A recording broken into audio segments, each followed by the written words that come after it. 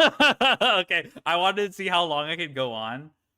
It only a minute into the fucking Pokemon the movie 3 The Spell of the Unknown. I don't know. I couldn't keep it up. WTF, hello everyone.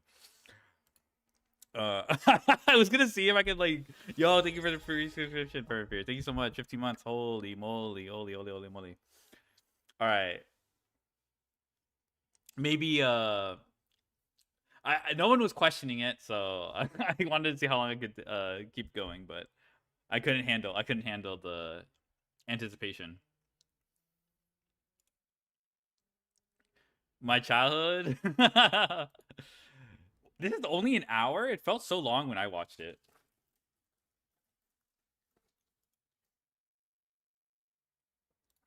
Da, da, da, da. All right, so yeah, I have to go to the Discord and look up I catch up on some React Andy shit.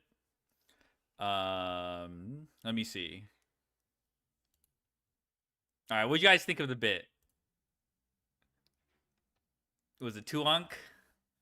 Did I activate some sleeper agents who watched this movie as a kid? Let me see. All right, where do we start? Oh my god, we have to go pretty far back. What bit? It didn't last that long. It was basically I didn't watch this one. You were just perfectly willing to watch. Basically, the bit was I just started the stream and I had this playing in the background for like a full minute. I like did not acknowledge it or anything like that. I didn't say anything. Um all right. Okay, this one looks interesting. It's also timeless too. It doesn't like. Oh, this one looks okay. Okay, we're gonna get through all the magic ones. All right. Oh my god, Elsie. All right, come on. I rented a DVD from Blockbuster. Same. That's also where I saw Jimmy Timmy Power Hour. Uh.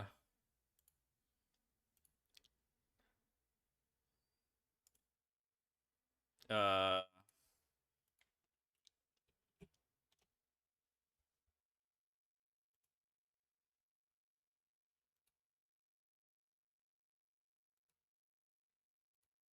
Let's see.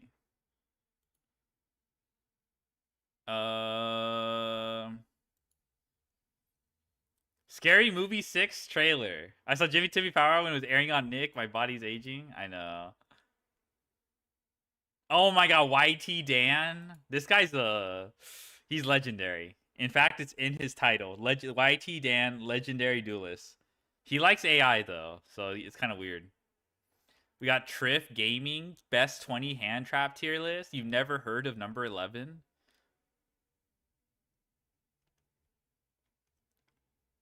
Why does Konami hate Yu-Gi-Oh? Did we watch this? I feel like we watched this.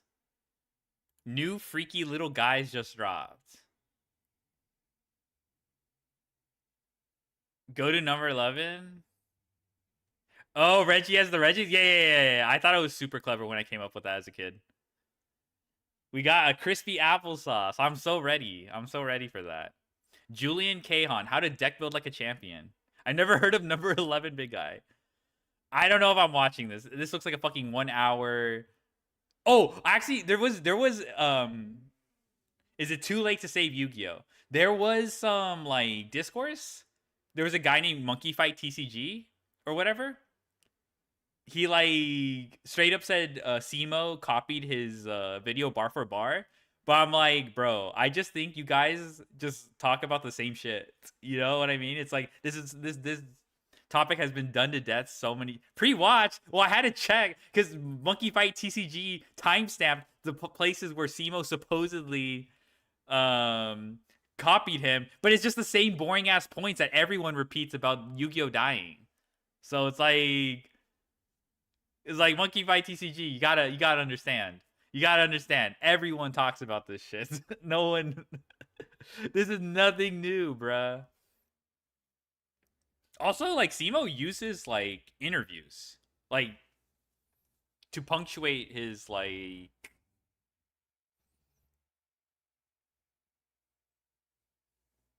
He's trying to start a monkey fight. Monkey Fight TCG also has history of like beefing with Joshua Schmidt. Also, kind of like aping out on him for like basically, oh, a larger creator should be more responsible with how he reacts to his content. Now I have his audience harassing me, and I'm like, yeah, that is true, but like Josh was not.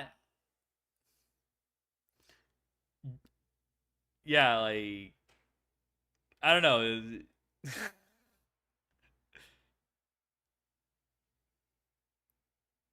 Blood as Delusion Grandeur. Yeah, he just like Josh was basically like, you know what? I'm not gonna react to this guy. I don't want any problems with him, and then he just dips. But Monkey Fight kept trying to like, you know what I mean? Like stoke the flames. You know, it didn't.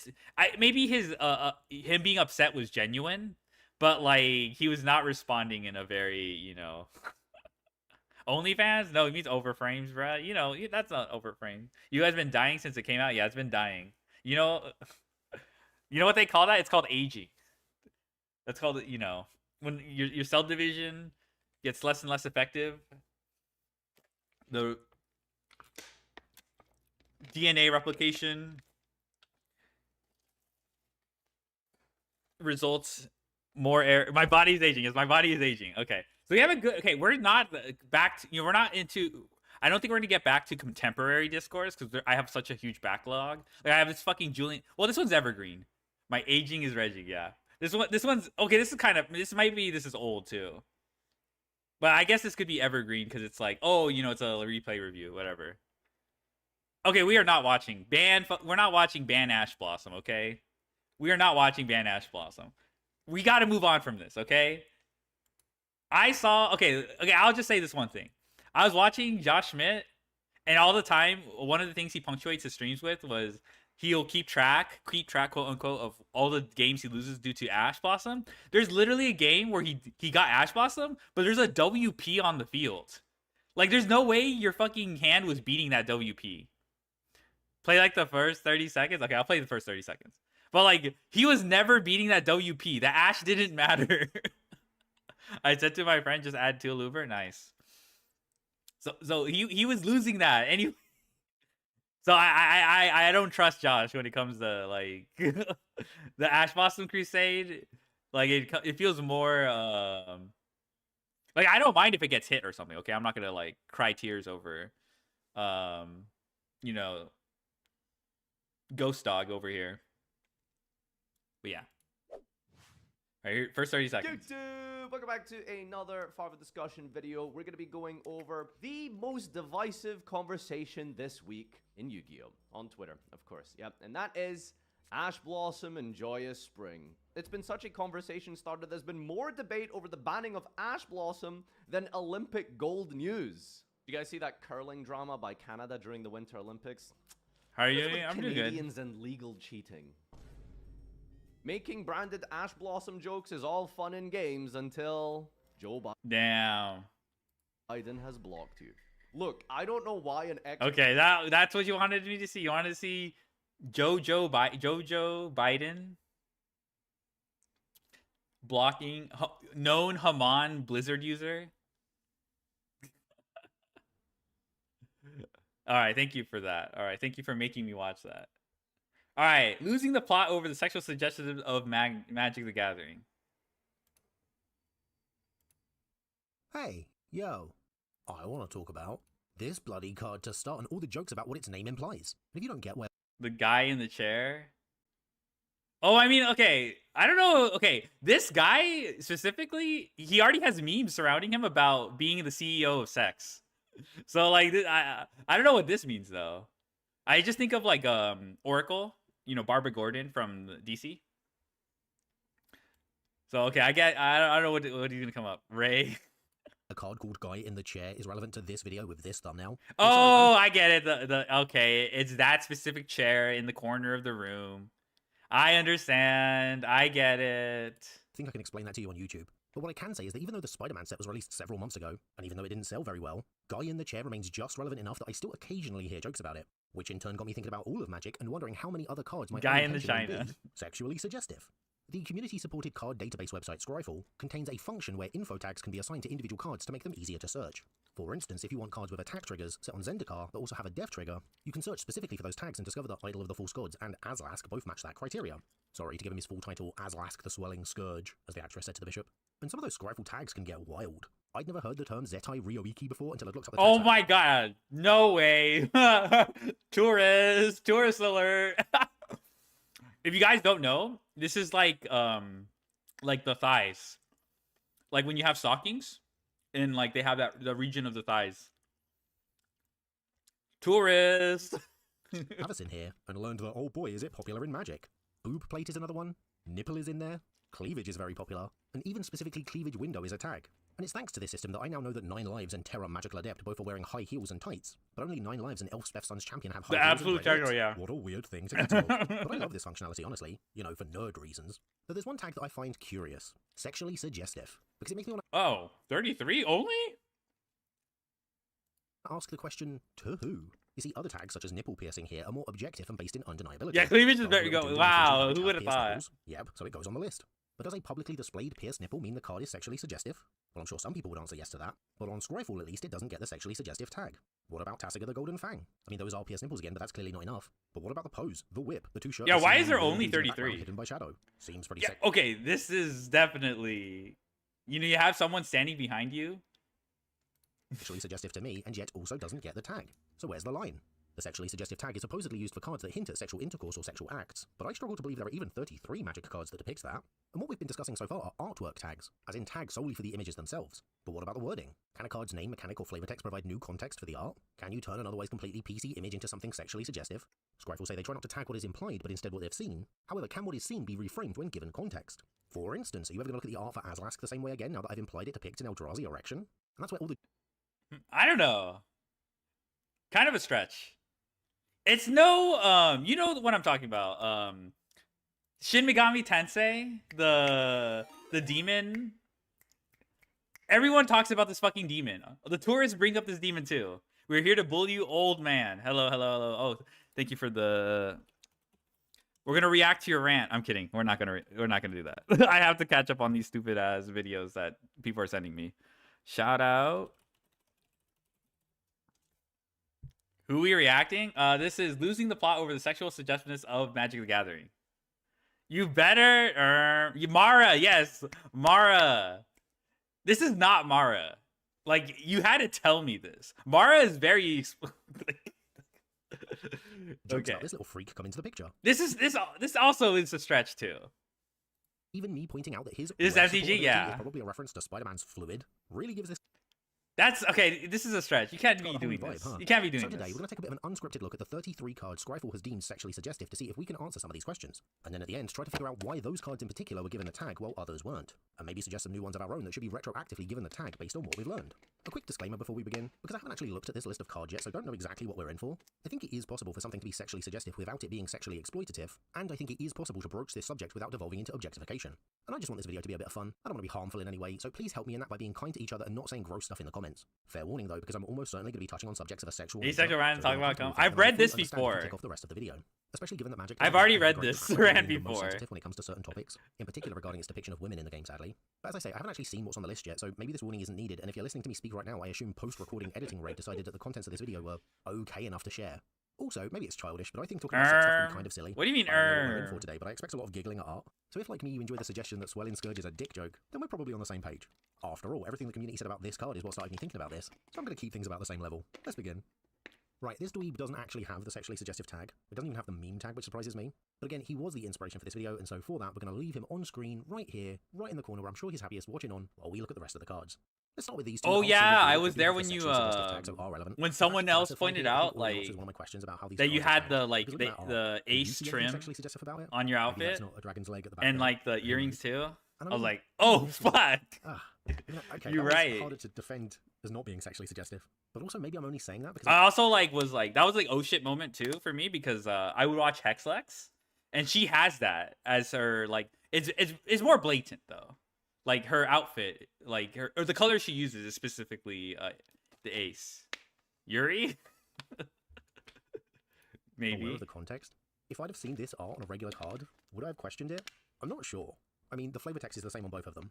Does So he have almost blue? every Yeah, single yeah, yeah, yeah. tag. No, no. So I It think, yes, really cards like. can be given the sexually suggestive art tag based not just on It the makes art itself, but sense. the Like, iconic now that I visual see- words it's- surrounding it.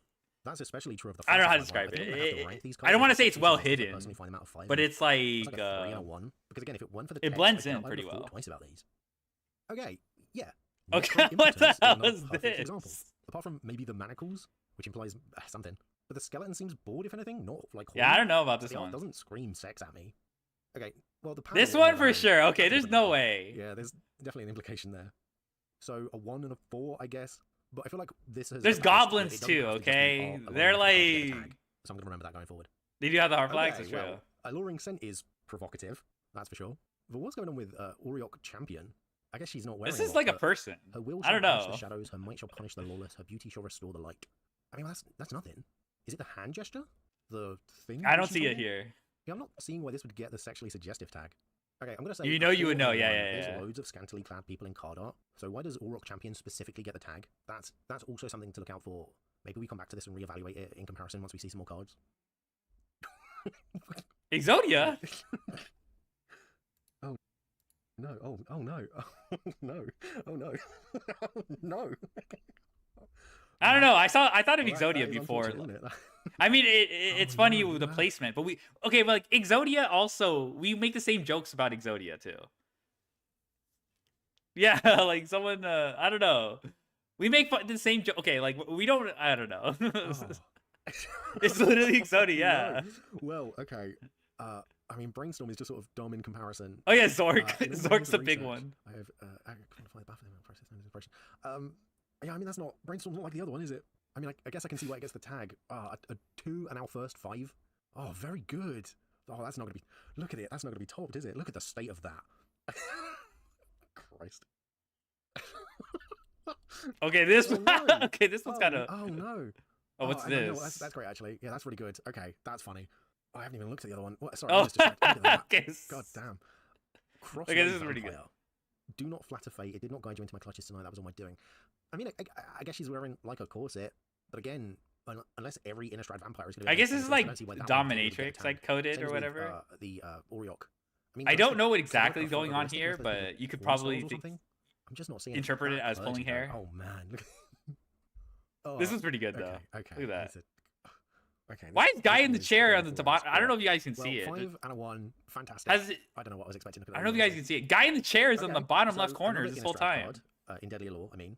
That one is a Leonardo bit DiCaprio. more- But again, that's not. I don't it's not know. Especially outrageous. I don't know about depiction this of a one. Vampire on Innistrad. They're all kind of dressed like that, and they're supposed to be alluring because they're hunting people. But then, to be fair, I probably would fall for it. I'd probably let her bite me. But again, that's alluring, though. It's not necessarily sexually suggestive, I don't think. Or at least not so much so that it deserves to get the tag over all of the other cards with similar poses. Yeah, I don't know about this Or else one. I wouldn't have tagged it that way. Deadly Alliance, I also sort of don't get. He could handle any one of us, but he's no match for all of us. The way that tags, you need more than one person to submit a tag for these cards on Scryfall to get them tagged. So that means that multiple people. Bro, must he's have looked at literally this and just getting agreed that this is stabbed. sexually suggestive. I mean, I kind of get it, but he's clearly being stabbed. It's kind of a vibe. The Lord but I Darkness don't see is it. too suggestive. Okay, a 2 and a 3, I guess. I'm not sure what the connective tissue is here. Oh, okay. Okay, you guys want to know sexually suggestive? Here we go. Let me show you guys a channel. All right, let me show you guys a channel. They don't do it anymore. I think they got in trouble. Let me guys show you a channel. Doesn't sell very well. Oh, Weedle Twin Needle. They do VGC stuff. All right. Okay. Okay. That's not what I'm talking about. Oh wait, this is close to what I'm talking about. But this isn't very Oh, here we go. Look at this. Look at the way these Pokemon are positioned. Look at this Cresselia. This Cresselia's face. Look at the Hariyama behind it. The Belly Bowl also getting... I mean, you can't really see it, but it's very obvious with the Cresselia. Here, let me go further back. Let me go further back. Here we go. Look at these thumbnails. This thumbnail too. What's going on here? Okay, this one's straight up. Look at this Incineroar. And then I think this is Aurorus and Xerneas. Didn't they get in trouble? I don't think so. I don't think that's the case. Also, I don't think they go by he, him. Look at this.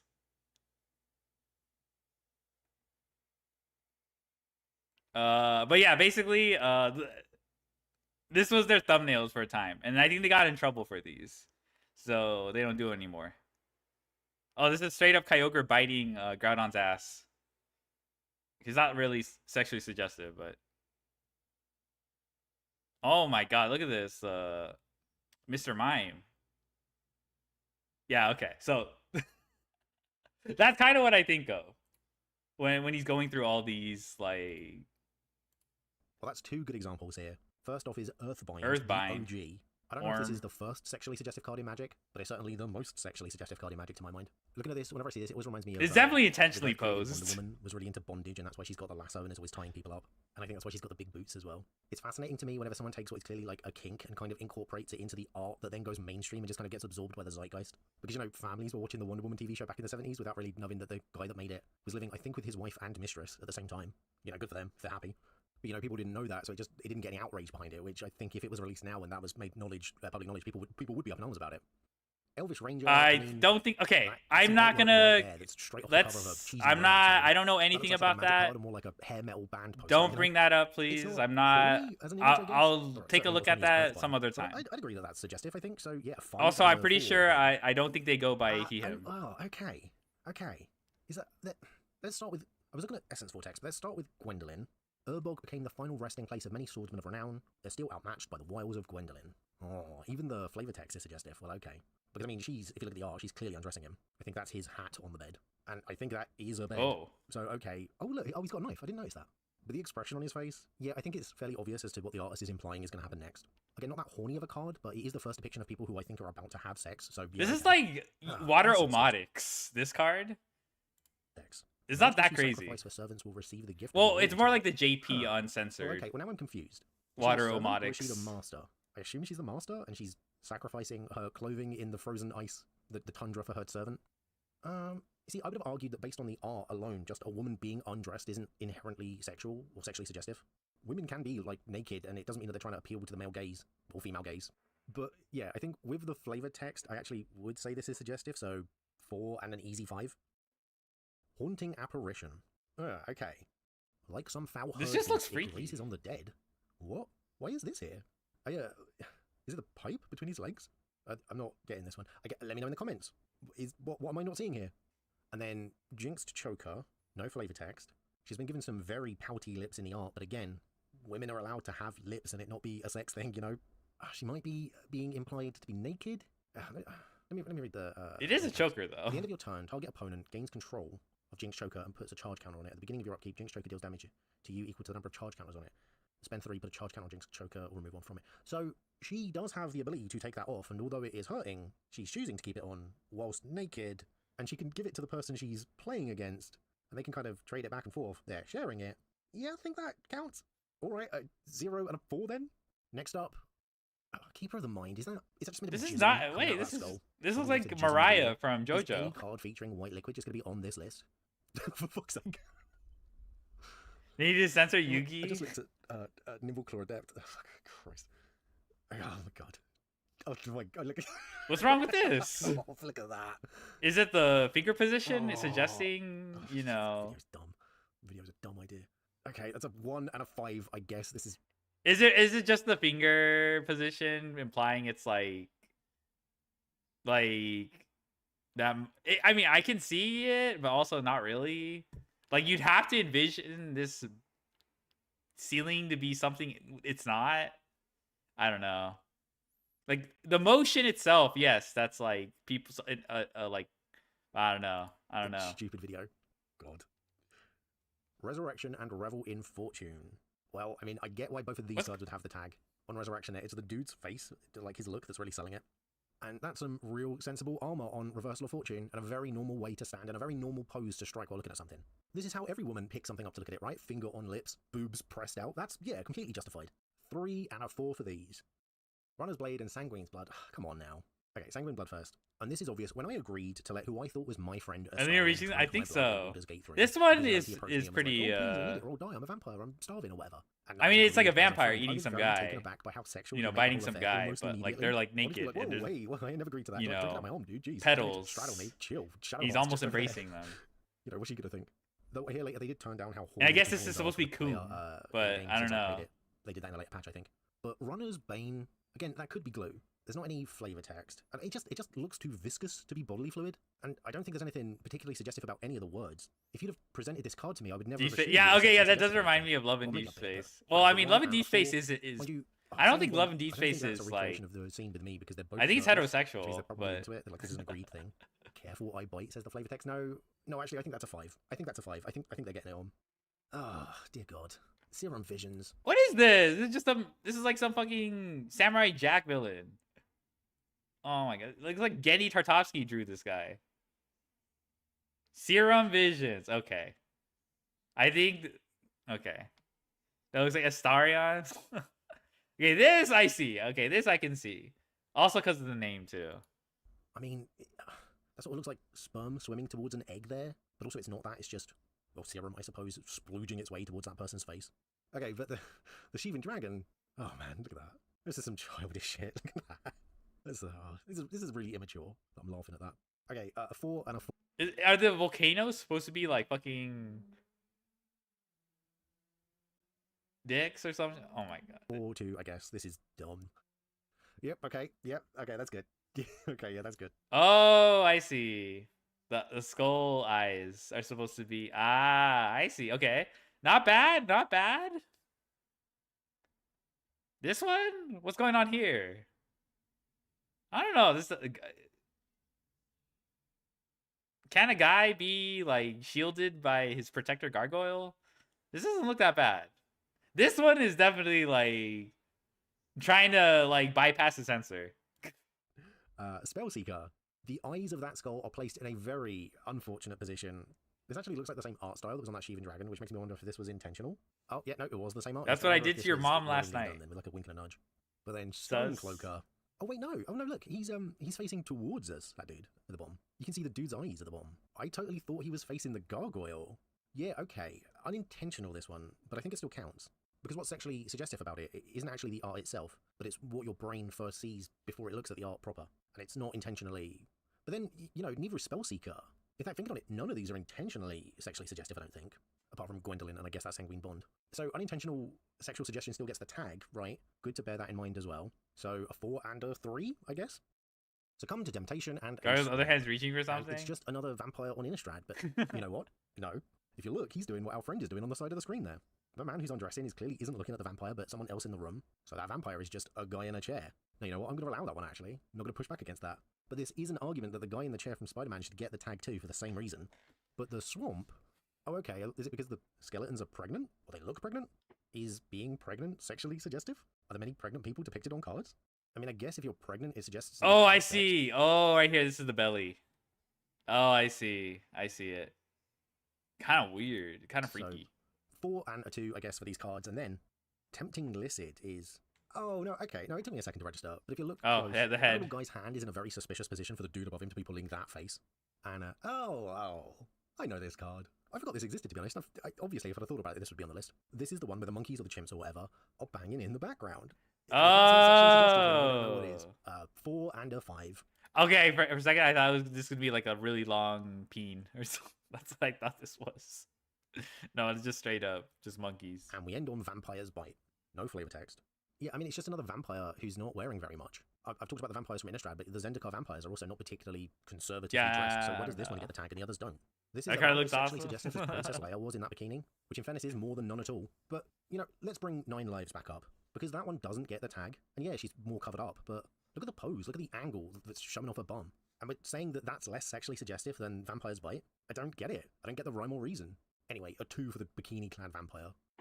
Sexually suggestive, though. Some of those cards we saw were really odd choices. I don't know why some scantily clad people like that Oriok or the Vampire's Bite were included, but others like Nine Lives didn't get the tag. Like I say, basically every Innistrad vampire could probably be justified into getting that tag, because all of them are dressed in bondage gear, basically. In fact, there's even that Olivia Voldaren that famously has the lump in her skirt that looks like her knee until you realise that both of her feet are next to one another. So it can't be her knee then, that lump under her skirt between her legs has to be something else then.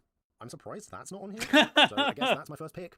Okay, yeah, I've got a couple in mind. 6 suggestions, no, like 8 suggestions, now that I'm thinking more about Innistrad. I've got some non-Innistrad ones in mind as well. Okay, let's do this. I've got 8 cards off the top of my head that I think should get the sexually suggestive tag. Here we go. First up, a couple of Innistrad classics. This one is the Olivia that I mentioned. You can see she's not lifting her skirt, but just like resting her hand on that lump. Both her feet are together at the bottom, so it can't be her knee. I mean, It could just be bad anatomy. sexually suggestive. Like you could be like, oh, this is the, you know, it could just be bad, you know, foreshortening or whatever. Unintentionally still gets it, so I think they should get the tag.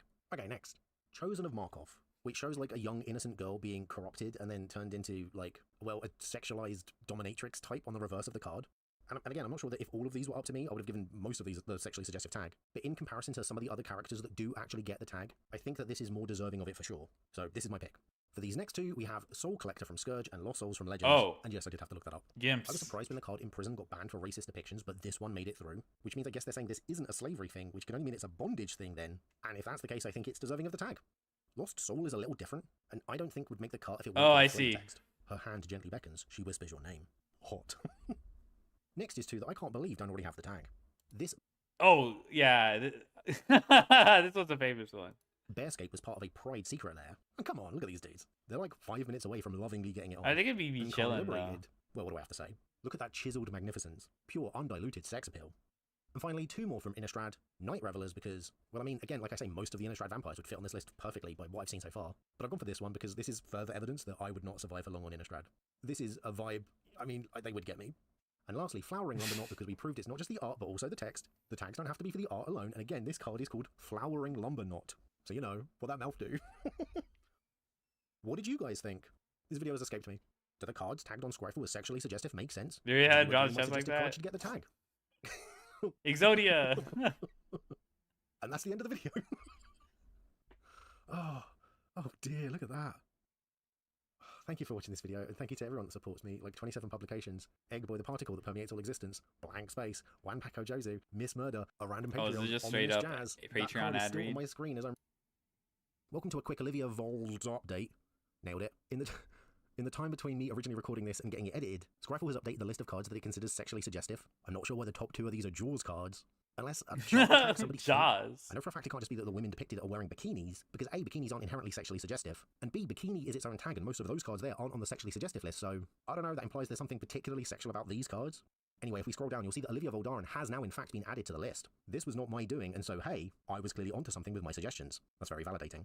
But if we look, we'll see it's more than just the one card that got added, because the list now has 43 cards on it. And while I want to talk about all of them now, because that's kind of what this video is, I won't, because A, this video is long enough. Originally, this was going to be a deck tech 2, but I edited all of that out because we were hitting something like 50 minutes in length. I can't be doing that in a week, that's going to kill me. Just too much editing. Just too much work. I will show you this screen though, because I spent a couple of hours going through what I thought would be the most sexually suggestive basic lands for the sexually suggestive deck. Obviously, the island made it on there, and the swamp from the video. But yeah, if you spot any weird cuts or edits while listening to the video, that's probably me chopping out a bit where I start talking about deck composition or whatever. It wasn't a good deck, you're not missing out on anything, trust me. Anyway, I've gone off topic. So there are more sexually suggestive cards now, but I'm not going to talk about them here. Maybe I'll do another video on that at some point. Maybe I'll make it Patreon exclusive, or more likely I'll just forget entirely. Any which way, I hope you had fun. Enjoy an outtake. Okay. Alright, what's this? More MTG. 46 minutes? Oh my fucking god. Nope. 1 hour? Nope. I went to Japan's biggest retro game store. Okay, we'll put that. Scary Movie 6 trailer. Who the fuck shared Scary Movie 6 trailer number 1? Okay, it's short.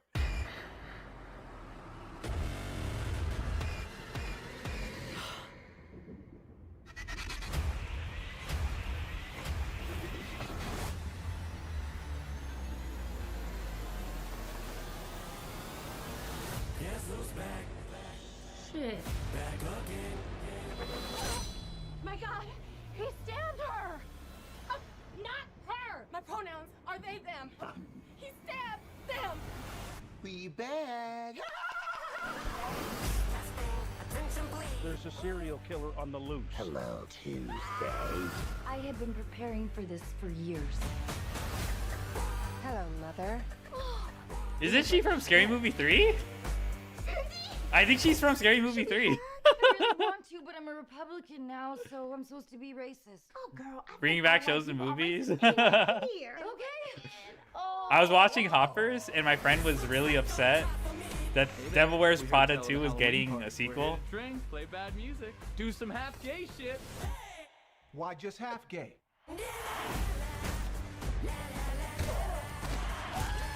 Okay, that's just a reference from everywhere, everything, everywhere, all at once. They're from the first one? I thought they were also in the third one, too.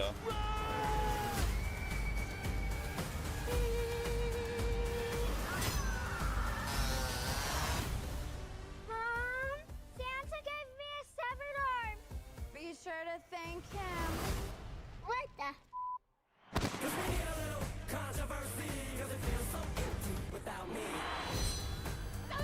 Okay, I don't think I'm watching this.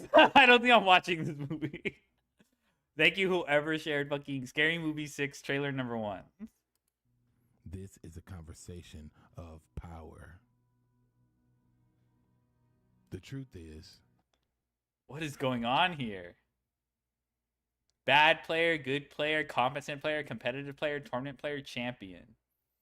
Mental stress, and this what oddly looks like cock and balls here. Knowledge states. I know how to play. Okay. modern Yu-Gi-Oh! I wonder who didn't shared kill it. the game.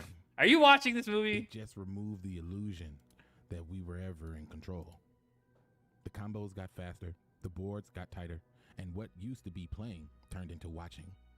But if we understand why, if you know the architecture behind it, you can stop feeling powerless. No, You he see just every wanted duel me like a to. conversation between systems. One player trying to set the rule, the other trying to break it. And somewhere in between that tension is where the real game still lives, duelists. That's why I teach the theory. Not because it'll make you win every match, but because it lets you understand why you have lost. And in that moment, that small, quiet reflection, you can stop being angry and start being free. When you learn the distribution, you see that your bad hand isn't bad luck. It's probability. When you study choke points, you Okay, when he realize talks about the distribution, because I've watched a few of his videos before, and he talks about the hypergeometric distribution, which is just that hypergeometric calculator. You know, like what it's like. Oh my gosh, it's the shape of the curve that calculator is based on. He talks about it in a very fanatical way, which kind of like bothers me a little bit because it's not that. Like, it's just a tool, all right? It's not, like, this magical, like... It's not... like, you can easily misinterpret what it's telling you, you know? But, like, I don't know. Just the way I've seen this guy talk about it. Very, I don't know. I guess it disturbs me. skill isn't playing cards, it's predicting intent. You start to see the meta, not as chaos, but as structure. A reflection of logic, human design, and greed woven into one. And when you learn to read that structure, you play the game differently. You stop chasing what is broken. And What's start the worst thing of the embracing current what game? remains. Now, let's I be don't real. know. The theory It's not can't something I fix think everything. about. It can't fix Konami's business model or bring back the passion that was once lost. I don't really like It can't create locks. new formats. I don't like when Konami releases a anime archetype and then to make you play that archetype only within its archetype, they introduce a full archetype lock. That's probably what I dislike the most. Full turn locks are also fucking annoying because you just can't do anything with those cards. It's why those cards stay bad. They end up being like super trash. Yeah, I would say that. Or shorten 10-minute turns. It can't replace the heart of the cards with anything else but understanding. But what it can do is make you see that there's still something worth studying, something worth playing for. Because the theory is not about Konami's game. It's about your duel, the way you think, the way you grow, This and music. the way you find meaning in a system that stopped making sense. So can the theory of competitive Yu-Gi-Oh! Save the game? No. But maybe it can save you and your experience. Because Yu-Gi-Oh! Was never really about drawing the perfect hand. It was about drawing your own conclusions. And if you find purpose, even in a game that has forgotten its own, then maybe you've already won the real duel. Okay, that was pretty. That must have been motivational moves for someone. Best 20 hand trap tier list. You never heard of number 11. The 20 best hand traps in order. Let's go. The format has evolved dramatically now because Yummy of Destruction is taking over the meta. That's what I call it. You might call it Azamina Yummy. I call it Yummy of Destruction. But Azamina Yummy is taking over the format. It's everywhere, and you cannot stop the deck. Isn't this card fraud now? Like as maybe not as of like this video debuting, which was a month ago. But do people still play that package? It's very reminiscent of like Mermail or reminiscent of Malice, those heavy combo decks that you just can't stop, and if you let them play, you insta lose. Out of the hundreds of matches that I've played, I've never lost Azamina Yummy once. So that changes the format in... Let me repeat that. I have lost. But when you set up the whole board, I've never lost. So that changes the hand traps that you're gonna want to play in the format, because hand traps that were good before might not be the same now. So let's get straight to this video. Before we do, check out my Yummy Azamina Masterclass. It's gonna be 1 week from today, Friday the 13th. Because I still can't get over the nightmare of every Yu-Gi-Oh player on the planet that does not play Yummy Azamina. But for you guys, it'll be the best day in the universe. I'm hosting a Yummy Azamina the fucking Mario Maker text. The goal of it is to save you hundreds of hours of testing time that I have had just in the lab non-stop 15 to 20 hours a day. Everything you need to know about all the combos, all the deck lists you can play, a whole spreadsheet for you, a bunch of replays. I've spent so much effort on it. So go check out the live Yummy Azamina Masterclass, or if you join the Metafly, you can get it for free. All right, with that being said, let's get straight into the best 20 hand traps in order. Number 1, by a landslide, is Fualos. The only way to save you from any Yummy Azamina slop deck, and there's so many out there, and Yummy Azamina is not the only one. Any deck that capitalizes on Azamina cards. And Mitsurugi's gonna make a comeback. Mitsurugi Azamina Orcus. You guys have no idea. This is gonna change the way, and Camellia is gonna change the way that the whole format is. Azamina, Yummy, Camellia is the best deck by landslide, and that's all you need for Fualos in your deck. It's your only chance. It's your only chance. It still also puts up a respectable board. You're gonna put up 2 Omni negates and 1 link 1 level 1 through 3 draws. It's still extremely respectable. Like 3 draws, you have all Yummy interrupts and 2 Omnis, you still fucking lose. But that's your only chance. You don't have another Does chance. it talk about You need to draw TCG or four. MD? You I don't think this draw, is like, Ash, TCG Emperor, Baylor, Bell. specific. Those 4 hand traps, lose the 2 cards. You have those 4 hand traps? You know, Baylor, Emperor, Mash, you know, like shit hand traps, like the 1-for-1 hand trap? You will never win. You can have 4 of them. 1 Cupsy and 1 Black Witch, plays through 5. I'm not kidding. You gotta Imperm Bell the Cupsy, right? Imperm Cupsy, Bell minion. The opponent goes wanted. So in Black Witch effect, you gotta Imperm that too. Then you gotta, you know, Ash the Dark Magician of Destruction. Then that's 4 hand traps. They just go Camellia, send, engage, Kagari, out engage. You're fucked. You want to Bell the Kagari? They just use it. Those are 2 cards. It plays around 5 hand traps with 2 cards. So you just go special lollipop. You lose. The deck is crazy. Really, the deck is nuts. You gotta drop Fua. So which leads to number 2. It's lingering hand traps. Number 2 best hand trap of the format is Perulia. Like, I know it sounds, but you need to draw Charmy, or you are fucked like royally in a bad way, in a very bad way. You lose. Number 1 best hand trap in the format right now is Fua. Number 2 is Perulia. Number 3 is Shifter. And the only reason I'm saying Shifter is because like Shifter will be 1 probably, but not every deck can play Shifter. Now this is where it leads to a tough decision. Droll, I think is, well, you know, Droll's dog shit against Draco Tail. Droll is mid against Radiant. They do all their effects in the draw phase if they're competent. Play around both Droll and Veiler. It's not bad. It's serviceable against Radiant. It's dog shit against Fiend Yummy or just normal Yummy. But Droll might be your saving grace as well against Azamina Yummy. I am telling you right now, Azamina Yummy will take over the format. You guys might not see it yet because I see months in advance, baby. Azamina Yummy will take over the entire format. And when that does happen, there will be no other hand trap in the world that you're gonna want other than lingering hand traps. There's an argument that you guys want Ash Blossom banned. Give me a fucking break. If you do not open Fua, Perulia, Shifter, or Droll, which is the number 4 hand trap of the format, I'm telling you, you are fucked. But here's the thing. Droll will be useless. Perulia and Droll are almost useless against Draco Tail. Perulia is serviceable versus Draco Tail. You don't want a Perulia that draws 1 card. A Perulia that says Upstart Goblin is not worth playing whatsoever in the slightest. A Perulia that draws 2 or more is worth playing. A Perulia trading off for a 1-for-1 is fucking doo-doo. You don't want that. It's actually a waste. You for sure don't want that. It also gives them an opportunity for you to draw 0 if that's all it does. I want to put Droll at 4, but I also want to put Droll at 17. It's either the best hand trap or the worst hand trap. You can never main deck Droll in this format, but Droll's a decent, one of the best side cards. I'm putting those as the 4 best hand traps because I'm telling you, you duel Azamina Yummy and you be the judge. You don't need the best Yu-Gi-Oh in the planet fucking telling you this shit. I don't give a fuck if someone gets bothered by me saying that. I see some comments sometimes. This guy's so full of himself, blah blah. Yeah, you would be too if you played hundreds of hours of Yu-Gi-Oh and you're just far ahead of the game. I'm the best player in the game bar none. And if you have a problem with that, my dueling book name is 2024 YCS champion. And just so you're aware, I made that before I was a 3-time champion in 9 months. My hands are rated E for everyone, even for plebs that don't know how. What is bro talking anyway, about? After Droll, I have Ash Blossom. That's the next best hand trap that stops the Charmies and is a very good hand trap. Then it's Impulse, then it's Purge. You should make number 1 Maxi D. Then it's Veiler. People aren't comprehending. Veiler is one of the hand traps that people are like, oh, Veiler sucks, man. Yes. Guess what, guys? After Fua, Perulia, Shifter, and Droll, there are no more lingering hand traps that are real. Nibiru's the worst hand trap of them all. I got Nibiru at number 17. If you're relying on Nibiru to resolve against a deck that has 3 Omni negates and puts that shit up immediately, you are delusional. Nibiru is dog shit against the best deck Azamina Yummy. It's dog shit against one of the most played decks in Draco Tail, and it's utter dog shit against Radiant. It's dog shit versus all the decks. You're not playing pure Yummy. You're playing against Azamina Yummy that puts up triple Omni negate. You want to play Nib against that deck? Be fucking real now. Like, don't give me a break, okay? After there's no other hand traps. After we're talking about the charm, and you cannot play like I'm gonna just play Bell and Droplet, and like I'm gonna play Ash and I'm gonna play Fua and I'm gonna play Imperm and I'm gonna hope that's enough. You fucking lose. You need to have triple hand trap and pray. So after those, it's Imperm and then Veiler. And Veiler is yes, it's doo-doo, but when you have Veiler, Ash, and and Imperm, you have a chance. Veiler, you know, Purge, Ash, you have a chance. Ash, Bell, Veiler, you have a chance. When you have 3 of those shitters, you have a chance. Not a high chance, but you have a chance. That's how you gotta approach it. So after the hand traps that are lingering, you need the hand traps that are doodle, but together, you know, monkeys alone weak, monkeys together strong. You know, if you learn anything from Punch the Monkey, is that he's a weakling without his little teddy bear, but then with the teddy bear, he's very powerful. So view that as the deck, a bunch of punches. So it's Imperm Veiler as the 9 best that I mentioned. Gamma is next. I didn't expect him to mention Punch the Monkey. No, I'm gonna say it right now. I said a hand trap before that you guys, no one knew what it was. I have another hand trap, no one knows what it is. I mentioned Sneaky C before, this ain't Sneaky C. It's Heka Hands Godos. That's right, that's fucking right. Heka Hands Godos is able in a mirror match to not only take their graveyard artifact, but also special to your field. You could, on Heka Hands Godos, what you do is this. When your opponent, after your opponent links to, let's say it's a Radiant Mirror, you'll never find a better hand trap against Radiant. This is the best hand trap against Radiant. You side him, you play a mini Radiant package.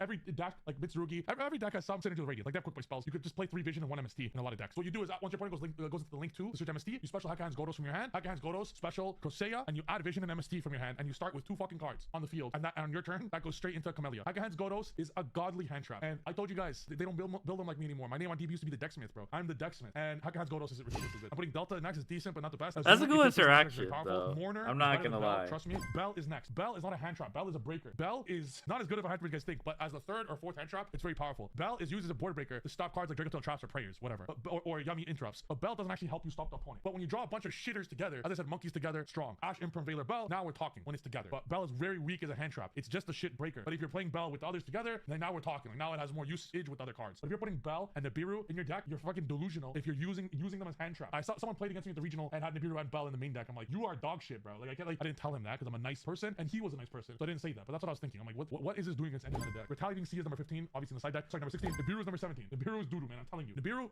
wrong format. Wait, Blazing Dominion is different. Blazing Dominion is gonna be the birth of so many combo decks. So many combo decks get real support where Nib becomes good. Until that shows up. Next, I'm putting Bestial Magnemut for the Dragon deck solely because I could add Dragon. Herald of Orange Light, like obviously is gonna go way higher in decks. I could use it. I'm putting number 19. Number 20, I'm putting Sneaky C. If you're playing 3 Retaliating Sea, play 1 Sneaky C because it's a free search when Retaliating Sea is the board. That's it for the video. 20 hand traps. If you don't have the lingering hand traps, you lose against Yami Yazamina. Yami Yazamina is the best fucking deck in the format. I'm telling ya. And if you want to learn more about Yami Yazamina on Friday the 13th, aka the nightmare of every one of our opponents and victims, because you're gonna be putting up triple Omni Negate with 6 Yummy interrupts and hand traps of 12 interruptions. If you want to learn everything about that, check out my masterclass a week from now. Yesterday I posted a 40-minute video about the deck. Thanks for watching the video. See you guys in the next video. Peace. Pen best deck. Let's go. Wow, that was really quick. Why does Konami... Oh my god, it's an hour and 30 minutes. Why does Konami hate... Oh, no. Next. A new mystery... Oh, wait, hold on. A new mystery from Karahan Tepe. Did anyone tell you that there's new freaky little guys? God forbid the psychological torture of your doom scroll be interrupted with a little whimsy every once in a while. Milo, the news, no, stop it, it's whimsy time. These 3 stone totems represent a boar, a vulture, Just and 1 a hour? fox. Now, the fox kind of looks like an anteater, but I'd hate to hear what he has to say about me. But what makes these figures so interesting is where they were discovered. They weren't just lying around in the dirt. They were found like this, inside of a stone pot, with the boar and the fox both facing into these limestone rings. They are almost 12,000 years old. They were found at Karahan Tepe, a Neolithic site in southeastern Turkey that is the oldest known settlement on the entire planet. A site that's also home to this guy. Karahan Tepe, celebrating 12,000 years of indecent exposure. What is that? The Tus Tepler cultures who built this site were hunter-gatherers who lived right around the advent of agriculture. And we know that these 3 animals had some significance to the people that built this and other sites. At the nearby site of Göbekli Tepe, we find the same animals, like this boar, the ever-famous vulture stone, and a fox, who also carries the theme of indecent exposure. Context that these effigies were found in has who also... I see, he's got a little... I see, okay, right there. Carries the theme of indecent exposure. Context that these effigies were found in have suggested to some that they might have been used for storytelling. Whether this was for ceremony, education, entertainment, we'll likely never know. While their original purpose may be long lost, when I look at them, I can't help but think about the person, exactly like you and I, who sat down to carve these almost 12,000 years ago. If stuff like this brings a little whimsy to your doom scroll, this sauce looks me kind of follow edible so we don't lose each other. And share this with someone that you've seen do this. Did anyone tell you? Alright, thank you for the freaky little guys. Our turn 0 interaction is healthy, and then the funniest fucking Fullmetal Alchemist joke on the thumbnail. Ha ha ha, I love this joke so much. It was so funny seeing this shit spammed for like the 500th time. Is Monopoly pieces? Yeah. Oh my god. Okay. I got it out of my system. Oh, hey there. I see you have a hand trap. Go ahead. Use it. I think the biggest hesitation people have when it comes to trying this game for the first time is the idea that this is a one-turn game. And while I don't entirely agree with that, you can't deny that a significant portion of your games in the match history are going to look like this. But when you open up that game, you can see that it was actually a full game that was played in that one turn with plenty of back and forth interaction. And while, yeah, that's great for the K9 Vanquish Soul players, that's not always the case because not everyone is playing K9 Vanquish Soul. Like, if you're some poor soul that downloaded Maceduel for the first time because of the HoloLive collab, and you made Live Twin to honor your favorite VTuber, then your ranked experience is going to look a little bit more like this. And that's if you win the coin flip. And it's not like Live Twins is some unsupported old deck. It literally got new support in the same pack as K9 Vanquish Soul. And I can sympathize with those people who waited God knows how long for the Live Twin support to hit Maceduel, only for it to be immediately outclassed by K9 Vanquish Soul. And as a result, you have a lot of people saying that the deck is unfair and that Konami went too far with the level of turn 0 interactions that this kind of deck has. And so that's kind of what I want to look into. Is this level of turn 0 interaction too much? Is it not good for the game? Well, let's find out together.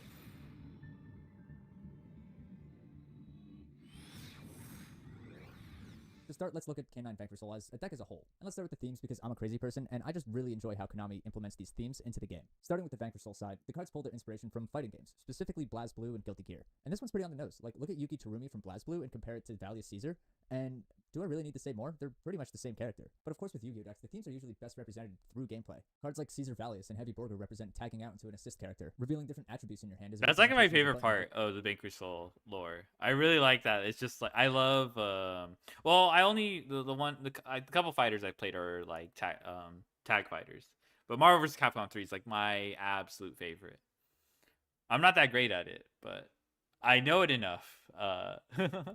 You have to do to actually perform these combos. And the spell and trap cards like Caesar Calamity and Dust Devil are representative of the super moves and the hyper combos in these games. And to be honest, I do think that this deck does emulate the themes of fast-paced fighting games really well. But I don't think this is surprising. Pretty much everyone knows that Vanquish Soul is a fighting game reference. Hollysu should be able to tag out. Now, normally when I do these, I just kind of look up the themes of the deck. True. Go, oh, that's really cool, and then regurgitate it back to you. But when I looked up K9, all I got was it's a reference to police dogs, and that was it. And my first thought was, wow, that's kind of disappointing. That doesn't really sound like Konami at all. And then I looked at the actual names of the K9 cards, and I thought to myself, yeah. 666, we know.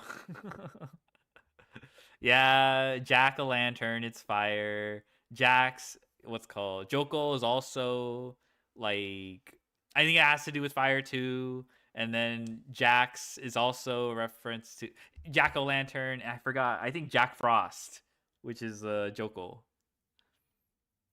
A little weird. Why wouldn't they just call the cards K9 Jokol and K9 Lantern? What's with all the extra letters and numbers? So I decided to take it a step further, and I actually looked up what Jax. I think they also, I forgot. There's Jax also has like the 6 motif. I think. I forgot. I think it's effect, or was it something else? Or maybe it's a stat total. 6'8", 6'9". Actual naming conventions for police units in real life actually are. And what I found was actually really cool. To give you an example, let's break down K966A Jokol through the lens of these naming conventions, so you can kind of see what I mean. So the K9 part is obvious. It's the type of unit it actually is. In real life, that would be shortened down to just a K for radio communication clarity, but I don't think Konami can just call the archetype K, so K9 is fine. Moving on to the 66, that's actually the station number that the unit works with. And then we get to the A, and that's where things got really cool for me. So in real life, that letter is the shift designation. And the A stands for Atom Unit, which is a 2-officer patrol unit. And all of a sudden, with that information alone, Jokol's effect becomes a lot more thematically cooler in my opinion. It special summons itself with another level 5 monster because it's a 2-officer patrol unit. It's never alone. And then of course the last part, Jokol, is just its name. That's pretty cool. And I'm glad I actually looked into this because I think Jokol 66B. Konami a little lazy and say that they kind of half-assed this theme. And that really would have been completely undeserved because after looking into it, I think they did a great job with the theming on K9. It's just a lot more subtle than the theming of other decks that you see in this game. But when you smash these two decks together, you get K9 Vanquish Soul. Turn it up a little. You guys wanna see? All right, I can put it up for a little bit. A deck among decks for sure. And at least at the time of recording this, K9 Vanquish Soul is one of the best decks in the TCG, in the OCG, and in Maceduel, despite the 3 formats having vastly different card pools. It's basically quick effective deck, and you can insert any number of R-turn memes here. But despite how fast the deck moves, it actually doesn't produce any Omni Negate whatsoever, which I think is an important point to bring up. Like, look at this Ember here for a second. At a glance, it doesn't really seem probable to break that with 4 cards. But because the Ember doesn't have any sort of blanket negate that stops whatever you want, you can actually break through it with some pretty smart Bro, it has a hand. Oh my god. And have some really good games, even when they make a full board. And to be honest, I can't express enough how good the mirror match actually feels for K9 Vanquish Soul. Games rarely feel like a blowout, regardless of who won the coin flip. It's not that crazy, okay? It's not as, like, your opponent, it's fun to, like, you know, take advantage of your opponent's mistakes. But, like, genuinely, if your opponent knows how to combo turn 1, you shouldn't be able, like, you shouldn't be able to beat, like, forced release without the field spell or something. of the most fun I've had climbing in Master Duel since I got back into the game. So great. Turn Everyone up who that plays crispy K9 Vanquish applesauce, Soul gets to have a yeah. good time and enjoy the game of Yu-Gi-Oh! But what if you're not playing K9 Vanquish Soul? How is a deck with Easy 0 summon Omni Imperm negates on completely field. dominating in a game where the meme is 7 negate end boards? How is it creating so much of a power gap to the point to where people just call the deck completely unfair? And for that, I want to break down some of the core strengths that this deck has that makes it stand out far above the rest.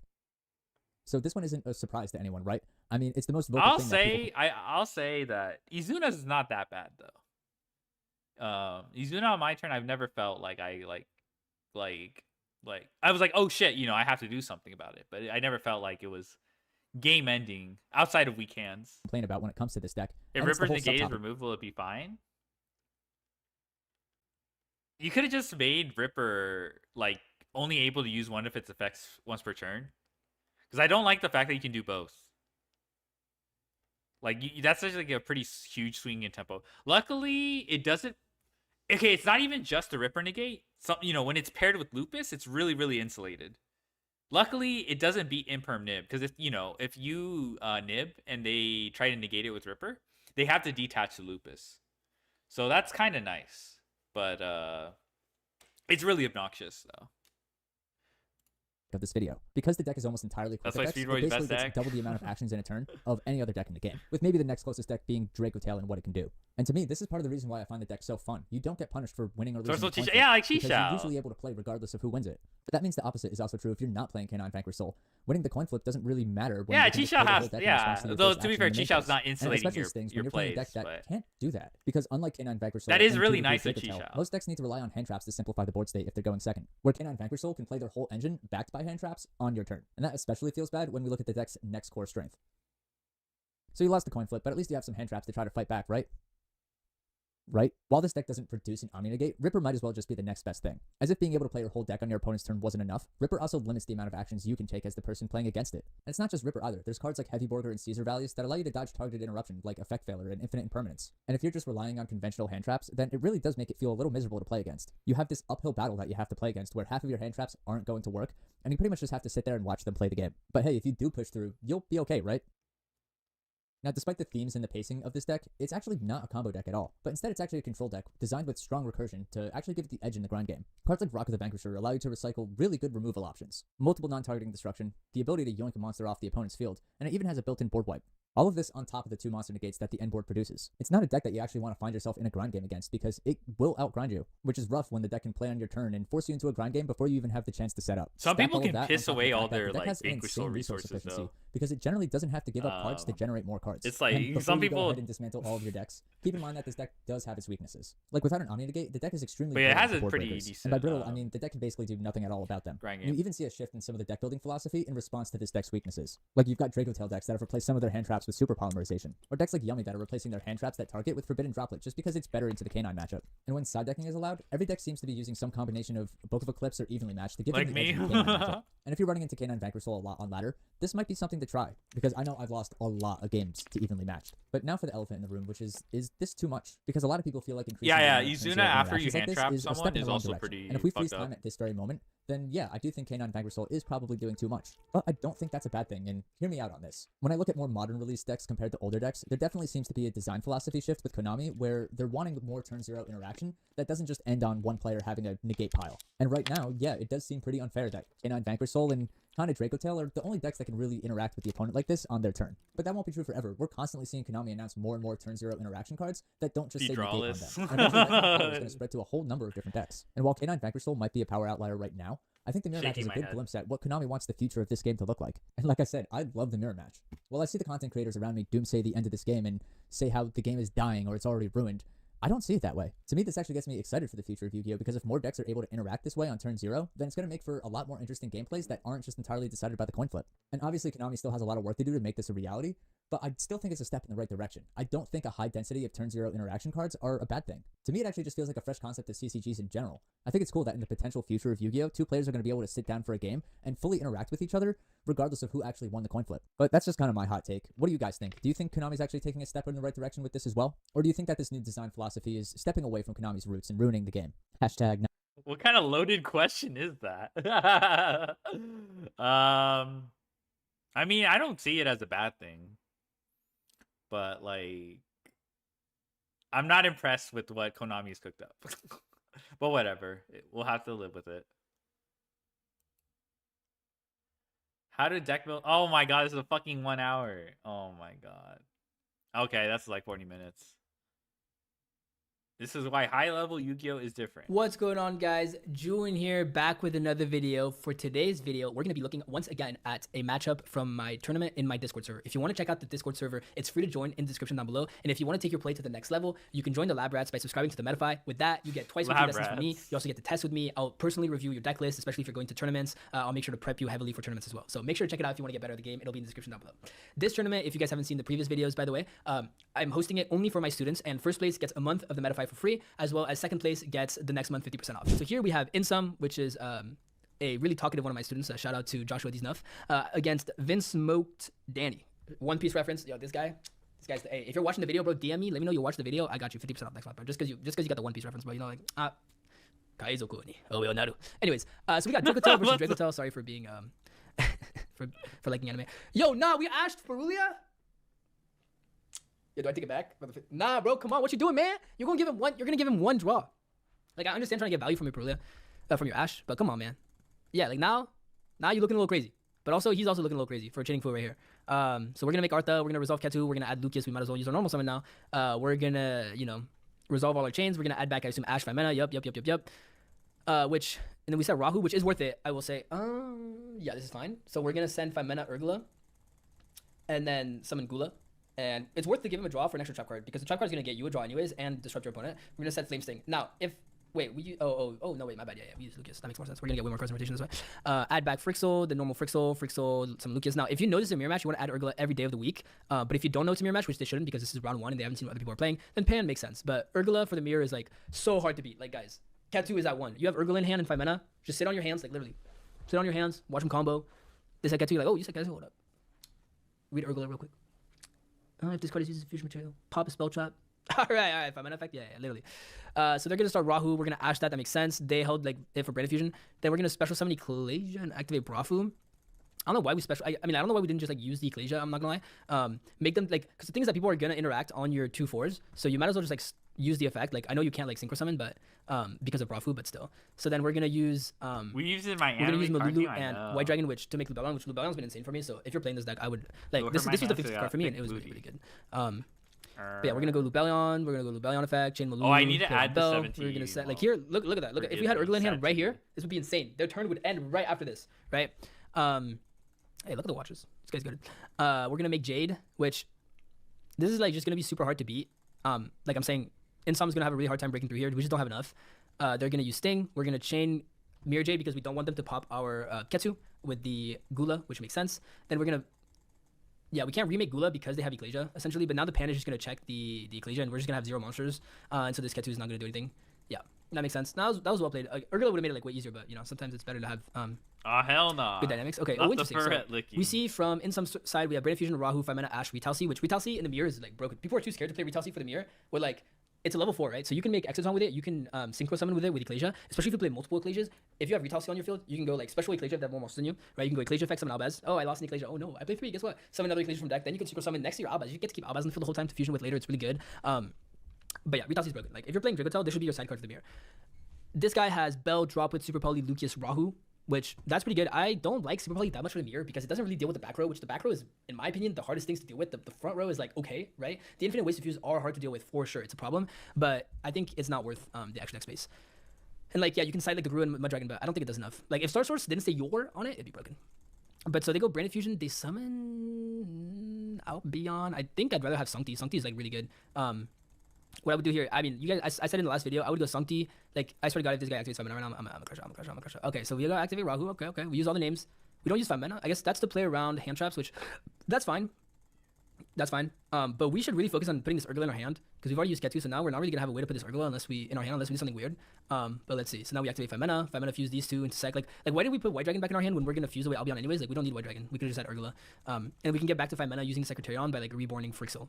Right, like because I know that when you put Urgula back in your hand, you don't get the second effect, so you were a little bit on card advantage. But in the mirror, it's like super worth it, guys. Like I'm not kidding. And look, we never even used Secretary on here, so there's definitely like we were uninterrupted with Brain Fusion plus 5 mana. We could have done so much more. We could have had Malulu on field. Like you go Brain Fusion, send Frixel, send Albaz, summon Sanctifier, right? Then you go set. We had Rahu in hand, right? Go set Ketu. Go Ketu for Lucius. Lucius, we already had 5 mana. I'm pretty sure. Did we already have 5 mana? Let me double check. Am I tripping? I didn't know if I'm tripping. Right here. Retalcy, Ash, 5 mana. Yeah, we already have 5 mana, right? So we go set Ketu, Lucius for Urgula seems fine. Activate Rahu from hand. Rahu, the Urgula, and the 5 mana if you want to play around. No, not the 5 mana. The Urgula and a Malulu, right? Summon Artha. Artha, add back Urgula, right? We can give up the quick play spell. We don't need the quick play spell if we're just gonna have Urgula in hand. Like literally, it's so worth it, right? Then we can go activate 5 mana, fuse Arthelion plus Lucius, get our 3rd set, right? We can go Secretarion, Reborn, Frixel, put back. Will we have a dragon? Yeah, put back Arthelion, Frixel, summon back Malulu. Leave the 5 mana in the graveyard. I don't care. On the opponent's turn, guess what? Fuse into something using fuse into Arthelion and then summon your guys. Now that would play pretty bad into Super Poly. I'm not gonna lie, that would be worse into Super Poly, but I think in general it's better. Like this Fawn on the White Dragon could have literally just been like anything else. I don't know. So we go activate Rahu, they Ash it. Now we're feeling pretty bad. We're gonna go normal summon Lucius, add 5 mana. The thing is that now, yeah, we just lose to this Fawn and the Virtuous. Like I don't know what we're planning to make here. Oh, we use our own monster so we can get the trigger. So we can get the trigger. We don't trigger. Okay. Yeah, they didn't trigger the Lucius. I feel like you trigger Lucius, you get Ketu. Force interaction there at the very least. They pop your Ketu. I mean, that was like not winnable, but then again, an example like Super Poly just not doing enough. So we go activate Rahu, right? They open a Rahu 5 mana, which is pretty good. Fawn of Virtuous, droplets. Frixel versus Brand Fusion, droplets, Lucius. Fawn of the White Dragon, and 5 mana. So we summon Artha. Artha is going to get us back 5 mana, and we're going to trigger the other 2. Set Ketu, set Flame. Makes sense. Add back to 5 mana. Activate Ketu for Lucius. Now I'd like to see you search a Malulu with this Lucius. Searching Urgula. If you want to play like that, that's fine. Because I did just say how broken having Urgula in the mirror is. So, you know. But we could add double weight of fuse on our field. Like, yeah, this is fine. You know, I just spent like the last 10 minutes talking about how good Urgula is in the mirror in hand. So I'm not going to complain that I did this. It's actually pretty good. And we end on like 5 back rows, which is going to be really hard to break. Now, our opponent does have 5 mana, but I mean, it is worth using here, and I think it's worth setting a trap. Okay, somebody in defense. You add back Lucius Fawn here, like every time, I'm pretty sure, just because like Lucius just gets you another 5 mana, and like that's your normal summon every time. I don't think you're supposed to set Rahu because you have access to Rahu with Brand Fusion. You know your opponent's sets, right? Oh, sorry, you know your opponent's hand. You know that everything else, the sets, is the 3 traps, and then there could be a Dragon's Mind in there. But if they have Dragon's Mind on, like your droplet helps you dodge Dragon's Mind on Brand Fusion, they're not going to Dragon's Mind Brand Fusion. They're going to flame it, and then you're going to chain droplets, and they can't Dragon's Mind there, right? So I think you're supposed to set a trap because you're going to get access to Rahu on your turn anyways. And so yeah, you want to just set a trap here. So now we're going to top deck droplets. We're going to go activate Rahu. They're going to flame. We're going to chain droplets, which is really good. We're going to summon Gula. Now we're going to start breaking the board. Dump Urgula, dump that. But here's the issue, right? Because we didn't make Artha. Like, we don't get, like, this Gula is never getting value because our opponent has 4 back row. We're setting Urgula. They're going to chain at least one of them, right? So we might as well get some value from something. They're going to sting, and yeah, we're just going to, oh, and they draw Ash. Oh, so this guy, see, like, this flame could have been set on our field already just to beat, like there's got to be one spell set, most likely. It didn't even have to be flame. It could be sting, just guarantee the draw as soon as possible. Like, setting traps when you go second is really good. It's better than the spells, because the spells you're gonna get access to when you play anyways, right? So you might as well get some traps. Setting Horn, if you have Horn in your deck, also to play around like Veilers and Mourners and Imperms, is also really good. There, we're gonna Ash Brand Fusion, we're gonna activate 5 mana, we're gonna chain to pop Fawn and the Virtuous, they're gonna chain Fawn and the Virtuous to pop Artha, and then 5 mana is not gonna resolve, and that's just GG. Yeah, and then, you know, use 5 mana, they have, you know, 2 sets, we can just pop whichever one we want, we get our follow-up, this game's over. Ripping Ash off the trap, man, I've been there before, it hurts. It really does.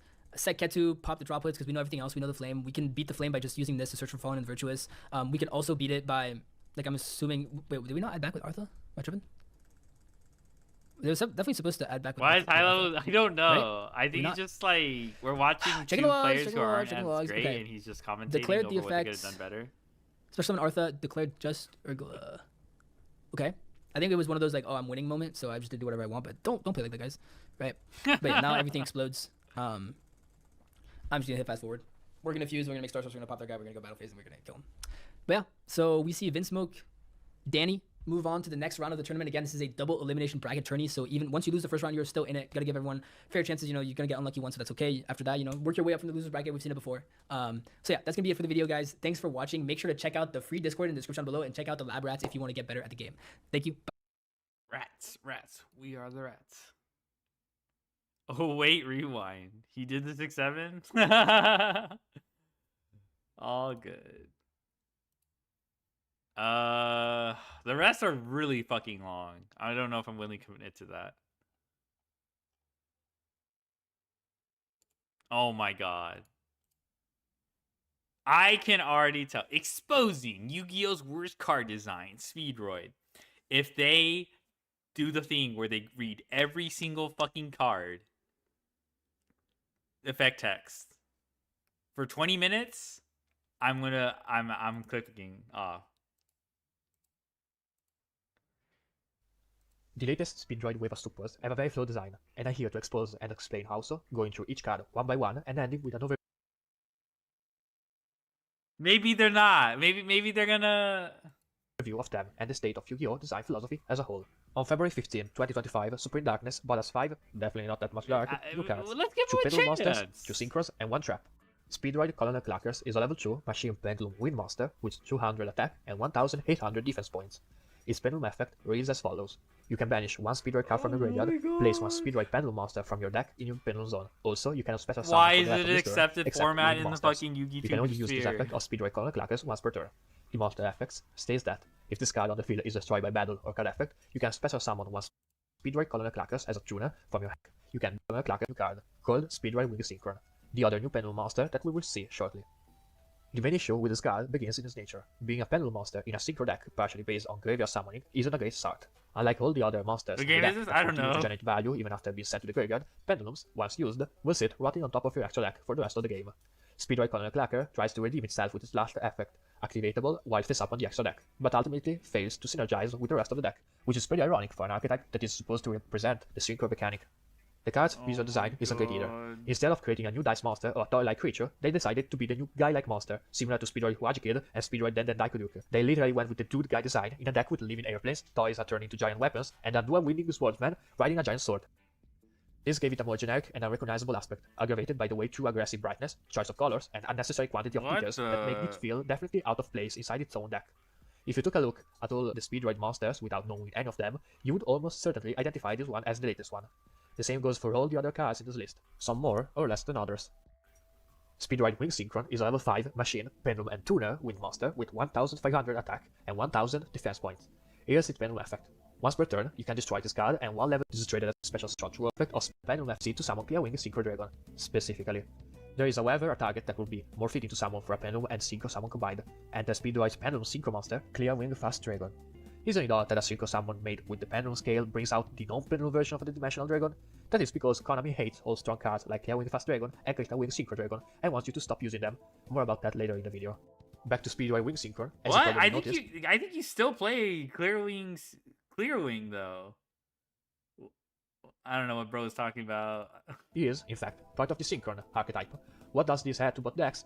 Absolutely nothing. You will barely see this guy in a Speedroid duel, let alone in a Synchron one. The effects are anything but on the same wavelength as the other archetype. I think and you they will still play this in Synchron. I don't know what bro is talking about. serve you no Sorry, use not as in bait. Synchron, in Speedroid. I think This remains consistent with an artwork that doesn't even resemble a Synchron monster. It looks way too futuristic, almost resembling a Macleod monster it does look like a Synchron though. I don't know. or a true version of Clear Wing Synchro Dragon. Its face It is also doesn't even look symmetrical. like a It seems tooth. that whoever drew him was undecided whether to put it in a side or front review, and therefore places the left cheek forward to show you that it was, in fact, not missing, making it loop-sided in process. This card shares all the same defects Colonel Clacker has, but still manages to get even worse. While the level 2 monster brings out a copy of itself after being destroyed, reducing the brick value inside the deck, which is perfect for my 1-card Stellar Windward Fire combo, given the levels left on the field at that moment, Speedroid Wing Synchron doesn't do any of that. If you draw it, it's a completely dead card, unless you manage to draw or add Clackers to your hand. Its own purpose is being placed in the zone from the deck one single time in entire duel. It's a completely brain dead combo. You will always do the same thing, over and over again, duel after duel, without the slightest.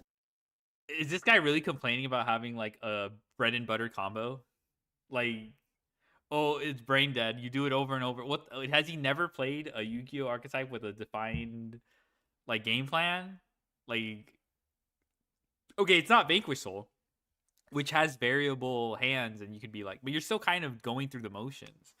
You're not doing every single action completely the same, but it is like when you play it enough, there are checkpoints.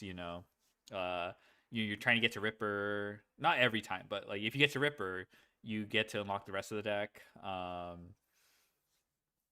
don't know. Okay, I'm out. I'm moving on from this. I think I've seen enough. I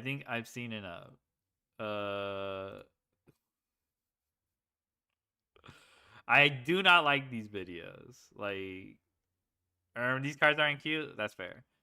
I don't know. I just don't like videos that just go like, oh, let's go through one by complaining about an archetype and like going through every single card and then like nitpicking small details about it. Like, I feel like you'd have something more to say about how the deck works overall, right? If you just go one by one, you're not really analyzing. You're genuinely nitpicking. Like, I don't know, you could be saying something more substantial, like, oh, this card has no half board versus Fua or something like that. Like, that's something. I think that's genuinely substantial. But no, it's just like, you can't do this specific play I had in mind. This card actually just does not combo with the other card. I don't know. It's just like, I'm good. Okay. What is this? Tofu card game. You should leave a comment. I'm good. I just it's not even just every fucking Yugi tuber does this shit. Why does Red Eye suck? Let me go through every single card one by one and read out their effects. Because they can't decide whether they're like, catering to a general audience or like, I don't know. All right, this looks short to me.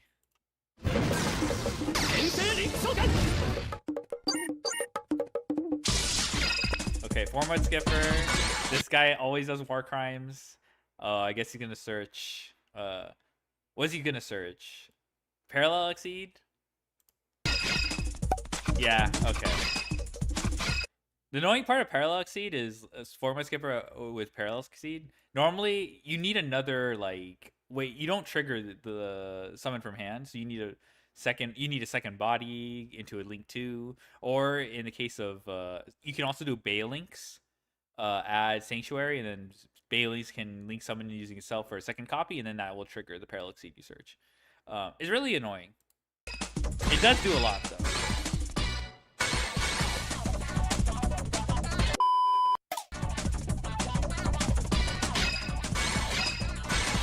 You do combo time? Yeah.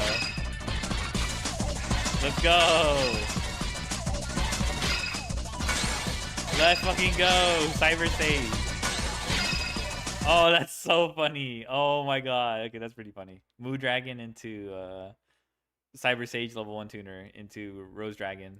Mora or Fauna? I forgot.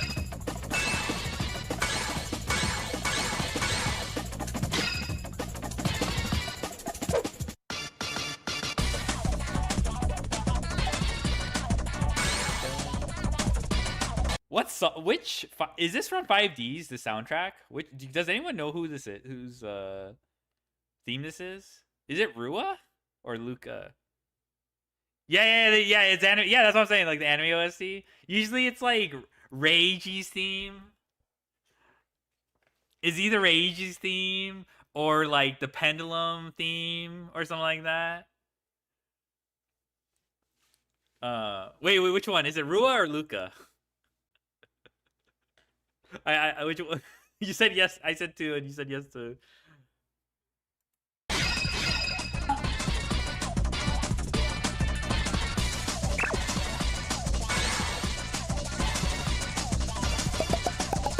Yes, 8 links. Yeah, 8 links. You get the second one, burn for 9 links because you have the first Hydrodrive engrave, and then the third one shows up, and you have 2 Hydrodrives engrave, which puts 10 links. Is when they talk about, oh, nani kana. That's the song? Oh my god. So loud? Someone asked me to turn this shit up, but I guess that's also the audio mixing on this guy's channel too. It is loud, oh my god.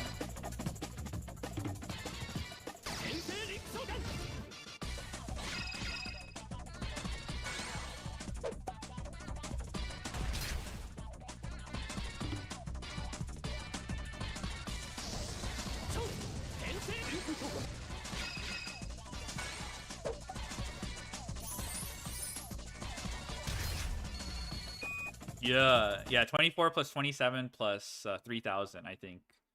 I know this because of I've done this stat in that stat in particular. I know because of Blaze Phoenix. Blaze Phoenix FTK when you ladder with Blaze Phoenix burn.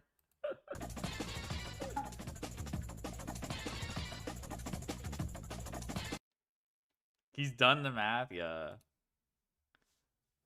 Yeah. All right, that was pretty funny. Da da da da da da. Ryzeal is still the best deck by Judeo Yu-Gi-Oh. This was before Duelist Cup. The person who shared this put the cooked dog emote right after. The Duelist Cup. Duelist Cup already happened. All right, Judeo did not win with Vanquish Soul. My parlay fell through. Now I'm in like negative debt. If my parlay went through, I would have been able to get Royal SP Little Knight. So I'm gonna blame Judeo for that one. Starts this 6-7 FTK, and yeah. as is tradition in this not dead YouTube channel, because this is going on YouTube, we're gonna make a Duelist Cup tier list ranking all of the decks that I think are One more. viable and the decks that I think are the best and everything. Okay, so here I have divided the tier list in 4 different categories. The first tier that we have here is tier 1, and here I am gonna Royal put the WV absolute best Constellation decks Prize. and absolute best options for the Duelist Cup. The absolute best decks of the format, I think there are 3 decks that are gonna come here. And then we have tier 2, which are decks that I think are really strong and that can definitely do really well in the Duelist Cup. Tier 2 are decks that I still think can do really well, and I'm gonna say this, I think there are decks that I consider to be tier 2 that absolutely have the capacity to win the Duelist Cup. Tier 3 are decks that I think could do well in the Duelist Cup, maybe get a couple top 100 spots, and no reason to play. It's gonna be a tier for decks that I think that there's just a clear better version of the deck, so no reason to play. And it's gonna make sense once we get there. Someone said number 1 Ojama, number 2 BS, number 3 Ashen. They got it all wrong. Number 1 is Ashen. Tier 2 decks Let's good? start off Yeah. with the first deck that we have here, which is Malice Ignister. The way that Malice has adapted after the last couple bans was that it started playing with a lot of Ignister cards, like 3 copies of Picari, plus the AI Contact, even the AI Field Spell, so it is more of an Ignister deck than a Malice deck, and I'm gonna put this deck in tier 3. It's a deck that I can definitely see doing well in the Duelist Cup by a couple players, That deck is but there are just way too Radiant many Typhoon pieces plus for Insert Malice Engine. to be able to compete at the highest level and to get a Oh goal. yeah, we could do The Radiant main issue Typhoon that Malice has Malice. is number 1, consistency, and number 2, the fact that it cannot I go want to second. banish myself. This Yeah, deck Radiant is not Typhoon gonna go second. Malice. Get It fucked. heavily relies on stopping Are everything you the losing the opponent coin does, flip to because it? if the opponent does something, you are gonna lose because you're not able to break a wall. The next deck that we have here is Sky Striker. Sky Striker actually got a little bit of a buff with the Radiant Typhoon cards coming out. Vision is a really good card in Sky Striker. It provides consistency, it provides spells that hit the graveyard, so you get the extra Sky Striker effects. Omni I'm Negate gonna equals put this broken. into Best deck is Speedroid. I just don't think that the Sky Ashen Striker has never strategy lost that it has a game right because now no is one very will play reliable, it. right? It's a deck that's very focused on breakers in a format where decks do way too much. Breakers are just not that good right now. Like, breakers are not going to Vanquish Soul, breakers are not going to Mitsu, breakers are not going to Luna Light, so breakers are just not going to a lot of the best decks of the format, which means that Sky Striker is going to have a really tough time going second. If the format changes, I could definitely see Sky Striker rising a little bit. If, for example, Mitsu gets out of the format, or Ryzeal gets out of the format, or Vanquish Soul gets out of the format due to a balance or something like this, this is a deck that can definitely be better in the future. Right now, I'm going to put this in tier 3. Next deck that we have here is Radiant Typhoon, the newest addition to the meta decks. And this is one of the decks that I could see winning No, the Duelist Cup, I thought he not did put as it no much as the reason other to ones, though. play. I'm going to put this in tier 2. Radiant Typhoon, as a deck, has a lot of qualities. Quality number 1, it's pretty good at going first. It is probably one of the best decks at going first in the format. Mainly if you're playing the version that runs the Featherstorm, the main deck. It's a deck that can absolutely just go first and insta-win, and it does play a lot of really good cards for the format. MST is surprisingly pretty good against a lot of the matchups. MST is pretty good against Vanquish Soul. MST is even decent against Mitsu, being able to trade the trap and prayers and Should I stuff say like I'd this. be But better the than tier main weakness 3? of Radiant Typhoon I don't know, bruh. If you heard what he was saying, like the breakers it plays into the boards. Okay, pay attention to the boards he talks about in tier 1 and whatever. You know, I don't feel like Sky Striker is well positioned against those. You know, they're pretty layered. It's kind of similar to Sky Striker, which is the fact that the deck is not that reliable in going second. It's a deck Radiant that Typhoon is relies a lot painfully on bad. breakers and a lot of, It's fine. It does have very bad hands though. That deck is not like when they chain block Crocea or whatever, and you can't like Ash it. That deck is goated. But like there are literally some lines where you have to like tribute summon Crocea. And I'm not saying that's bad, but like Like There's a lot of breakers that aren't the even good. For sequencing on that example, deck is Fallen really Virtues. fucked. When Fallen the Virtue comes out, this deck gets a pretty big buff. But without Fallen the Virtues, it depends on Super Poly, it depends on Droplet.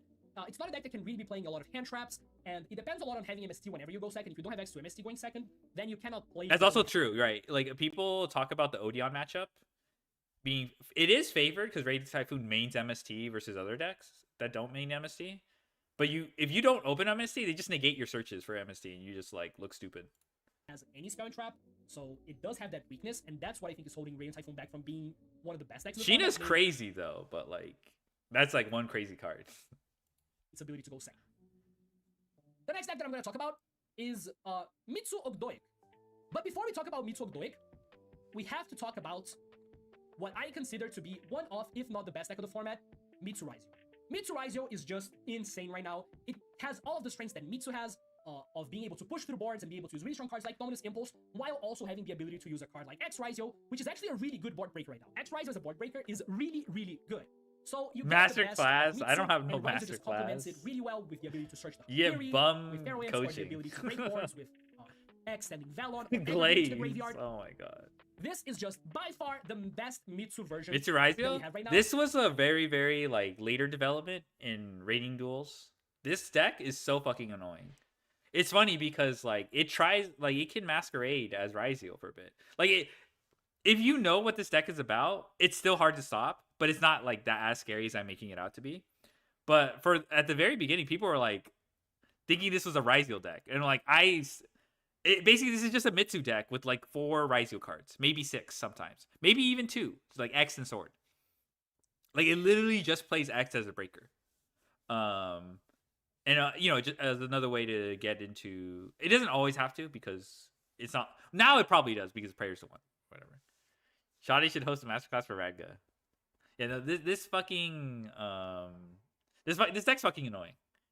6 or 7 Raizio cards, yeah. Like I've seen some play like 3 ice, I guess, but some don't play Node. But X and Sword is like the lowest you can go, and it's still like this. Fuck X, bro. So Mitsu Ogdo, as fun as a deck it is, and as decent of a I deck said it is, Raizio I for think this deck has VSK9, potential to be a Sag. Mitsu 3. There's just no reason to play Mitsu Ogdo at all. If you want to play a Mitsu deck, you just play. I mean, they gave Mitsu you a good Raizio, offer, right? Which is by far the best version. By far, it's not even close. And here I'm also gonna put Pure Mitsu. Oh, I read Because this there's no chat. reason to not play Raizio Mitsu. I thought There's this. just no reason. Do we Pure predict Mitsu and magnets Mitsu on Raizio this? specifically. Magnets were not out, I think. I don't think magnets were out during this Duelist Cup. This is right before the Duelist Cup. So we actually know the outcome.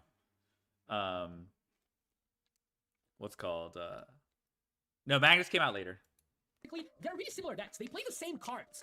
The difference is that you have like 5 Raizio cards. You even play Impulse in this. So no reason to play You hit Raizio some more? Yeah. Mitsu Ogdo or to play Pure Mitsu when Mitsu Raizio exists, and it's for sure one of the best decks before.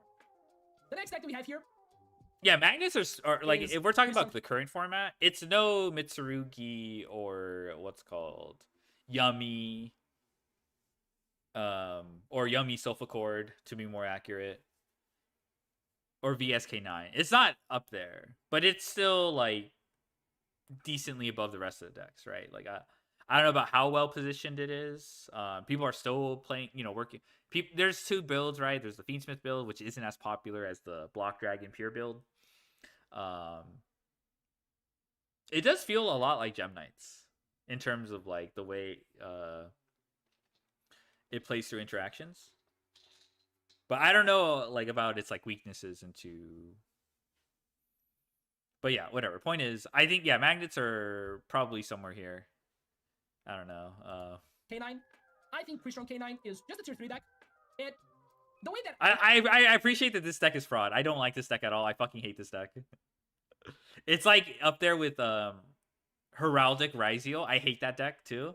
Like, but we don't see any more Heraldic Raizio because X got like hit. Like X got limited, and that's literally Heraldic Raizio's best starter. Like, there's not really a reason to play without more extra copies. I thought you were VSK9 Andy? Yeah, I do play VSK9. This is the Crystron K9. Fuck this deck. I see a lot of the tier 3 decks. Those are mostly decks that can sec you if they go first, but don't really have any reliable game plan going second. And that's the biggest issue with Crystron K9. Crystron K9 is really good going first, but going second, not that much. So it's also a deck that Right, Rise ahead. is Yeah. of no I'm glad that play, deck is dead because if you now. want to play a K9 deck, you just play It was already Crystal, dubious with which is a Exa lot too, better, but I do feel like Crystron has its own advantages or its own distinction as an engine to be placed in tier 3 instead of no reason not to play. The next deck that I'm going to put here, now that we mentioned it, is Vanquish Soul K9, and Vanquish Soul K9 goes in tier 1. But Vanquish Soul K9 only goes in tier 1 if you know how to play the deck. And if you want to learn how to play the deck, I have released a Vanquish Soul K9 matchup where I go over everything you need to know to take this deck from tier 3 to tier 1 very easily.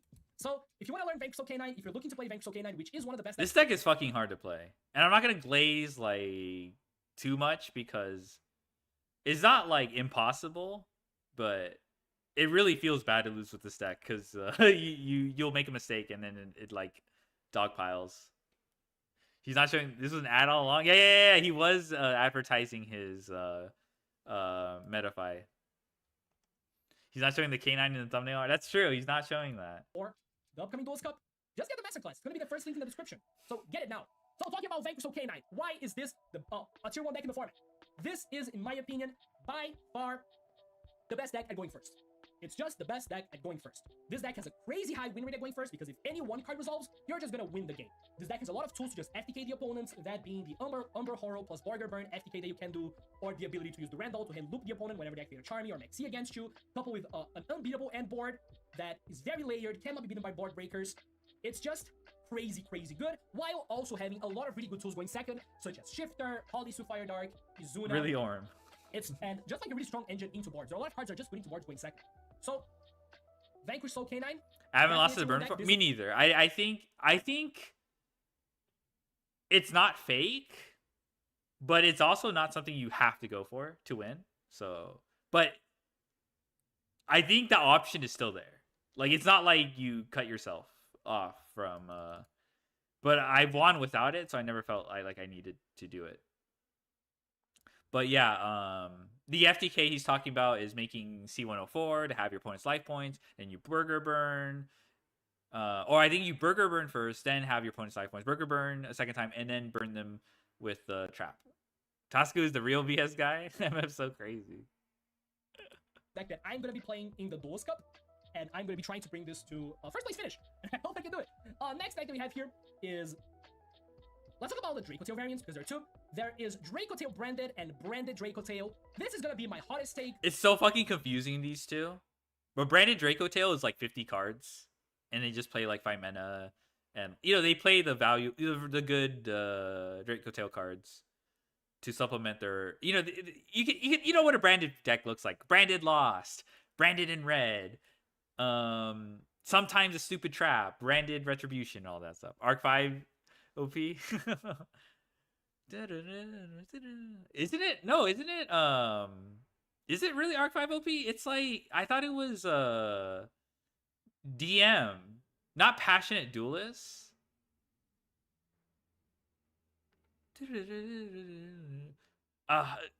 Is it really Arc 5 OP? I thought it was DM. Fuck.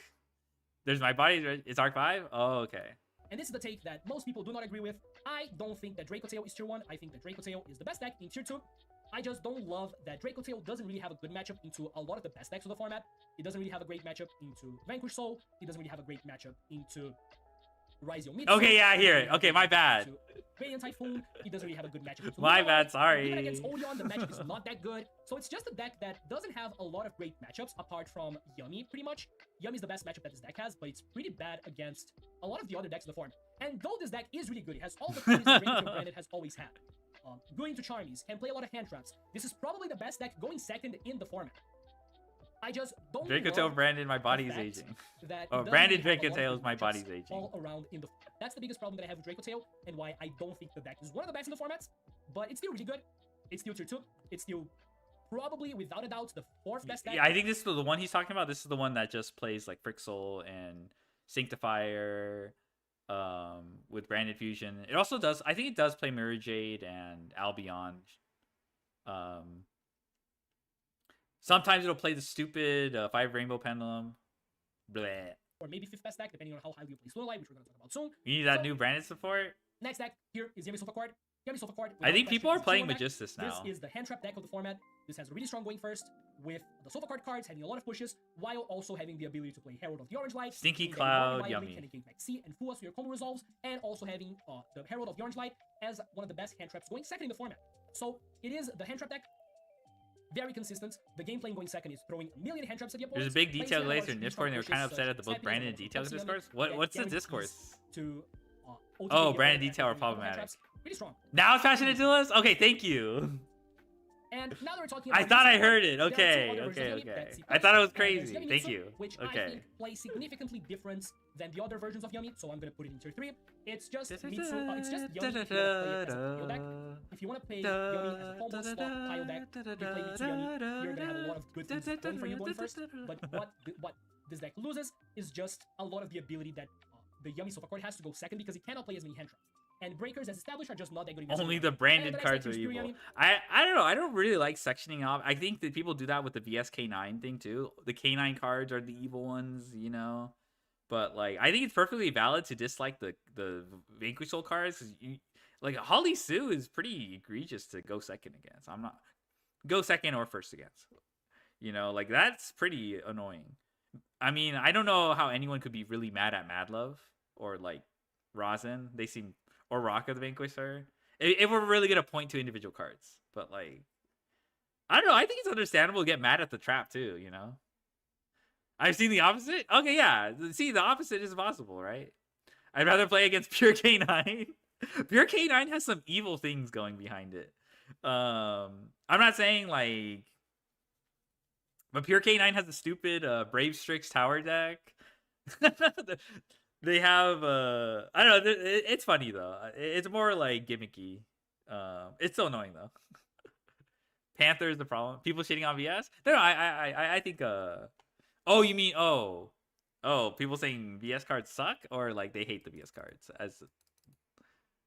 Panther's the problem. Oh my god. Do not hands off Pantera. Source, trust me, bro. I don't really think there's reason to play Pure He hasn't Yummy. mentioned Lunalight? I think he should. Lunalight is definitely getting mentioned here. Pure Yummy and Sofa Card Yummy are really, really similar decks, but Sofa Card Yummy negates Fua and Maxi more often, meaning they can win more often. He's had while also experience being with one of the Luna best too, decks so in the it's game like at going second, which is the it's Herald not deck. like he doesn't know. Next deck we have here is Gemini Fiendsmith. This is a deck that was really good in the September Duelist Cup, but Oh yeah. This deck specifically was insane. Like I never saw it in ladder, because this was the reason why Christie is banned, and this is why people started like bringing up Herald of the Orange Light as like problematic cards.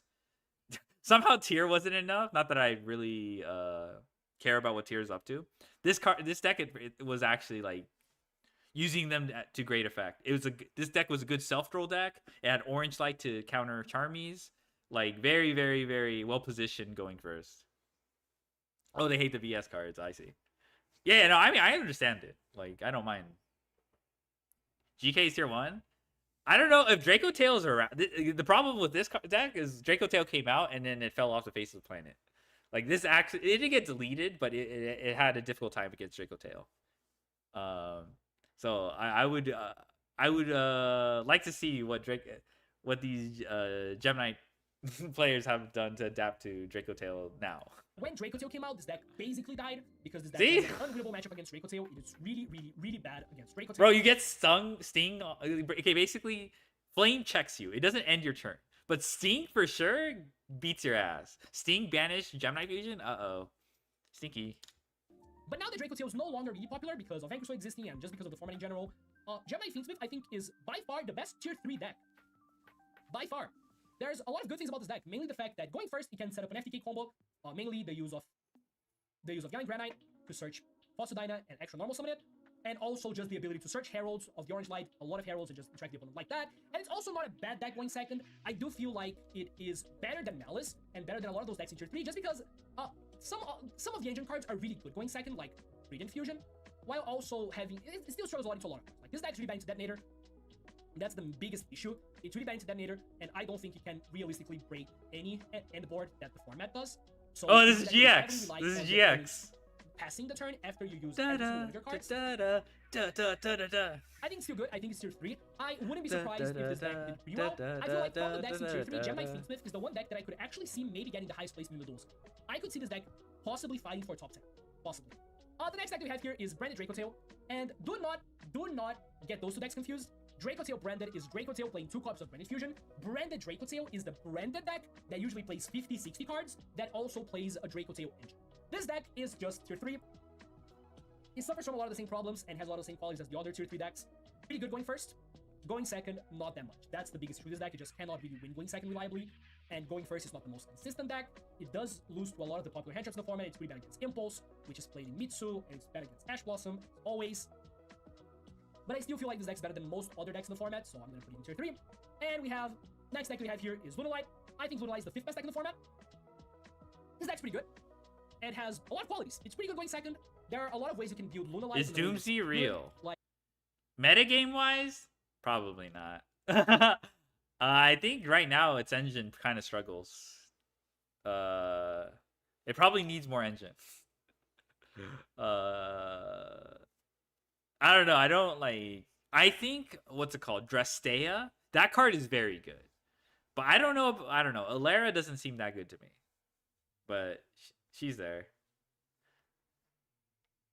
Like, it's a deck that has a lot of space for non-engines. Is Yummy Doomsday real or if you want to build block breakers, you can play breakers and heavy poly and just try to turbo out the Liger Dancer, which wins against most of the decks in the format. Liger Dancer doesn't win against everything, like it doesn't win against Mitsu or Radiant Typhoon, and not even against Vanquish Soul, but against a lot of the other decks in the format, if you manage to get to Liger, you just win, and it doesn't matter which deck you're playing against. If you resolve the full combo, you just win the game. Passionate Duelist again has a good ability to go second while also having a really good going first. Very consistent. I think this is one of the best decks in the format. Goonsy. Okay. In tier 1 and tier 2, we have all the decks that I think could win the Duelist Tier Cup. 2 to 3 post support. I think that all of those 6 decks could realistically win the Duelist Cup. Yeah. I think those 3 here are way more likely than those 3 down here. And we have one last deck that I'm gonna add here, which is everyone's favorite stun deck of the format, Odeon. I'm gonna add it in tier 2. I don't think this deck can win the Duelist Cup, but I do think that it is one of the candidates for getting top 10 very realistically. Like this deck, right? This deck's really strong going first. You go first, you set 5, you summon Baron with the Primate shit, and you probably win. And going second, he plays a lot of Dominus cards. So he can win against Vanquish, he can win against some of the other decks just by drawing a lot of Dominus cards. So those are all the decks that I decided to talk about. There were decks that I decided not to include, for example, other Yummy variants. There is like a Yummy. Where Ratmech? You want to know where Ratmech is? You see this Malice deck right here? Because this Malice deck exists, we put Ratmech down here. This is where we put Ratmech. Things with variants, I feel like they all fall into this no reason to play deck. Other decks that I decided not to include are Orcus Ratmech and is tier 1 1. because I just don't believe think it. they're good enough. I think all of those decks are just better than Orcus and White Forest. Tier and many other decks 6.7. that you might be wondering. So there's the tier list of the format. The decks that I think are the best right now. I'm excited for the Duelist Cup. I'm going to be playing on stream all 3 days and trying my best with Vanquish Soul. Hope that you guys enjoy the tier list. I want to hear your thoughts. I want to hear your thoughts on the comments below. Do you like this format? This format's really interesting. We have 7 tier 1 and 2 decks. It's really wide, very diverse. I want to hear your opinion about this. Thanks for everyone that watched. Don't forget to subscribe and don't forget to check out the Vanquish Soul Masterclass in the first link in the description down below. All right. What's the next on the docket? Oh my god. I need Reggie to react to this rage bait. The rage bait in question.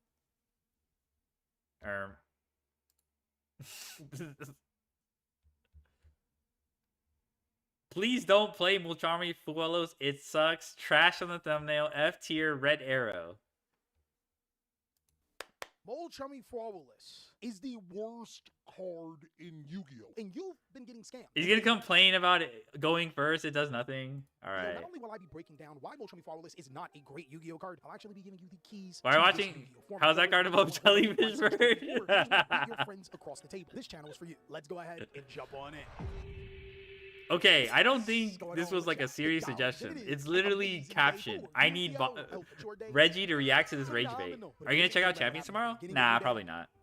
The rest of your day. You guys are probably wondering, what rocker have I finally gotten off of? Is Old Man Callie's dementia finally running in? Does that mean worse than Little D? Sad. At the beginning of your turn. I mean, yeah, there were powerful cards like Pot of Greed and Upstart Yeah. Goblin, but there was no draw. It's worse than cards. What was I talking about again? Oh, yeah, Gladiator Beast is the strongest Yu-Gi-Oh! Deck, and the draw power from Gladiator Beast, Thorax, and Respite too strong, as Callie would say. These monsters are a very good convolution of powerful monsters that couldn't be What is A lot bro of people think that yapping Molchami about? Flawless is one of the best cards in the game. In fact, there are quite a few people that want this card banned, but I'm here to tell you guys that that's not the case. Molchami Flawless, just like almost any Yu-Gi-Oh card, can be really good under the right conditions. It's just unfortunately, mathematically, people don't know that it happens far less often than they think. To break it down, in order Oh, to he use is mathematically. All right, we got the next Jesse Perez. He's surely done them. your opponent has to go first, or you just He's have to surely have not using it for additional effect. You know, he's definitely done the numbers. a really, really bad hand. And in this case scenario, it means that your opponent needs to have a really bad hand too, and needs to special summon a bunch of times for Molchami Flawless to get you draws. Odds of that There's happening- like matchups where it's bad against. Like, there's no question about that. Like, Blade Knight Actually, not Beatdown. just like- on top of that, when you play 3 copies of Molchami Flawless in a Blade up to 40 Knight card deck, you only have doesn't a it like 34% negate? chance of opening it. As you guys already know, you can't determine who goes first or second if you don't win the die roll. It's a 50-50 shot there. Combined with a 34% chance of opening Molchami Flawless when going second, Oh you no! are Don't do statistically this, more bruh. likely to be shot than opening Molchami Flawless under those circumstances. Okay, maybe not in other states outside of America, but in America, you're definitely more than likely to be shot. Not to mention that your opponent actually has to play a certain deck that can benefit from it, and Yu-Gi-Oh decks are actually getting way better at beating Molchami Flawless. Draco Tells need to almost So what specifically bad open a against card Fluid like Fallen Trio? of White for you to draw Was a that card AI? for your Molchami Flawless to actually be worth it. K9 can play under it really well. but Oh that's my like- god, this is AI. This looks horrible. What happened to bro? No nose. I mean, like the nose is here. Oh no, this is atrocious. Radiant Typhoon and Mitsurugi can easily laugh at the card. On top of that, players are actually figuring out how to beat Molchami Flawless the raw way. Really big mind game here is that they will lose game 2, and they'll tell you to go first after you sighted in all 6 Molchamis. I'm no mathematician, big dogs, but that sounds devastating. Hell, 34%. That chance sounds. of I hate this. Oh my god! I just threw numbers at you. I don't know. I'm no mathematician, but you should be scared of these numbers. Oh my god! The most politician coded bugging. to draw one of your 6, and they told you to go first, so that's another brick card. You might be getting cooked in that scenario. Now, if you want to defy mathematical odds and always draw Molchami Flawless only when going second, and guarantee your opponent is drawing Molchami Flawless when going first, as long as they ain't got the Raven Wings, you're cooking them, big dog. Look, I don't know about you, but for me, Raven Wings. What is this ad read? L ad read. L ad read. Came out as a your opponent, people are giving it credit. What's like best hand traps and staples in Yu-Gi-Oh? Don't worry, I got you. If I were to rank Molchami Flawless as its bomb staple as we've called it before, alongside some of the other bombs, Flawless would probably be closer to sideboard worthy as to must play or really good. In contrast, this is completely different than what people Now are I'm doing right now. confused. Almost- He's talking about TCG now because he's not bringing up a side deck. But I feel like his audience is Master Duel players. I'm not going to lie. I want to double down on my sensational title and back up one of my ethos as a player character. Challenge everything. Oh no. That means understand why people are playing or using something instead of mindlessly using it. Well, Charming can be good. Hell, so can Celtic Guardian. Well, understanding the why and calculating if it's worth those slots is important. Yu-Gi-Oh's going through something. Oh, nice. What's the sponsor? I think it's his own line of sleeves. Every single Yu-Gi-Oh strategy just so happens Or to be like meaningful some Molchami Raven Flawless. But big dogs, if you sleeves. ever Raven come to wing this channel, I never give you sleeves. guys information It's his own, yeah, it's his own brand. Not only do we have all of those statistics to back us What up, was but bad actually against? the Yu-Gi-Oh I really hate drawing Fool against man. That actually, but that's just like man being fucking miserable. Going second in a man is just terrible. strategies that have Can we top- check the sleeves? What am I? We're gonna do sleeve review. Okay, fine. Orm.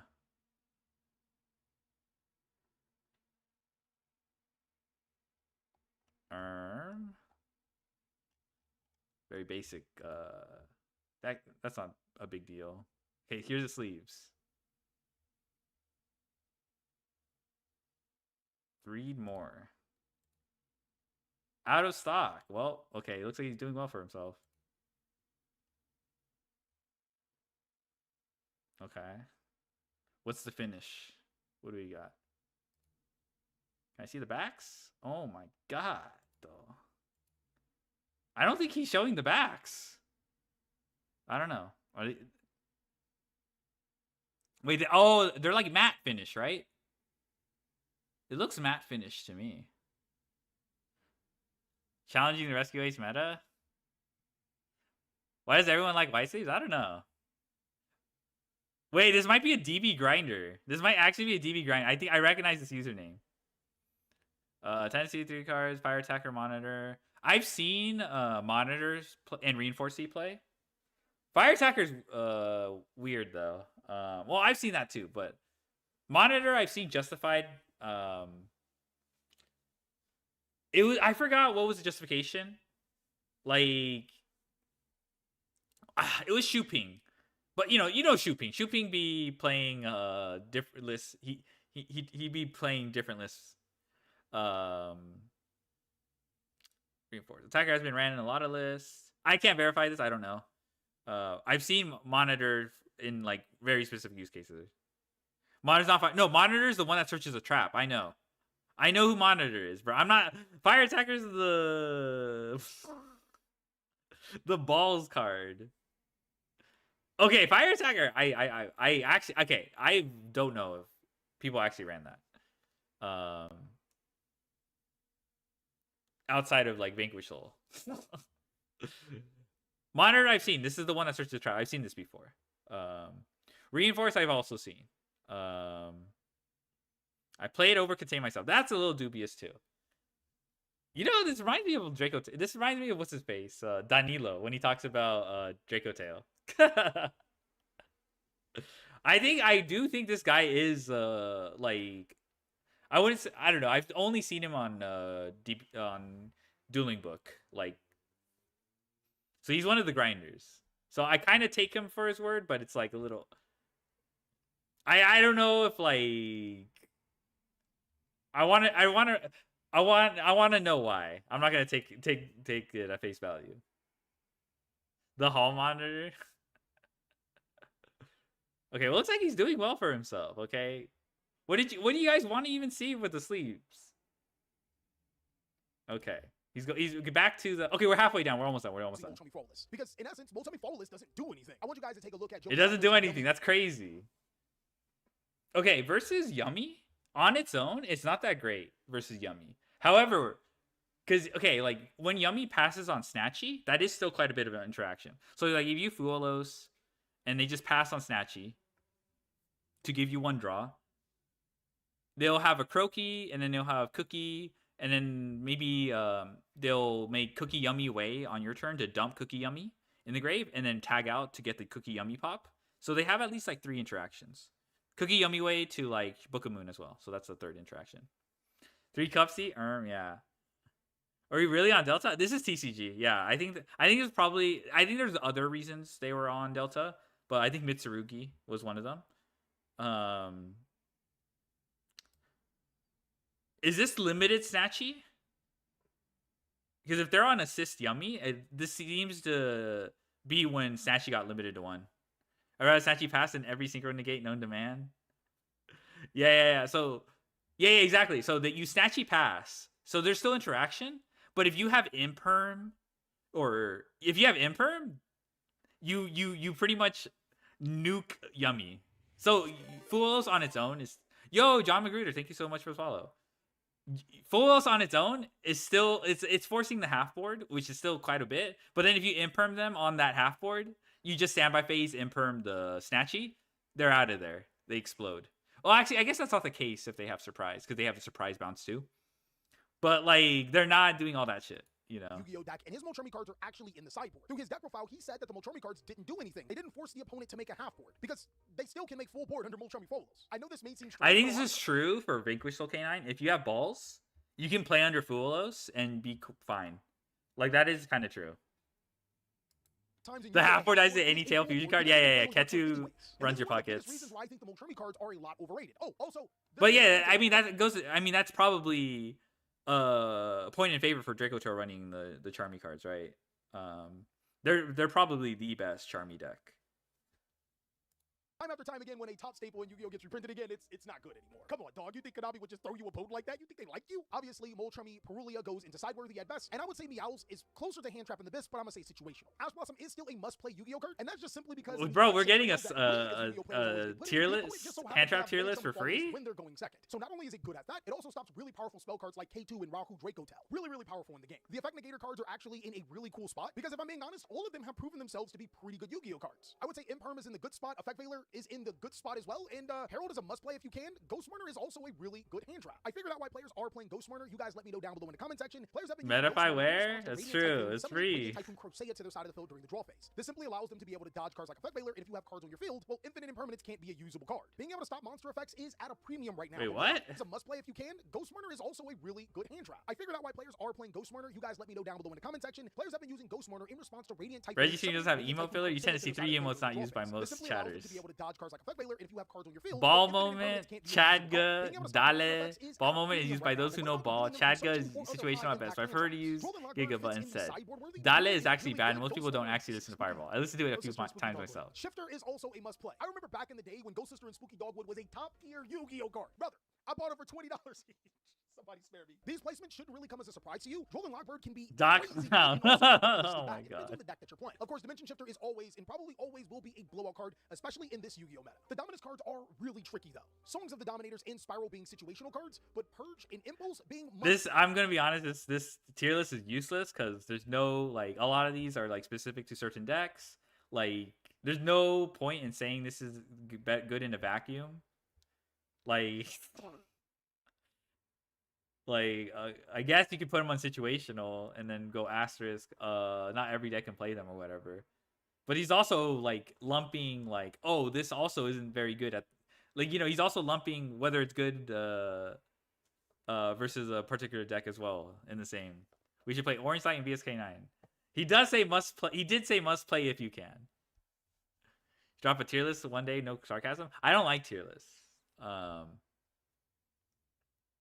I mean, okay, I do like how Josh does it, but I still don't like the function of tier lists because I hate that people's takeaway from a tier list is just a screenshot the ending of them. Never pay attention to what people say while they're forming the tier list, and then it's just like, oh, I don't agree with this. He's rage baiting. This should be actually fucking Ashen should be tier 3, not Rogue or some bullshit. You know, like they'll just nitpick one specific thing about it. It's like, okay. You don't care. You just want me to validate your opinion, you know? Jesse Perez started doing tier list content. I don't blame him. It's like very. I mean, Josh does it too. All right, there's a reason why Josh does that. Smash and pass better than tier lists. Oh, we gotta watch the circular. We gotta do the circular video. Oh my god, I forgot about that. Overall, they are really good Yu-Gi-Oh cards. We just have to find the correct deck, and it better not be Ball, Odeon, Mandak, whatever you guys call it. The trick about the Dominus cards is that they actually are really balanced hand traps. In fact, I think Konami should ban cards like Ash Blossom and Joyous Spring and replace it with Dominus-like card effects. If you guys want to know why everybody, including myself, hates Ash Blossom, I made an entire video. To be honest with you, I personally don't hate. I mean, I get what he's trying to say. Like Dominus Purge exists, which is like a weaker form of Ash with restrictions. I kind of get what he's saying. Like, I kind of get where he's coming from. But, like, we also have Impulse and, which is, like, not the same. I don't know. That card is in its own unique brand of, Smasher Pass, Mathematic Circular. No, someone like hand trap cards and graveyard manipulation. I think Ghost Ogre is situational. Someone right now. rates all the circulars that came out. DD Crow is low-key a sleeper, but I'm gonna put it in situational. Ghost Bell is a top-tier card. Skullmeister, situational again. The Bestial's even more situational. Graveyard removal gets really. We should tricky. ban Ash It's Waiter. depending Please bring on me what more you're glue. playing against and what's in your local level area or whatever event you're playing. Cards like DD Crow can be incredibly clutch at getting rid of specific cards in the graveyard to prevent your opponent from comboing. I've actually been using it in Master Duel alongside of Ghost Bell and been having some pretty good results. But let me know what you guys think about the Crow. What are you hitting with this? I know it's Lupus. I know he's thinking about Lupus, okay? But he's not saying it, so it's just bothering me. No bias. I like the Crow. Bestial monsters should probably be only played inside of a Yu-Gi-Oh deck that can benefit from the Bestials themselves. Because while the cards could be good against Charmies, they suck against Radiant Typhoon, unless they're playing Fiendsmiths. You're too much of a nerd to Smash. I heard that's 360 degrees. These are hand trap into the Abyss. Contact C, definitely into the Abyss, and Retaliating C, sideworthy. Retaliating C is incredible. If your format is flooded with Draco Tail, this is a KO type card. Players just simply don't know how to play around this card. It's good. Some other cards you may want to strongly consider are Gamma and Delta. Dude, I played Draco Tail. I've never lost. I think if you go first with Retaliating C, it's very, very. It's kind of, you know, if your opponent opens on engine, going first is very uphill to begin with. But like if I'm playing Draco Tail and they Retaliating me, I don't think I've ever lost. Whereas Epsilon, true. Insane. Gamma would be a must-play if it were at 3, and Delta stops some of the best cards in the game. They all happen to be spells. Hey, buddy, have you ever asked a branded fusion for them to follow over Rahu? Imagine Deltaing the Rahu. Yeah, bro, we big thinking right here. Sheena is obviously incredibly situational unless every deck will win. And Fantastical Dragon Phantasme, I'm going to say situational as well. Godos? Let's go. Yeah, to be honest, all of these cards, they're going to hand trap themselves. Why is so scared? well, they're not that good right now. As you can see, hand traps in Yu-Gi-Oh! Aren't necessarily dead, but the art is. In Yu-Gi-Oh! Right now, you can't just blindly hand trap every single thing you see. I'm actually thinking about potentially making a video on how to use your hand traps appropriately and to know what hand traps are good into the format. If that's something that you guys want to see, well, go ahead and let me know down below in the comment section. But that is what I've learned from the top Yu-Gi-Oh! Decks in the game, as well as playing and staying ahead of the trends, so you... Alright. Van Ash is literally called by anime girl art. Okay, we already saw the anal combo. Okay. Nobody falls for rage bait harder than Farfa. Orm. I can already tell this is a short. I can already tell. So we'll just knock this one out. Lucas. He maxied you? No, he didn't. Why did you lie? Why did you lie? Lamau? What's so funny about it? Tell me, explain to me like I'm 5 why it's funny that you lied to me.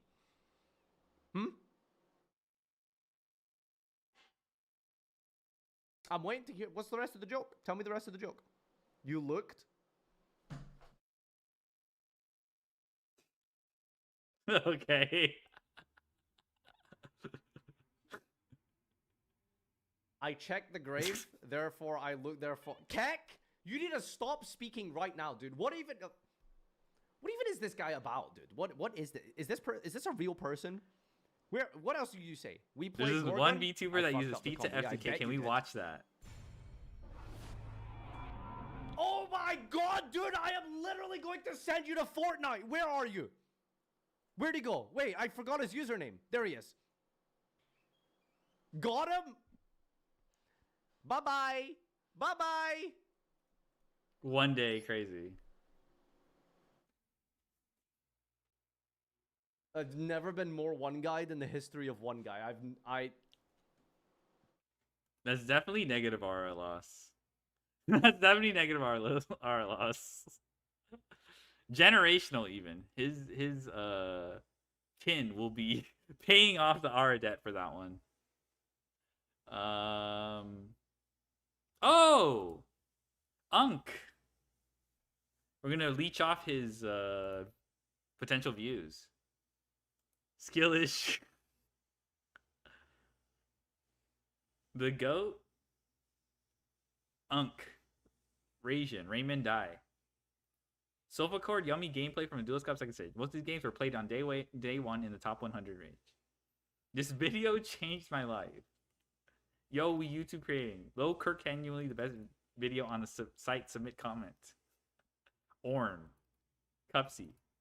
Vanish. Job. Hurling slurs around the YouTube comment section is crazy. Alright.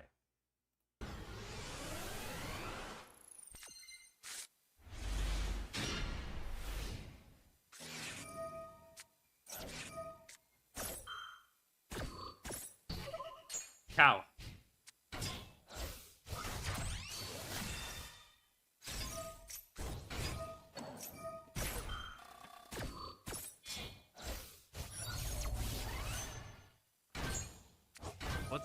Why is the quality so crunchy? There we go. Toxic Trace, I don't ash Fuelos. Are you a man player?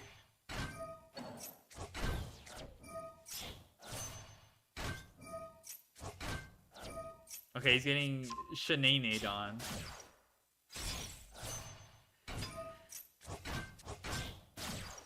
I think this hand could win.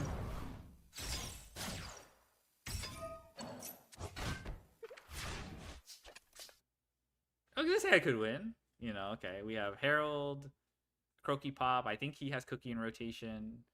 Cookie Yummy Way, and this is probably Surprise. I play Detail because I'm 3 months left. Okay, Detail. Yeah. Sometimes I think it's even worth giving the second draw to Fuelos. And I don't know.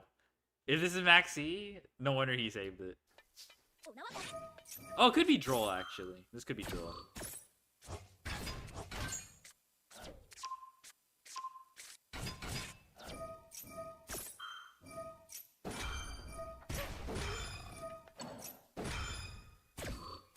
Okay, it's not Droll. He could have activated it now. Oh, he's gonna Cookie Yummy Way here? Oh, I think I see how Array gets out of this then. Because you can make Link Karibo to tribute one of these.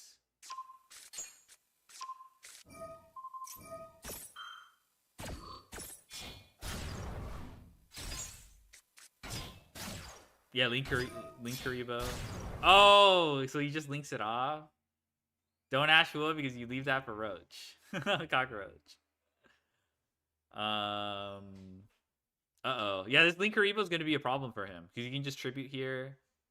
Yeah, it's not enough that he, what's called? Link killed it with, Ooh, yeah, that's a problem. Alright. Okay, Herald's checked. That's good.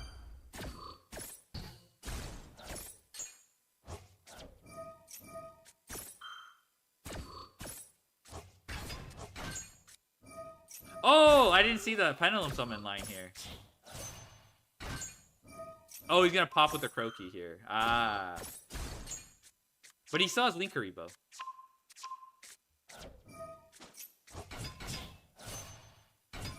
Uh-oh. This is bad for the opponent. This is a huge snowball.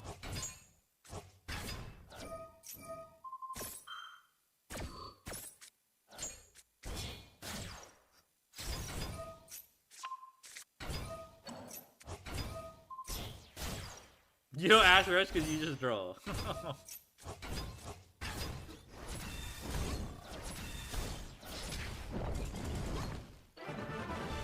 Shimon!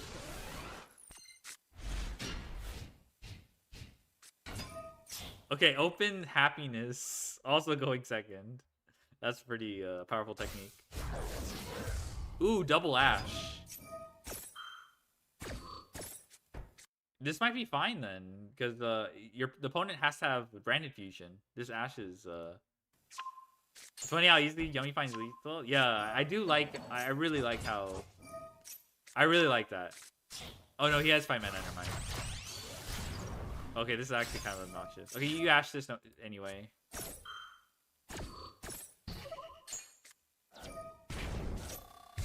But he does have Ash for the Flame next turn, or Horn. I'm gonna imagine this is Sting.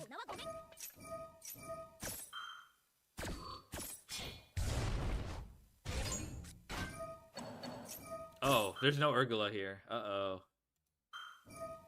How's he gonna get around a Croaky? Oh, he can flame. He can flame negate this, I see.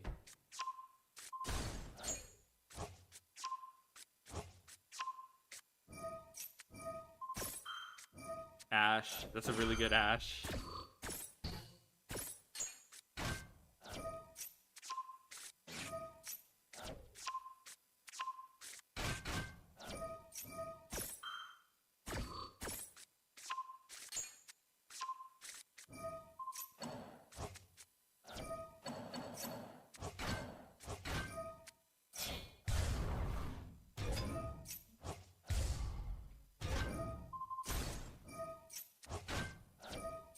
Marsh Goat. What's this? Philia Reggie's.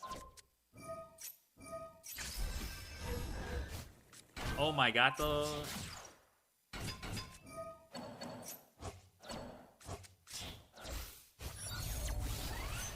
Uh-oh.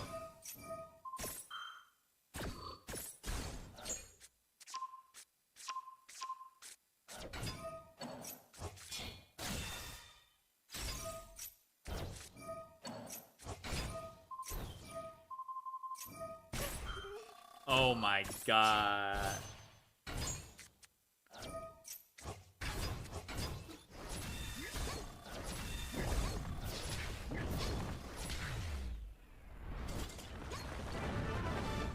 Damn. So then AJ pop cards would be Super Poly and Star Source? In the TCG, it was like that too. I think they might have corrected the translation on it though. But I think the TCG was also written that way too. Which is Sag. She sulfa my pines till I'm half. She sulfa my cord till half.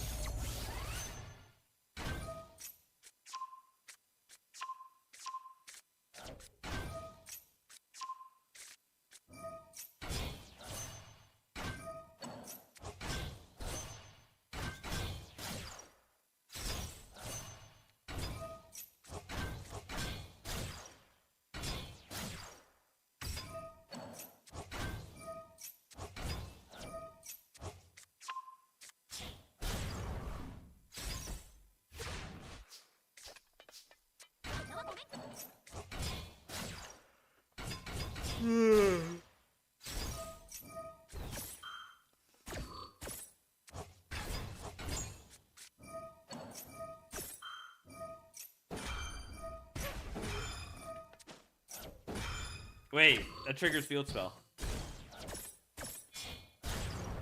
I guess you can SP it here.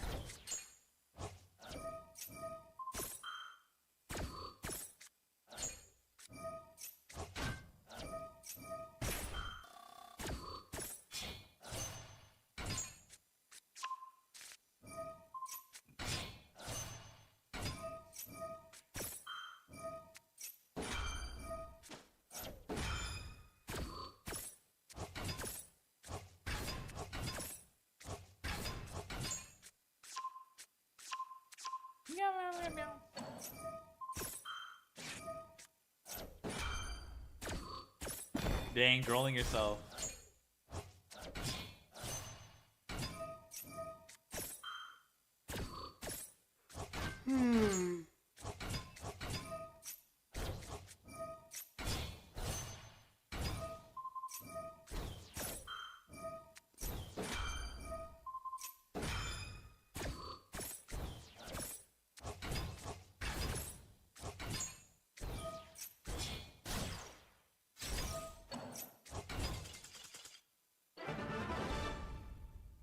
Damn. Alright, okay. I see you, Ray. Alright, alright. I will now it's time. I think now it's time to oh, there's only 10 minutes left before April 6th ends.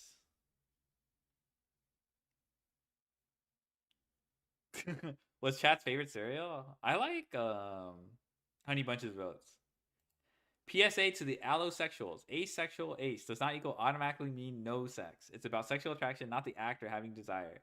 Oh yeah, yeah. I recently learned this too. Like people automatically assume like ace means like you like abstain.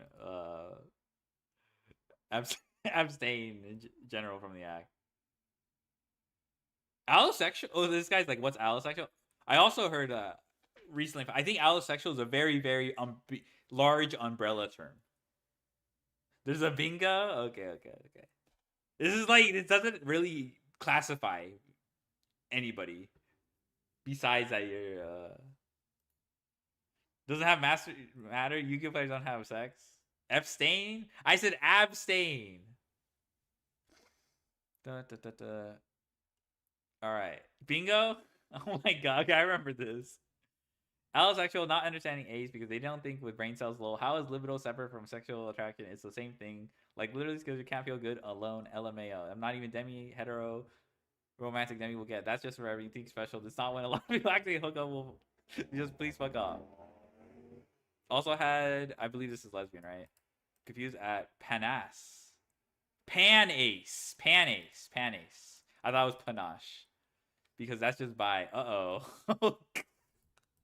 Why need labels? Face questioning what I think because it seems impossible. Then don't understand romantic sexual can be separated because they can't be the same for them. No, panache, not pan-ass. Okay. What is panache? Actually, we're not looking that up. It means like stylish, but the result I'm getting is not what I want. Allosexual, is that dinosaur? Shut up. Oh my god. The Allosaurus? Oh my god. I'm acetone VT. The Allosaurus. Show them bookmarks? This is bruh, fuck you. No, this is an Allosaurus. It's just the fucking dinosaur. It doesn't look very special to me. But there's the only reason why people know what an Allosaurus is because of that stupid ass Yu-Gi-Oh card. That's the only reason why y'all even know what an Allosaurus is. Packy? No, not Packy. Packy's a Pachycephalo. That's a dino. That's a different dino. Yeah. No, it's not Packy. Pachycephalo, it's this one. This guy. This is the only reason why people know what a fucking Allosaurus is. Yeah, this guy, no. Pachy is Pachy's a Pachycephalo. But though, I guess people know what Pachycephalos are because of that card. A Spectrum community, there's this real discussion as if you're not a true what Orm. When sexual attraction and libido is literally not related, desire to feel good if you can want it has nothing to do with sexual attraction to people. Yeah, that's true. Probably good for people to just assume ace means it's repulse asset. Bruh. And arrow ace, so they don't imagine there's any chance whatsoever. When people just can't wrap their head around it because they just don't use something they can't comprehend. I only like anime men. I hate Iron Man IMAs. Girl, you're straight. You just don't like Iroh. You... There's a lot of alright, what is this? Bingo. Alright. Asexual are just ugly people. What the who? Oh Jesus. Miscellaneous? Miscellaneousaurus is not a real dinosaur. I think it's supposed to be like a bunch of different dinosaur bones mixed together. You know Dracovish from Sword and Shield? Dracovish, Arctozolt. I think those are like supposed to be miscellaneous. Since Yu-Gi-Oh players don't have sex or get girlfriends, maybe I'll become an Allosaurus. I'm not an incel chud. I'm true ace maxing. Oh god. It's just not possible for a human. Damn. You ran into these? Holy. Asexually. I mean, I'm not surprised because there's people who don't even know. I'm not gonna make this about something else. All right, we saw 5 minutes. All right, asexuality cannot be real as it goes against evolution. Oh god. Okay, this one is. I think I've seen this one before. I mean, this goes for a lot of, you know, non-hetero.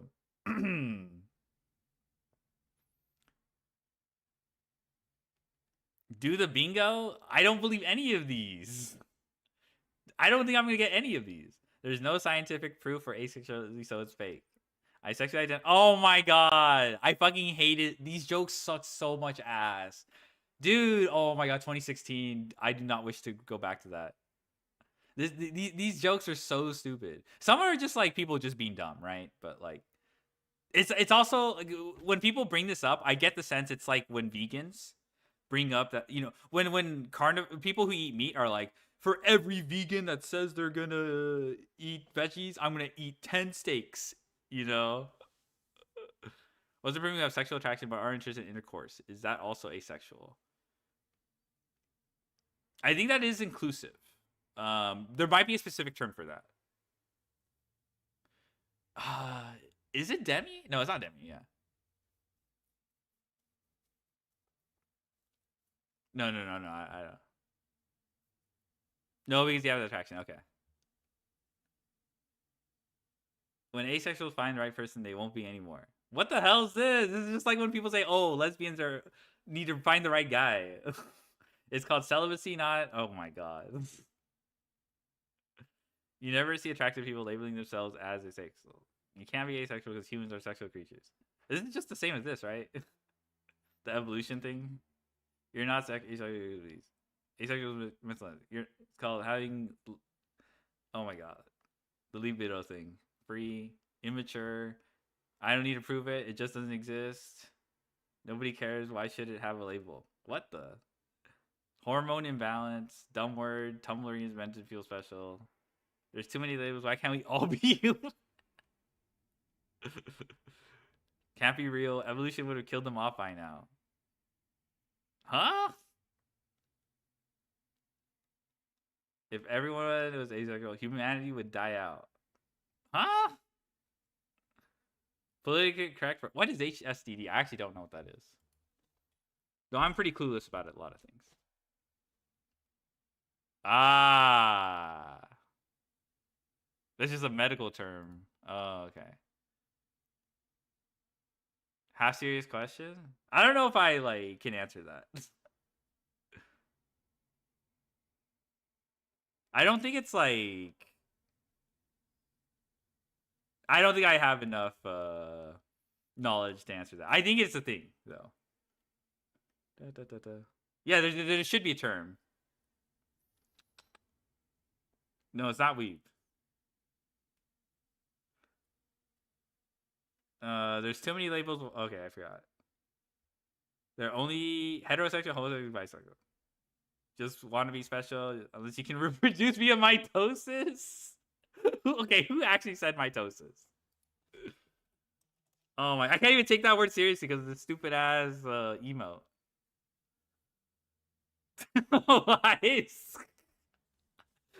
What do they even know? What? Okay, I don't even. Okay.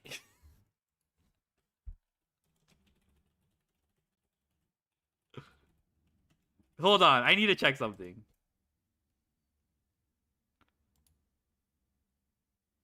Oh my god. I need to check something. Because there's no way. I don't think... You have 2 more minutes? I don't think mitosis, asexual reproduction involves mitosis. I think that involves meiosis. I think that's meiosis, specifically. I think mitosis is something else. What is the time limit for? April 6th is National Ace Day. Oh, I read this. Yes. Well, I mean, I didn't read it, but some sexualities on the asexual spectrum explained with Pi's Happy Asexual Day for us. The production of gametes. Isn't mitosis just cell replication? Like, yeah, it's like meiosis is not fusing? No. Meiosis is sex cell reproduction. But I guess whatever. Anyway, point is, mitosis is cell division. Yeah, the DNA replication, all that shit. You don't crave a specific pie, or you might, but only a little rarely, and you may or may not want to eat that pie. You don't desire any specific pie at any time. You only crave pie if you... Okay, that's what Demi is. You've seen it many times, know it very well. You don't like eating pie, but you enjoy watching pie videos and cooking, reading recipes, and you can fantasize about recipes. You rarely crave pie or only in specific situations. Your opinion about pie changes. Sometimes you just like looking at pie. Sometimes you want to eat them. Sometimes you feel repulsed. It depends on the moment. You don't desire any specific pie, but you like to eat it anyway. You only crave pie when you have the opportunity to eat it. Apothosexual. Besides not wanting to eat pie or feeling little desire, you feel repulsed by the idea of eating it and perhaps even by the idea of seeing someone else eat it. Let's look. You see a pie and find it tempting, but when they offer you a slice, it doesn't seem so good anymore. I've seen this before, actually. I've seen this before. So you don't like to eat pie, but you like to make pie for your partner. Ah, okay. I've seen that before, too. You like to eat pie, but after a while, you lose interest. Eventually, you don't like it anymore. You don't know exactly what you feel about pie, but you know you don't feel like most people. The only pies you make are the ones you see in movies, cartoons, and the real ones don't feel. Okay, there you are, Satuna. There you are. Bruh, I hope I don't lose my job Wednesday. What do you mean? What are you worried about? Are you trying to wake up early? Oh, Aero. Oh my goodness.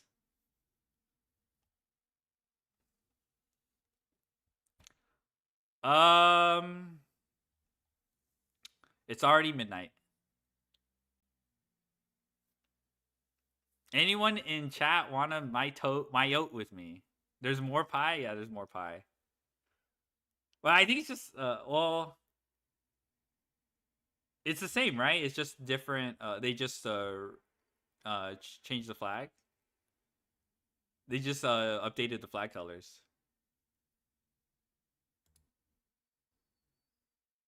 Oh. Oh, this is 2 hours. Okay.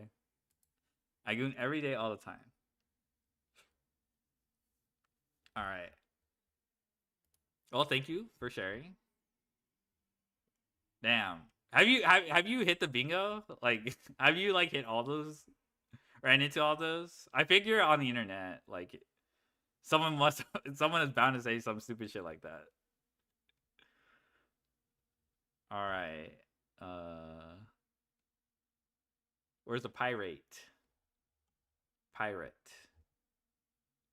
Yeah, 90-day review Wednesday. I'm stressing. Ah, those are pretty annoying. I know what you mean. Yeah, those are pretty annoying.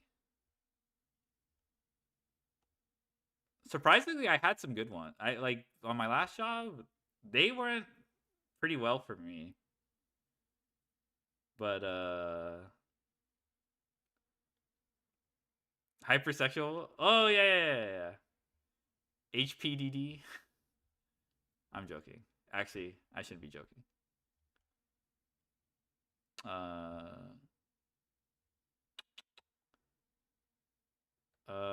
What's next? Who the fuck linked this? What is this? A brief study of Branded. And look, it's like a day. It's like 25 hours. I'm not watching this shit. What do you think I'm doing? I could literally play a Pokemon game in this time. Too much on Korg. I have questions. I'm doing my own research what I knew, so I don't think that was an issue. Okay.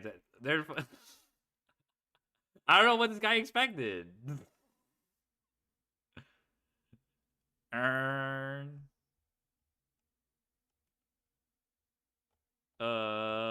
Yeah, like hopefully it's just like, oh, you can improve on this in the future or something. But that's not, that's just okay. That's April posted feet art. Okay, I'm not. I think I'm good. I think I'm chill. I don't think I want to see that. Oh, I already saw this. All right, unfair archetypes. I feel like someone would have, like, I don't know, like.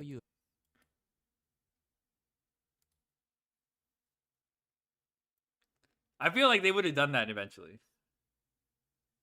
Are people actually being serious when they say, like, yes, or people are actually attracted to that stuff? And the reasons aren't that deep. And like, if you ask them, they're not that deep either. So, like, I don't know. There's like, it is kind of on the internet. It's kind of more like one of the more acceptable fetishes too. It's because, yes, it's not me though. All right, KVJ. Let me show you a few snippets of starting. Yeah. That was not an excuse to post your fucking emotes. You see it as you go. Ready?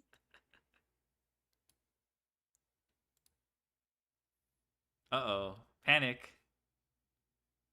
Uh-oh. Panic. Panic. How did it explode in popularity? It's always been a thing. I guess, like, I feel like you're just like the algorithm's feeding you that content, and you probably have to, like, you know, find other things. I don't think it's been like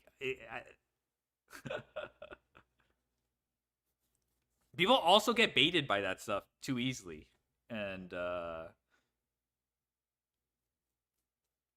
you know, I don't know why, but whatever. I'm also panicking. Fuck that card. That card is gonna turn into Demog. Now, I don't really know every one of my individual viewers' emotion, but the first three makes me sigh defeatedly and want to immediately press the surrender button. Except for the last one. The last ones feel different from the rest. At first glance, I can sigh a breath of relief knowing I can play the game. Learn the hand fetish? Why is this one different? You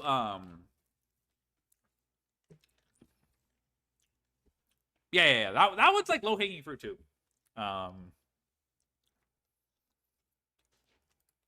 Well, it's mainly because not all archetypes are made equally. Hello, my name is Bukia, and in the realm of Yu-Gi-Oh, I mainly play for hire. My own history with Yu-Gi-Oh is plain. Oh no. Is this gonna be for hire? List every for hire card and read it out loud and oh no. Simple. I know of the anime. Please don't be a for hire read along that's gonna just take the turn complaining about how for hire is not good enough. Tribute summoning Blue Eyes White Dragon. Summon Pot of Greed to draw 3 cards from my deck. and collect all 5 pieces of Exodia way back when. And then I dropped the game off until around 2020, where I eventually found out Konami has made a bunch of monsters that piqued my interest. I do not know how the game works at the time. I was bumbling around the concept of archetypes, synchro summoning, XZs, link summon, pendulum, and hand traps. Oh my goodness, I didn't understand any of that, so I basically ignored all that, except for link summoning, because that's what For Hire uses. With basic knowledge and nostalgic memory in mind, I played quite a few games against a friend who was on Sword Soul. I learned the hard way when I couldn't get my cards going while my friend is able to consistently normal summon Moye. And even when it looks like I managed to get something going, I am stopped by this card that he can just activate from his hand. And if I manage to stop his Moye, Oh, yeah, it will have yeah. Long Yuan to continue going, and his boss monster's attacks are much more bigger than mine. And the monster can also negate for free? Now, it would be unfair for me to compare between For Hire and Sword Soul, so I will instead use For Hire Deck Pack Sibling Sky Striker as an example, back when they first got released. I will briefly go over the theme of the two. For Hire is about a group of anthropomorphic animals who, despite their differences, still manages to work together to fight as Got one. baited by And they have a Traptrix? really cool giant airship, while Sky Striker is about an I mean, animal that's how it warrior goes, who right? pilots a robot suit and You uses find specialized weapon from something those to suits stick combat with. her foes. For Hire has 10 main deck That monsters, catches 2 your spell traps interest? lineup, while Sky Striker has 1 main monster, 2 links, and 10 spells. These two are complete polar opposites to one another. For Hire wants to spam the board, while Sky Striker only need 1 monster and half their spell supports that 1 monster. Now, to an untrained eye, one would think that having more monsters is more effective to win the game, but this illustrates a problem with card designs. When you have to make cards in order to meet the quota, unfortunately, some of the cards would have to suffer, as I would call Got baited killer by effects. I think vampires? Every archetype has these types of cards. As a result of this, out of the For Hire's 10 monsters lineup, only For 3 to me, 4 of it these was cards are considered heroes. playable. Because For Hire has 10 mediocre to somewhat okay monster effects, Sky Striker, 1 single monster gets Baited by 3 Live the top Twin? effect by Let's comparison. go. For Hire really needs their fellow members to get it going. They have to exist onto the field in order to activate their effects. But in Yu-Gi-Oh!, one of the most vulnerable and easiest spots to stop your opponents from doing anything is the monster zone. Even if you don't know how For Hire works, if you so much as to sneeze any hand traps or a trap hold onto the direction of the For Hire, Heroes are real? 95% of the times they're Not going to when I counter played then and them. there. While Sky One of these days, I can find. Oh, Dueling Network is gone. Actually, I have to go find my Dueling Network account. But never mind. We can't go back to Dueling Network. You're gonna say that shit, and then you're gonna see the first list I ever made. It's funny when they died in Nib. Nib wasn't even around during that time. Sky Striker, 1 monster has to text every card's wishes they have to dodge those disruption and is immortal under the right circumstances. The quality of this 1 monster outshines the entire monster lineup from their deck pack siblings. When For Hire manages to take 1 step past the racetrack, Sky Striker is already 10 steps ahead. But what about the spell traps lineup, you might ask? Surely For Hire 3 spell traps get some premium effects, and the Sky Striker gets mediocre ones. And I have to disappoint you, only 1 of it is playable, and it's a quick play Monster Reborn, an effect the Sky Striker monster has innately. Sky Striker, on the other hand, gets a Rhoda that could also be a pot of greed. Oh my The god, Body we're doing Generator, this. negate We're that actually also doing. be a We're card. actually doing the. Monster pop that could also non-target destroy another. Sky And Striker much gets more. all the best part of love. those cards that I mentioned For are that Hires. none of them are once per turn. When will they? While For When Hire will field spell he is get the it? Rhoda, When will it they get replaces it? your draw phase. What does React 2 Andy turns mean? later. It just means You have to hope that your opponent doesn't even know that you have a field spell, and the some field Twitch user came up with the name Andy. I don't know. I don't know who the original Twitch streamer was, but basically they called him Andy while reacting, and then people just stole that. It just spread. Now that's the official term for reacting. React Michael? Yeah, we could react Wipe Michael. is extremely hard to accomplish, as getting 5 bodies is a difficult And he task, just that's even what with it a good hand. became. And if you manage to get React 5 bodies Andy onto the used to field, you are already be winning a the game specific already. Twitch user And or it is also something. extremely anti-synergistic as well, because when you put 5 bodies onto the field, you would want to attack your opponent for victory, but the field spell forbids I you think it from was dealing any more like damage, part of their which chat would even benefit culture the or opponent, whatever. since they know they would get another turn when you To resolve call this things attack. Andy or If whatever. the point for the archetype is to have a long drawn-out game, it definitely have accomplished it. But you don't throw away your entire hand onto the field for nothing to happen. Speaking of nothing to happen, the continuous trap is also such casualty. The continuous trap reads, if your For Hire gets destroyed by battle, you can summon another lower level from the deck. You see, every one of the lower level monsters For Hire has this small lines of text. Because of this one restriction, if your For Hire is destroyed by battle and gets another name onto the field, they don't get to proc their effects. It really baffles me that right out the gate, For Hire really got the slow start ability. Now, don't get me wrong, I really don't mind if there are mediocre effects in some archetypes as long as it plays into the theme of the archetype or advances the board state of the archetype its attempt to achieve.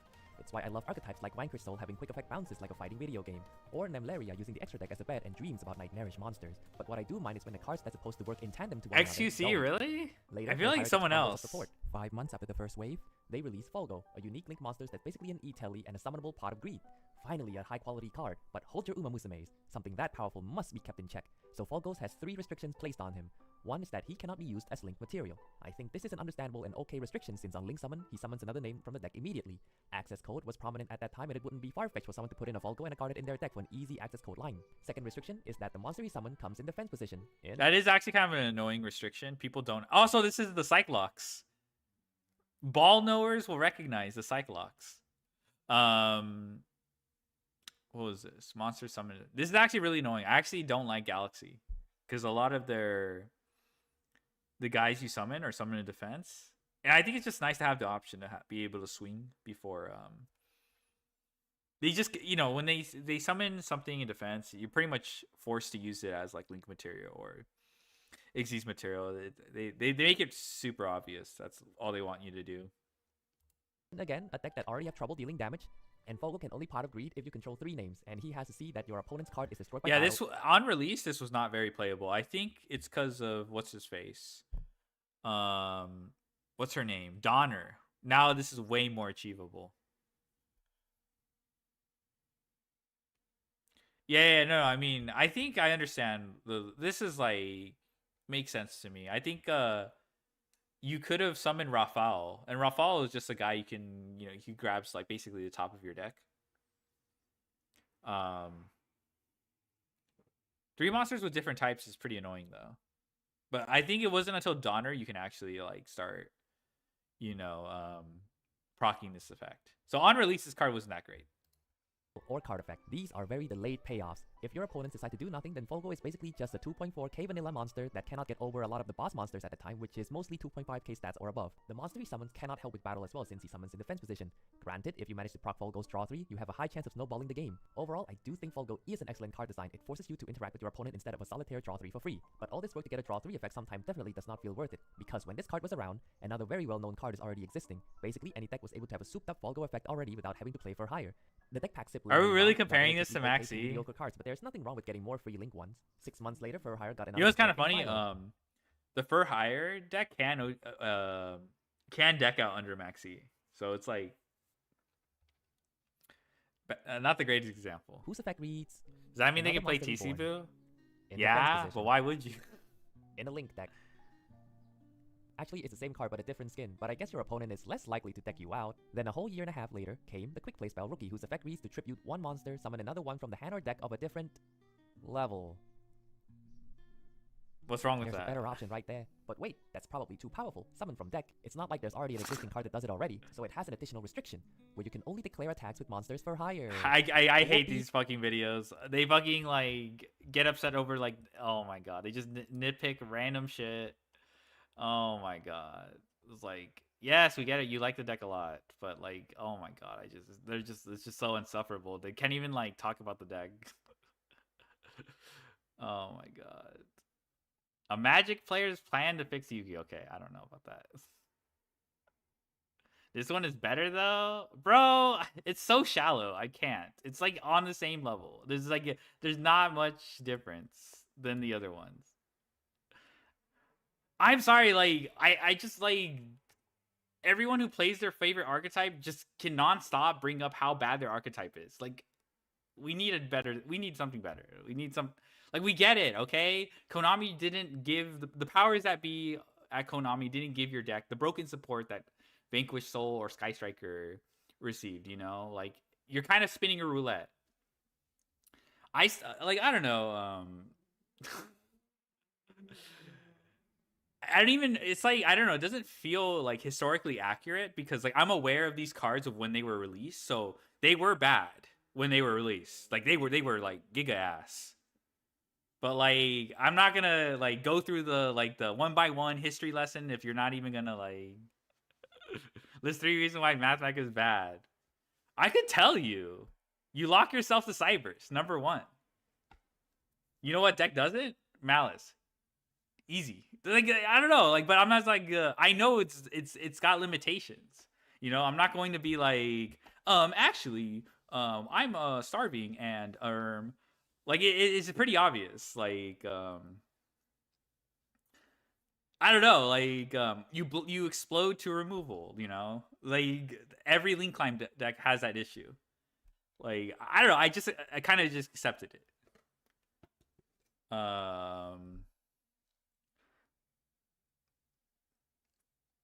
Actually, no, I'm not gonna.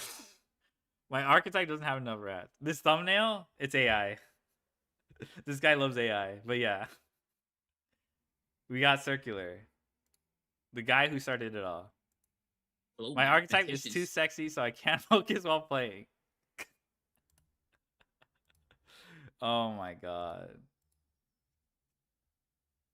No, I mean, okay, I'm okay if you understand the flaws in your deck and like you bring up something like I just think it's more interesting to bring up like, oh, how could this be improved? How, like, you know, when people speculate on future support, you know, something like that. That's like way more interesting to me, because you're actually like synthesizing your knowledge of like this shitty ass rogue deck into something, I don't know, more constructive, I guess.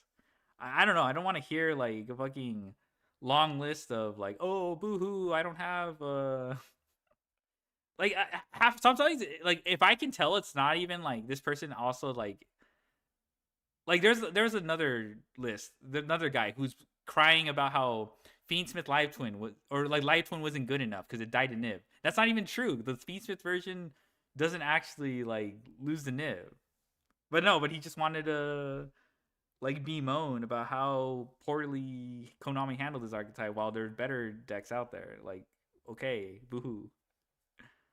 Not saying it caused my opponent to lose focus. Oh my god. Today we're going to be talking about Mathmech Circular and all of its counterparts, baby. What do I mean by that? Well, take a look at this card. Everyone knows what it is. And guess what? There's been so many copies of this effect. What it does is you send a monster from your deck to your graveyard in order to special summon this card. That's basically what it means to be a circular card. Well, since Mathmech Circular came out, all of these cards that you're going to see down here have had that Mathmech Circular effect. And all of these cards are actually insanely strong. So we're going to be going over and ranking all of the Mathmech Circular cards with that effect. I thought it'd be pretty funny because it's like, hey, you're circular, you're circular. Okay, here's my idea of it.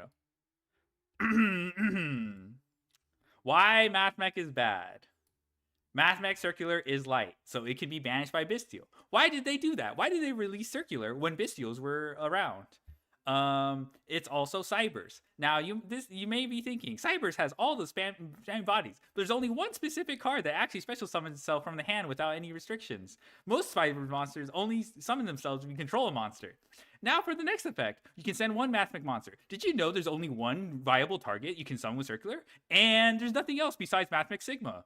When you activate Mathmech Sigma from Grave, it has a restriction. You cannot special summon from the extra deck except Cybers monsters. Guess what? Did you know it can get banished by a Bystial? That's right. Those Bystials that were released at the same time as Mathmech Circular also... I can do this all day, right? Like I could just, I don't know. Like it just pissed me off, all right? Like it's too easy. It's too easy. Who else is circular? Like everybody and their mom is circular. It'd also be a good discussion and a good discussion point. So surprisingly, I didn't make it right in the middle of this tier list. The way I do my tier list is it was after Power of the Elements. Yeah, it was in we talk about it. I forgot it. The Blackwing one. Talk about Dark Flare Swordsman first. It's the circular effect. What you do is you can send a Flame Swordsman, of course, or a monster that mentions it from the extra deck to the graveyard. You get to special summon this guy. Now, if you don't know anything about Dark Flare Swordsman, I did a video on it, so if you want to see the full extent there. But what's really good about Dark Flare Swordsman is in Master Duel, right, but not TCG because this so far is banned, so it's got a good bonus effect in Master Duel, is you can summon a Soul Day, which can get you into the cave. Also, I'll bring up, here's a good one. I bring up Mathmech Division. There's no reason to talk about Mathmech Division, but I'll bring it up. Like, Konami has no idea what they're designing with this deck. Division only halves your opponent's attack. Wow. It can get you some rescue. Wrongy sold? Yeah, wrongy sold. Actually in hand, which is really good. So really good there. And also, it's got that OTK. It's kind of like Tenpai at home. Really, really strong. Engine's really good. You gotta play like a... I don't know. Every time I see this card, I just think of Bun Bun trying to get Master 1 with Flame Swordsman. And he got so fucking close. He got so close, but he like melted. Really, he got to M2 and he spent like 14 hours. KVJ rage baited Reggie then left. What did KVJ? KVJ didn't rage bait me. He was talking about how sexy his archetype was. It's really good. Anyways, see Taylor. I know you wouldn't know from the video he devoted to Dark Flare Swordsman that he would put it in C. Any bet on BES being the worst circular? Probably. I want to see where he puts the linear magnum. That one's really good. I'm gonna put it right here in C now because it's pretty strong. Not as crazy as Circular, because Circular can get all the way to Access Code. And I feel like that is a little bit better in some ways, but Dark Flare Swordsman can be generic and can be used in some ways. Miracle Ejector? Get Ripper and some of those hand traps for K9. So that's isn't Flamethrower a variant for Noble? It can be. You can play it pure though. It's pretty cool here.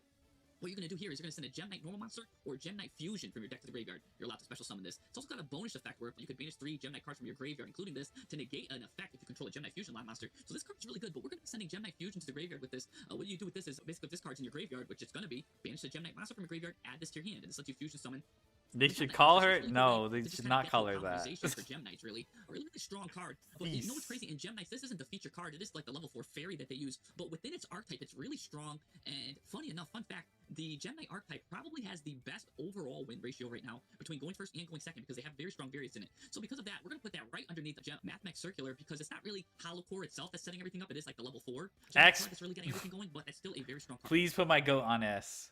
Put respect on X name. I hate this MF for a good reason. This guy's too good. Believe. In its own right. EXT Ryzeal probably doesn't need an introduction. A little bit different from the other cards, circular cards, because it sends an XZ's monster from the extra deck to the graveyard. And then when it's summoned this way, you're locked in, baby. Locked into extra deck to XZ's monsters. Rank 4, too. At that. But here's what's really cool. You can send such powerful cards, baby. These big, bad boss monsters. Meteorologic Aggregator when this card send. Basically, Unban Cross? Or, if you're going first, this card Hell extends, nah. like, extends like it's totally awesome. Because Go to this card jail. Right here, when this card's sent to the graveyard, you get to send 2 Heraldic Beast monsters from your deck to the graveyard. People are like, oh, shoot. Yeah. My viewers and my people in my Discord DK is discovered worse you than just send, Mathmech. Leo to the He's graveyard with just this, and talking then about this card sent to the graveyard the to add a Heraldic Beast, which you add the whale, the and you effects. mono summon the whale, Though I and feel you like add the Hollow spell Core is plus really make 2 Heraldic pushed. Beasts The back to the negate graveyard, is and really then strong. XYZ them. So it's absolutely crazy the amount of advantage you can get off of one singular Ryzeal. Either going first for that kind of extensions or going second to board break. Absolutely strong, and that strength can't be denied. So that's gotta be. Oh hell nah. Put my goat up here. There's no way. Big bad boss monster I've ever seen. There's been generators. Generator has summoned it, and Prediction Princess. So okay, not the greatest representation. Close the video. Okay, I need to see where he puts this guy. Okay, I need to see where he puts Linear Magno. By the way, baby. I don't just give those out for free, Jesse you know, I'm not here Fraud to candy left and right. But I will say that is a top tier A effect. But speaking of the Heraldic Beast, that's a good time to talk about Griffin. Griffin does the same thing. You send that Heraldic Beast monster from the deck to the graveyard. But the difference is, so you're special summoning this to your hand, but now we cannot summon from the extra deck for the rest of this turn, except in XZs that only use the Heraldic Beast or number in their original names. So it's got way more of a restriction than this, and it doesn't have that board breaking effect. So it's kind of like EXT Ryzeal at home, and it kind of locks you into the Heraldic Oh, Beast. Dododo Warrior should be It up there is- too. Dododo Warrior should at least be. It's not X, you know, because okay, it's not quite the same as X, but Dododo Warrior is really strong. Its own archetype on itself, and again, it's really strong. But as far as circular effects go, it's not really that good. Compare it now to it's a good time to bring up Doo Warrior, you know, Go Gadget Team. This is really good because the XZs for that, it really competes with Ryzeal or complements it, I should say. You're sending a Dodo from your deck to the graveyard, so you send this like little chameleon guy that's like his name is Dodo, and he just comes out, and then it's just basically slop fest. Like just level 4s are coming out from everywhere, like coming out from the backyard. They're just climbing all over the place. Like, oh my god, where all these level 4s come from? You know what I'm saying? It's like it's crazy. It's like when you're playing Vampire Survivors or something, and the guys just keep coming out of nowhere. Like, yo, where's all these guys coming from, right? They just keep coming. Anyway, that's a fun little game. Is this a Japanese series? Dear God. Yes. Such a strong effect. It doesn't have that board breaking effect, but man, can that thing just keep extending? I'm telling about that thing just keep extending. Oh my gosh. All right. Does Demog bump this guy up? Probably not, because then you have to play Dark Magician. Never mind.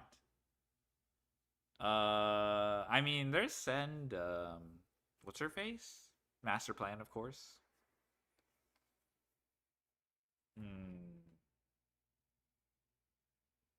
This isn't a bad card though. Being searchable off Demog is really good. I feel like it's like Go Gadget Arm. Like that's how much that makes sense. Anyway, let's talk about Magician Souls. This is my boy right here. We This call is, Dealings God Game. Very searchable through the illusion of Chaos Engine. I made a video on that. How easy. I don't know if anyone knows who Kei Urana is, the author of Gachiakuta. There was someone she's replying to. Someone said there was someone tweeting Soul Eater mid, Gachiakuta mid, and then she replies. Kei Urana replies to this person, Soul Eater God, you go to work. So I just now when you mentioned the Duel Links God game, I just think someone's shitting on Duel Links, and this guy goes up to them and goes, Duel Links God game. You go, I don't know, you go to KC Cup. That is, and that's it's just The got so much magnet? utility. It's a level 1, so you can go into Link Karibo. This guy is pretty up You there. can go, allows you to send some spell trap from your hand to the graveyard. Well, all you got to do then, and then you get to draw cards. With Yeah, it. that's It's Kei like, Urana. by the way, if it's in your hand, you get to send a level 6 or higher spell. She- cast from she's your deck to the hella graveyard. online So there's even some synergy for with some my- cards that might go to the graveyard. Think Horus, the Bellstar. Ma- Just a lot of Ratmek good spell God. casters that don't mind getting sent to the graveyard. You could like do stuff with it. So or like search from the graveyard. A lot of stuff. Really good utility card. The utility is so strong. Unfortunately, on its own though, it doesn't really do much. Like I said, it causes some interactions. Maybe you're gonna gain cards, and your opponent doesn't want you to do that. You can send like some Crystal Beast or something to the graveyard. So it's got a lot of synergy with a lot of decks. That kind of utility is going to put it definitely just right in the nice C zone. The only reason why it's not getting any much higher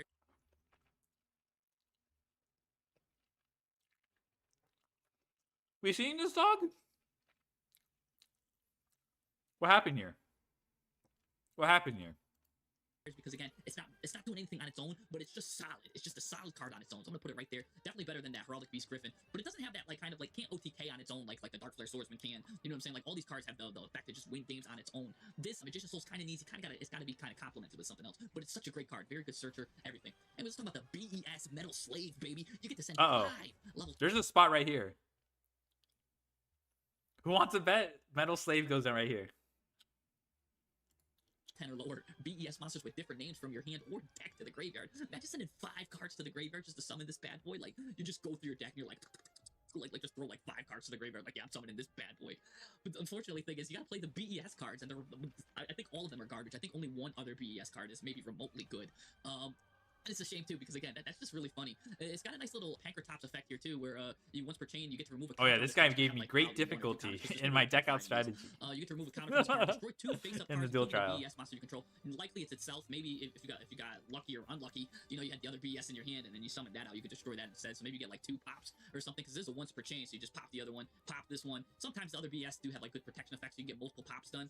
But other than that, like you gotta play these BES cards, and they're just what it was BEXS stands for, probably like brick extra sucky, because that's how bad they are. You know what I'm saying? And they're super BES. You know what I'm saying? I don't think so. For that matter, it's got to be a D rank. Unfortunately, like a Pankratops might be better because it just pops, gets rid of itself. But it is a cool effect. I do think it is really fun. I think that it's one of the funnest effects. Like I said, just throwing 5 to the graveyard. Let's talk about Joker's Knight. Now look at this. Send a Queen's Knight, King's Knight, or Jack's Knight from your deck to the graveyard. Special summon this card from your hand. But now, this card also does something else too, by the way. So he changes his name, and then during the end phase, if this card's in the graveyard, target another Light Warrior in your graveyard, shuffle into the deck, and if you do, add this card back to the hand. So this card has infinite Joker recursion, persona? No. Probably this Jack's Knight to the graveyard. His name becomes Jack's Knight. What's cool about it is they're both level 5. So what I did, and I've done in a couple of my live streams, is I used the Joker's Knight as a rank 5 engine. I combo it with the K9, and look, because we're running like he's a level 5. This is just an extender, bro. This is just an extender. It's just got a level 5 guy that summons himself. K9s that's just like, show me level 5, you know what I'm saying? Just show them to each other, and then you're just like, hey, look, I got level 5 in here, just summon them both out. And then what's really cool is it's just got endless recursion. So because of that, and it's a 2000 attack beat stick, so it's not the worst. But this is like, I put the tricky. 5, normal monster, there's 5, normal monster, there's a lot of stuff that you could do with that monster. Again, level 5, use it with what use it with Primate, maybe, right? There's a lot of cool stuff we can do with that. Supreme Gate Magician, look at this. If you have a Supreme Gate card in your Pendulum Zone, except a Magician, send a Pendulum Dragon, Xyz Dragon, Synchro Dragon, or Fusion Dragon monster from your hand or extra deck to the graveyard. If you do, special summon this card from your hand. This card isn't that terrible. Like, this guy, if you play this trap, it gives you half board under Maxi or Fua. Not at the craziest half board, but it's something. Yeah, I mean, I don't have any, you know. Next thing he's gonna be like, oh, I cooked up Kashtira, Supreme Gate Magician. Bro, where did he go? Where did what go? Whoa, wait. Huh?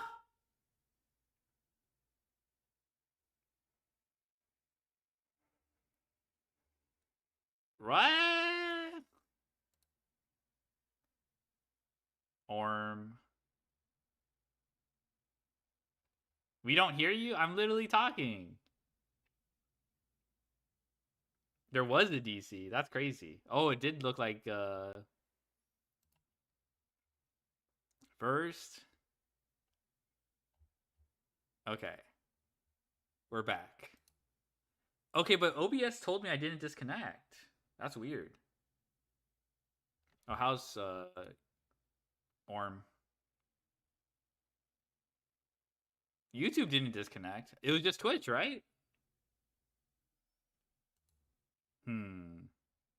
OBS lying. Yeah, OBS. Okay. Okay, I see Twitch. I disconnected. Okay, we're back. I don't know what happened. I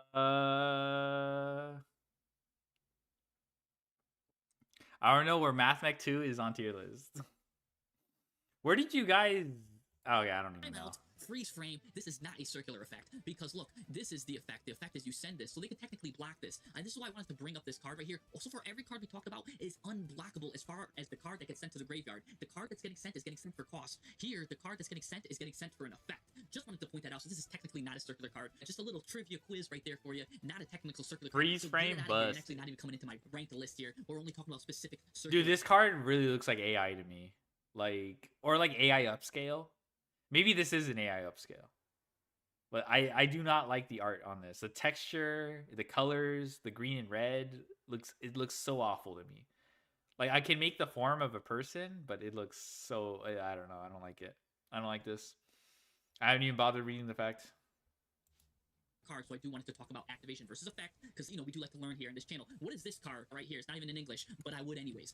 No, Drasilia, the Blood Tree Dragon Princess. What is this? What the heck? You send a level 4 or lower plant monster from your deck to the graveyard. That's got some crazy implications. Except this, special summon this card from your hand, and if you do, its level becomes the same as the sent monsters. So we're talking, we got some XZs. It's maybe Rose implications, Dragon and Circular. maybe even some Oh, I'm forced to read it. Banish this card and plant monster from your graveyard. Summon a dragon monster from your hand. Is it really just like Bulb and Dandelion, which is banned? Dandelion's banned. Is it really just Bulb? What else is there? There's got to be like more. I haven't read the Rose Dragon card, so I'm probably missing something.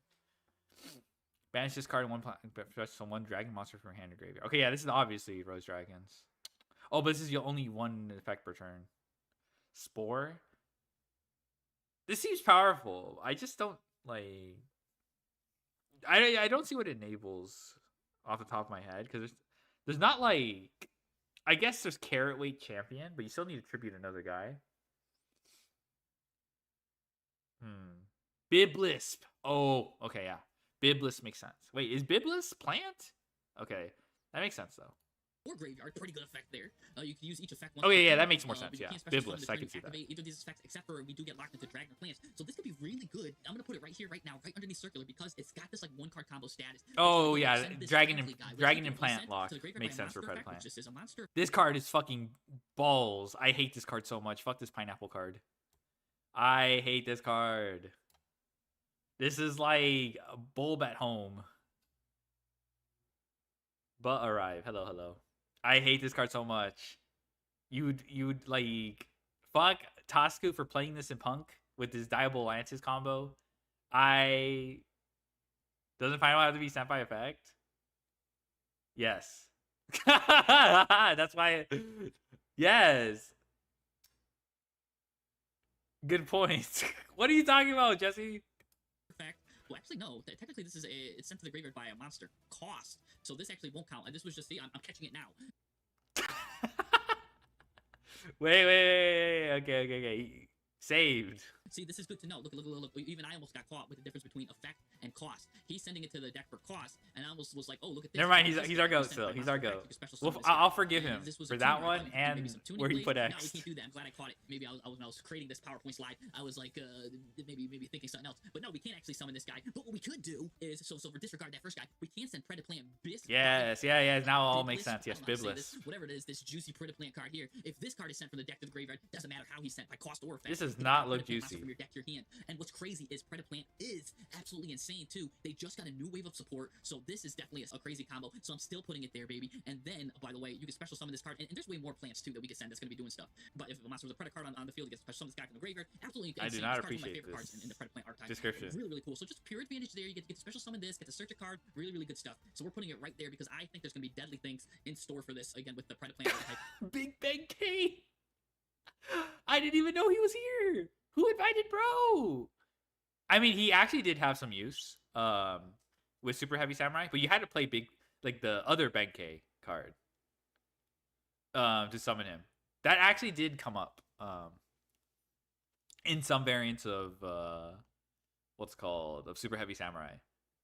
But when I say variants, I loosely mean like how many bricks you're willing to play play around fixed amount of hand traps. Because you could, if you played all the bricks, you played a good amount of bricks, you could like play through pretty much everything, like Droll, Ash, Bell, SHS. Yeah, this guy just summons himself. You send Big K, but like you would have to play Benkei in the deck. Yeah, you have to play a brick. Like you literally have to play the ace monster of here. Send one. If you do, special someone's card from your hand. That's it. I think he did come up in certain lines. They escaped me because I'm not a super heavy samurai nerd. But I think it gave a reason to play 2 copies of this card, because you would get a second one rotation to summon it. Also, like, super heavy samurai doesn't have that many extenders. Like, there's scout, or spy, and then there's this guy. Like, guys who just summon themselves, which is kind of, it is kind of surprising. But I guess the pendulum summon, I don't know. Point is, I think people have actually done it. And they got that new polymerization that looked crazy too. Circular without an on-field effect. Let's talk about Super Samurai. All right, bro. He has Joker's Knight. He has Joker Knights. He had Magician Souls. Or some other ones.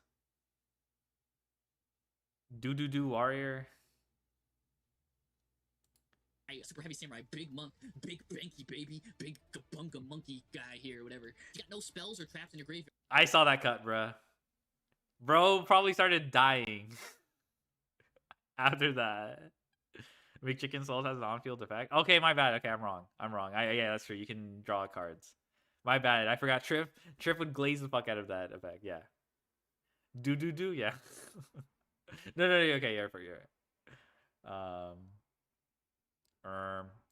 You get to send a Super Heavy Samurai Big Banky from your hand or deck to the graveyard. Then you get to summon this guy from your hand. So that's pretty interesting there. But again, it's technically not the effect is just again not technically a what you call a circular effect. These pendulums really trying to get on this tier list. But you know what? Unlike the other guy, I'm gonna put this guy in the tier list just because he kind of tricked me. And you know what? If you control it's his real power is actually here. If you control a Super Heavy Samurai monster, you get to add a soul monster from your deck to the hand, and that Soul Piercer is deadly. I still have PTSD from this card. So you know what? Even though the guy do like, I think set for cost is like already good enough. Like separation. I'm okay. Sending itself for effect, but just because it's like okay, like we're circular. Okay, there we go. We're circular. Better circular, worse circular. There we go. It's so good. You know what? I'm gonna put it on this tier list. I'm gonna put it low C because it's kind of a fake out card, but on its own it could just do some really deadly stuff, especially because it gets you Soul Piercer. Just thought that's a really good card. Technically it should be off the list, but you know what? I'm gonna put it right there. And Joker's Knight, I'll move him down a little bit, but it's still up there. MVP Miracle Ejector. Oh, thank God. Put it that down here. You get to send a Neospatian from your deck to the graveyard. Okay. Actually, put your big K down here too. Special summon this card, and then if this card is special summoned, really the put them with all the bums. Spellcraft that mentions Elemental Hero, so you get to add the EN Shuffle, which gets you any Elemental Hero you want, which gets like a lot of stuff, and then the EN Shuffle lets you draw a card by shuffling the Neospatian and an Elemental Hero from the graveyard back in. Really, really crazy stuff. This card is really good actually on its own. It's really what Elemental Heroes needed. It's a 1-card starter. They needed this card badly. As far as like it gives them consistency, it gives them board breakers, gives them more. Honestly, this as a 1-card starter isn't that impressive to me. It's literally because it's like both an extender and a starter. Like okay, you throw out your first one. Okay, it gets dealt with. Then you can toss out this guy. And I'm assuming you can still do stuff after this is dealt with. But yeah. So they're not relying on that normal summon, or they're not too relying on a hero lives, you know, to hard draw that thing. So it's gonna go right there, actually. It's gotta go right here. Maybe Holocore can go above it or behind it, but again, Holocore wasn't the real playmaker. Ejector is the real playmaker here. Same thing with maybe this also. Maybe these three can all be kind of like tied, but really good stuff there. I really like the way this list is coming along here. And then all of these cards are absolutely disgusting in their own right. Again, even the Metal Slave, even though it's last on the list, and speaking last on the list, this White Sardine, I'm talking about this now, because this might be the worst card on this list, but it's still good. I use this card in Goaty. You send a White Sardine from your deck to the graveyard, so you just spend another copy of this. Special summon this, and you might be like, all right, what's the big deal? You just basically it's a free special summoned fish, and Goaty love that. And by the way, if it's special summoned, this card doesn't really do anything. I guess you can treat it as a tuner, but don't you have to go through like more steps to do that? IDK. You can treat it as a tuner. I never felt like this card was particularly powerful. I guess setting another level 2 monster in the graveyard is really, you know, but he just summons himself. Like, it's a fish good. How do you do that? Well, usually you just gotta get 3 fish on the graveyard, or 3 fish on the field, or just water monsters. The Coral Anemone here will take 2 of them, revive. XD just feels so different. This guy is the king. He's literally the king. So that's really all you need is a couple of extenders there, and since he himself is one of the extenders, it's a really good card. Again, not that bad of a card.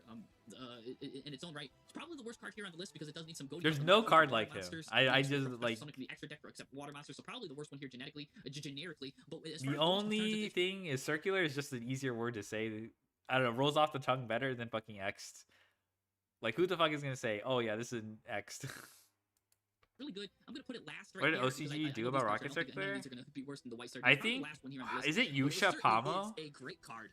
Even I see that guy cooking but, up lists. again, 'cause I any think it's circular effect is Yusha. just disgusting. It's a free extender. On don't think Twitter. about putting it I think last. he's gone It's to D. events It's with D it. in terms of circular effects, but circular effects are just disgusting in general. So just when There a compared Dragon to its Flop? peers, it's a D. But it's still on its own. I'd give it like an A. Well, I this think guy there's would like be a B synchro plus board effect, maybe even an A effect. It's that just people so are good. doing. Free extender. What do we got here? What is this guy? I don't even know. It's not even in English. This is Rocket Barrage, baby. Look at what this guy does here. Look at this. You send a dark dragon monster from your deck to the graveyard, except a level 5 monster. So again, nice circular effect there. Special summon this card from your hand. Locks us into special summoning from the extra deck to accept dark monsters, but that's fine. Like I think like 90% of the cards in the game is dark.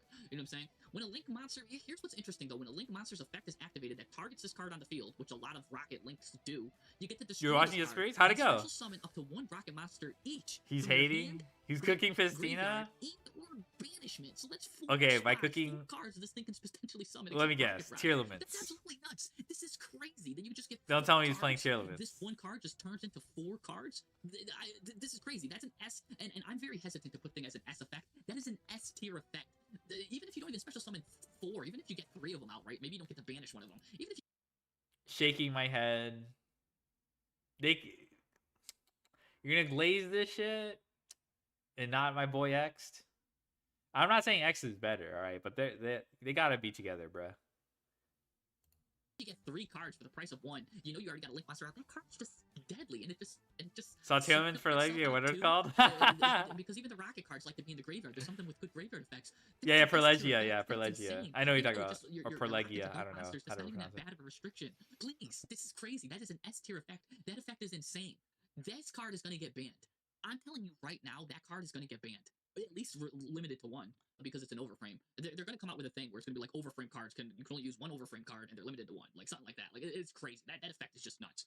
Cyber Dark Worm, I'm sorry. You've got a tough act to follow, buddy. His name becomes Cyber Dragon, so maybe I should have said Cyber Dragon. You got a tough act to follow, because while on the field or in the graveyard, his name is Cyber Dragon. Cyber Dragon did just get some crazy I stuff don't too, remember. by the I know way. that So Pure I'm looking at Legia the is context with like this. And if this card is in your hand or graveyard, so this guy can circular himself from the graveyard, but he doesn't have another Aqua machine Cyber monster on the field. support, or but I graveyard, didn't which is very remember easy to it get being Cyber, by that. the way, because everyone and their mom changes their name to Cyber, or their name is like Is Cyber Cyber Dragon or still something like alive? that. Very easy to get. Their name is like Cyber Daddy-O or something. You know what I'm saying? So just get I've another seen Cyber people in it, play which it. everybody's I've seen the Cyber, Cyber I'm style. Cyber Man, or they just Maybe like they 1 or change 2 their name to people, Cyber but Dragon. Except for the overframe for some reason. One of their overframes looks exactly like Cyber Dragon, but he's like, my name is Cyber. Is he rating all the Dragon best or something circular like like? that. Yeah, he Why can't is. just be Cyber Dragon. Anyways, this guy, you get to send a Cyber Dragon monster from your hand or deck to the graveyard, special summon this card. Remember, he special summons himself to the graveyard, and then you can add a Cyber Spell Trap from your graveyard to your hand. This effect is so disgusting in the terms of what this thing can do. You can only use this effect once per duel. That's how deadly this is. So like, no, you can only use this thing once per duel because the Cyber traps and spells are disgusting. There's more of the spells like Cyber Emergency. There's the Cyber, I forget, like explosion things. There's Does this include? No, actually, I was thinking like, because there's Cybers. If there was a spell and trap with Cybers, is the kana for Cyber and Cybasu the same? I don't think so, but it might be. It is, huh? Well, at least the characters are. But anyway, point is, but they got around that because they're called Cynet at least in TCG. Yeah, they're called Cynet. So this will never ever overlap for now. Cyber whatever, like Rather cyber buy remedy, Blue Eyes? like spells and traps. They're really good cyber spells. This effect, I'm gonna put it. Godspeed, here, soldier. Right underneath. I'm gonna move up circular because But like I can't link games on its own. how did this guy get bumped up to A? What the hell? Please be the feature of the software he's using. Like, how did this guy? Who invited bro? He's right next to X, bruh. But it does lock you. Do need that restriction to get a cyber in the graveyard, but it's so easy to get. I'm gonna put it right. Is it underneath Cyber's circular. Beacon? Honestly, these Okay. Can just shift they're all like within like right next to each other in terms of power. So good, such a good card that you're winning games. This card will win you games alone. All right, what is this? Conduction Warrior Linear Magnum plus minus. What the heck kind of name is that? Plus minus divided by multiplied by 5. This card's actually insane though. Take a look at this. Can't be normal summon set. It's gotta first be special summon from your hand by sending 2 Magnet Warrior monsters with an original level of 4 or lower from your hand, deck, or face up field to the graveyard. Now pause. Bro thinks he's X, bruh. Bro, this is not X, bruh. Technically isn't even a circular effect because it's not even this just doesn't even start a chain. He just comes out. Like the other ones all started a chain and they sent their cards from the deck to the graveyard. This guy's just gonna naturally, you don't even need to say anything to your X can do that too, bruh. It's XZ's monster, but okay. Well, yours. Just look your opponent in the eyes, pick up your deck, throw two like Magnet Warrior. You do the same shit. Some of this guy Just to your hand, your extra because deck. This is like an inherent summon. That's crazy to me. So you can't even stop this from coming out. You cannot even stop this from coming out. What's nice is this doesn't lock you to rank 4s. I'll give it that. Let's see if he. Unless you have like a floodgate on the board or something. And then, by the way, the cards that you send. He's are champion? insane. No, this guy's just a very enthusiastic. The champion is Jesse Cotton. That's one of the world champs. This is Jesse Perez, which he's pretty enthusiastic about the game. He's pretty fun to watch. So, he's chill. He's chill. You're going to send 2 Magnet Warriors. One of them basically says, hey, the other Magnet Warrior, add it to your hand. And that Magnet Warrior that gets added to your hand has an effect that's like, oh, guess what? Just reveal me, and now you can fusion with rock monsters. And then there's a lot of deadly rock monsters you could fuse into. You can even fuse into something. You know what X can do? Add sword. Sword add ice. Ice special summon star. Star set cross. Then make duo drive. It's absolutely insane. For fun? Yeah, he's for fun. He's for fun. That just come out of nowhere. Just come out. All you need to be doing is playing Magnet Warriors. And I only just read the first part of this card. I didn't get to read the rest. You only get to special summon this guy, plus minus -1 or once per turn. You can target another Earth monster on the field. It even gains half that monster's attack. Why not? As if it didn't have enough attack. And then if this card's destroyed and sent to the graveyard, guess what? Just add it to your hand. Just bring it back. Why not? You know what I'm saying? Bring it back. It's like, you know, when you're listening to a good song on your headphones or something, you're like, yo, bring that back, right? It just brings it back. What is he You talking can only use about? this effect of the Magnum Linear Warrior divided by 3 times 10 plus minus 0 once per turn. But what a crazy name. A boy Bastion out here is really cooking. Me and Bastion got the same brain. We go way back. Duelist Academy, baby. By the way, we're on this last card here. The Fallen. That's right. Know your place. Know your place, brother. Behind X. He's hilarious. He's hilarious. Look at the quality of this. Let's get some better. Let's actually read this because this card's not out in Master Duel. I get all my cards from like the images from Master Duel. That's why. And then when they're not in, I have to get the quality. MD only? So no worries, no worries. Here. By the way, if you're liking this and you're having a good time and you're still here, baby, give this a thumbs up, like, subscribe, because we're having a good time here. This is more of like a chill, relaxed stream or relaxed video here because it's April Fools, and you know we're having a good time, but we're still discussing strategy here. Look at this. Let's discuss this strategy here. This card, oh, by the way, his name is always treated as Fallen of Albaz. You can only limit yourself to 3 of them because his name is exactly Fallen of Albaz. But literally, he's just the better Fallen of Albaz. Like, you look at that smooth, silky white hair, baby. If this card is in your hand, true. I'm always talking about Albaz's hair. Deck for the graveyard. If you know anything about Branded, you know every single Fallen of Albaz fusion monster is stacked with a graveyard effect. Anything that mentions Fallen of Albaz for some reason, it's like draw 3 in the graveyard. They all do crazy effects. Like, oh my gosh. So not only are you gonna get this is actually kind of strong. This is like I mean it pretty much gets you Fallen and the Virtuous, which you don't have in Master Duel yet. Oh yeah, I can't believe this is like a thing. They used to make you work for getting Albion engraved by tributing with Lubalion, which isn't that hard because you just activate Branded Fusion. Now you just skip that step. Back in like the end phase or whenever, you have to special summon this card. It's No, not yet. We don't know when this is coming. Maybe it'll come next month. But we're close to getting this card soon. Maybe I don't know about. Sorry, when I say next month, I don't mean April. I mean May or June. I don't know what next pack is gonna bring. Well, actually, we did get an announcement. Okay, it's probably not going to be not April, but we're close to getting this card. Its trade-off is you get locked into level 8 fusion or synchros. That's not even a problem. That's I mean, data mine, thank you. As is. And then, even if this guy is normal or special summoned, why would I ever normal summon this? Is beyond me. Unless I'm like Maxeed or something or Corellia, I don't know. But like, this card is normal or special summoned. I'm always going to be special summoned this 99% of the time, I guess, unless I am Maxeed. You get to special summon the Ecclesia monster from your hand deck or graveyard too. And the Ecclesia cards are nuts too. So let you go into a Synchro 8 because Ecclesias are tuners. Like, you can go into like some fusions because one can get the fusion. Now you can go into Fusion 8, Synchro 8s. Oh my gosh. I don't know. No sense, Garura, draw another card. Just draw, basically. Just draw your whole deck with this card. I don't know. Just disgusting. Absolutely disgusting card. You can only use each effect of this once per. I don't know. Albaz was getting bullied in the club or something, and Konami thought. Oh my god, Albaz must be someone special. All right. turn. Why not? Because it's so strong. Yeah, that's definitely an S tier effect, better than everything I've seen here, except for this card that I thought was absolutely nuts. So this is kind of like what I think. I think it's really good. I think I'll make one change here. I'm gonna move White Sardine over a little bit. I'm gonna bring this card back. Oh my God, White Sardine. But I just want to make my White Sardine, my boy White Sardine, not coming last. Yes, we really need. You know what? He's trying his best out here. So we're gonna put the pendulum slop at the end. I'm not gonna read the rest of his effects. I mean, I think it's fair. This card requires a face-up pendulum on the scale. So anyways, this is by circular tier list here.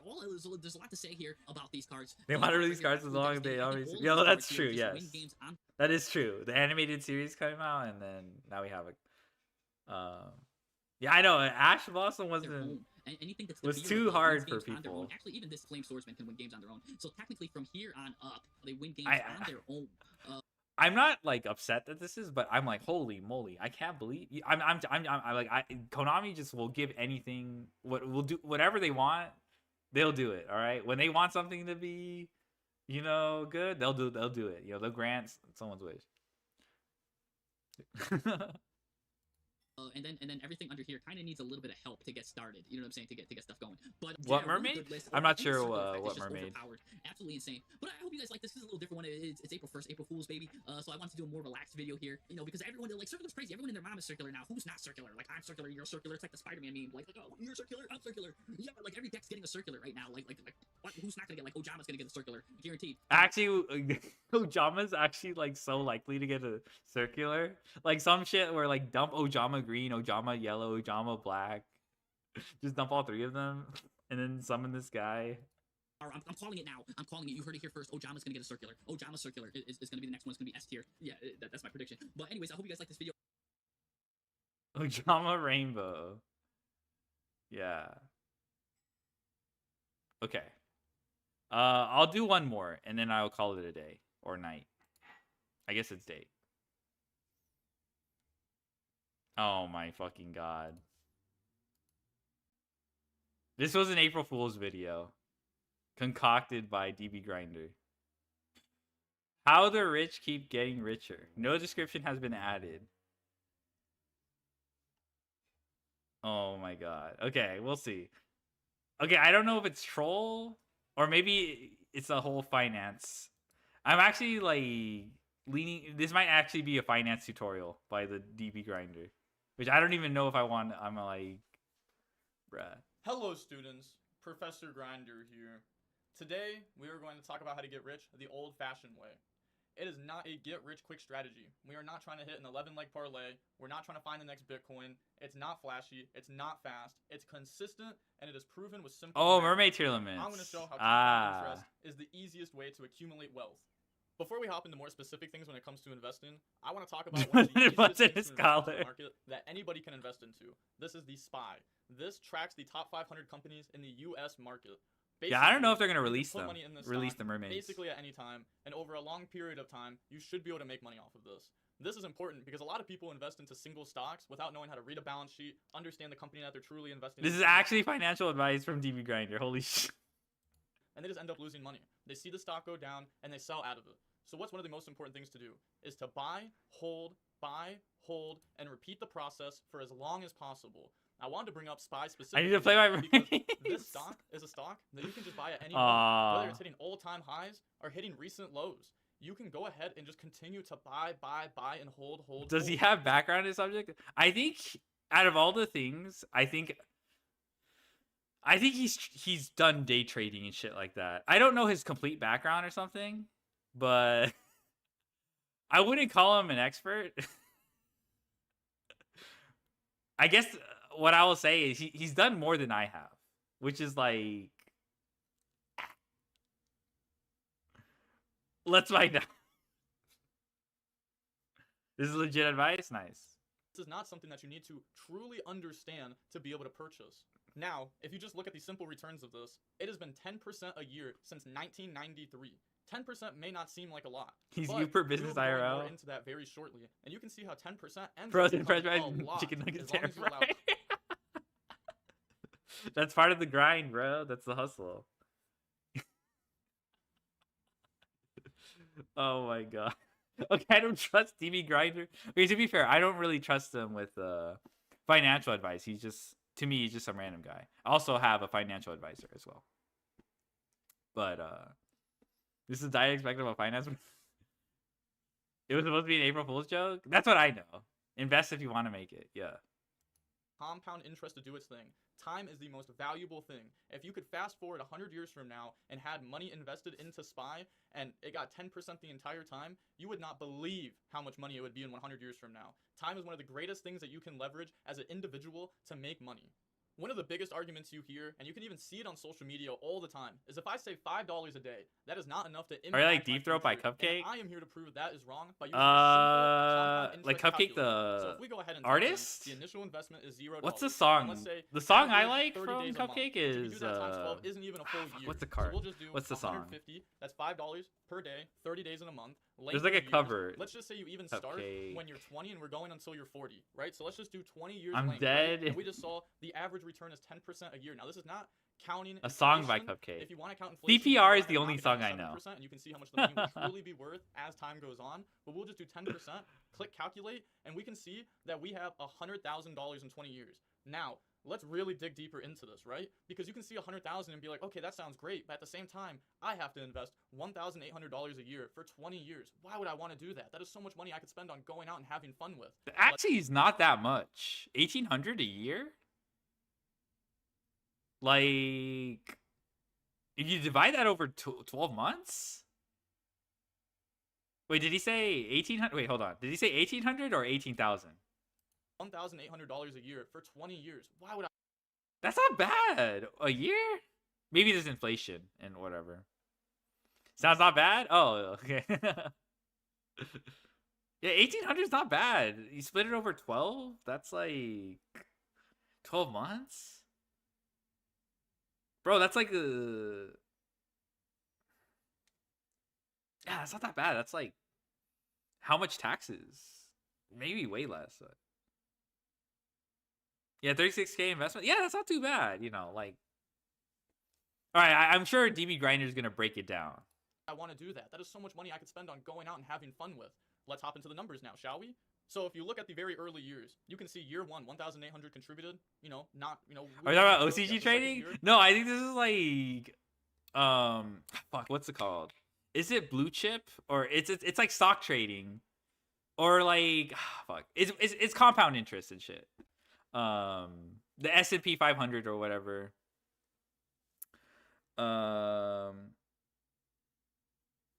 Pretty much like, I don't know if you have a 401k or something like that. It's not quite the same, but it's just investing money and then having that money accumulate compound interest over time. Yeah, the combination stocks. Yeah, those are pretty safe investments from what I understood. From what I've understood, yeah. It's definitely not day trading. Holy shit. You know, now we're making 10% a year. So 3,600 and then 10% on top of that. So now we're at 3,780. We made $180 off of doing nothing but taking our money and investing it. And on a lot of platforms, you are able to go ahead and automatically set this up with your brokerage, which is where you buy the stocks from. So you don't even have to do it. You just have the money instantly come out of your account and you're already doing it. You're done. That's all you have to do. Now, let's just keep going. We'll skip a few Is years Pokemon because cards? The growth isn't going to be insane at the beginning. The whole point is to let time start doing its thing. Now, PSA just 10. investing $1,800 a year. You can look at the green bar, which is the total contributions, and then future value, what your money is expected to grow into. So let's just go ahead and hop a little bit down. Let's go to year 5. So if we go to year 5, right, now we're at $9,000 contributed with almost $11,000 total. So now you've profited almost $2,000 in 5 years, right? Okay. Only 2,000, right? And I put 9,000 in. That doesn't seem like it's a great investment, is what you might be saying to yourself. Let's hop to year 10 now. So now when we hop to year 10, we can go ahead and see that we've contributed $18,000, and now we have $28,687. So now we have profited about $10,000. Okay, and now it's starting to become a little bit more real. You're starting to understand it a little bit more. $10,000. Okay, I like making $10,000 for doing almost nothing, but just saving $5 a day. And it's also important, we're not just saving $5 a day, we're investing $5 a day. If we just saved $5 a day, we would still be at $18,000. If anything, Yeah, saving. Yeah. Dude, my savings account interest is a fucking joke. Like, I only get like, okay, I don't want to. The interest rate is a joke. Okay, I basically get cents back like every. It's like, it's not good.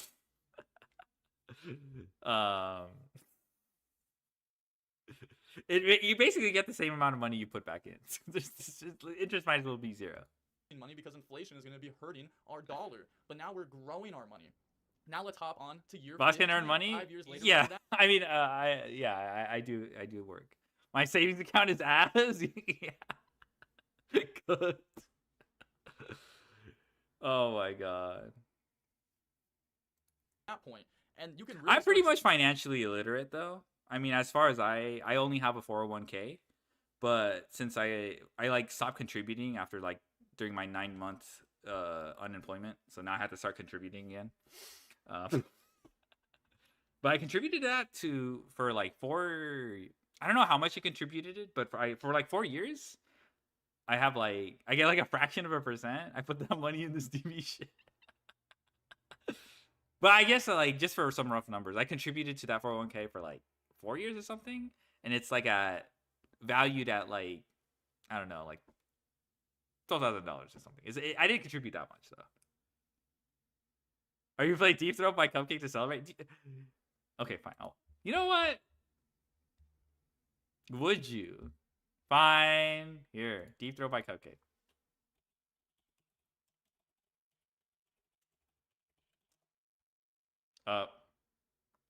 Okay, I can't type. 40 versus 44, 1K versus 401.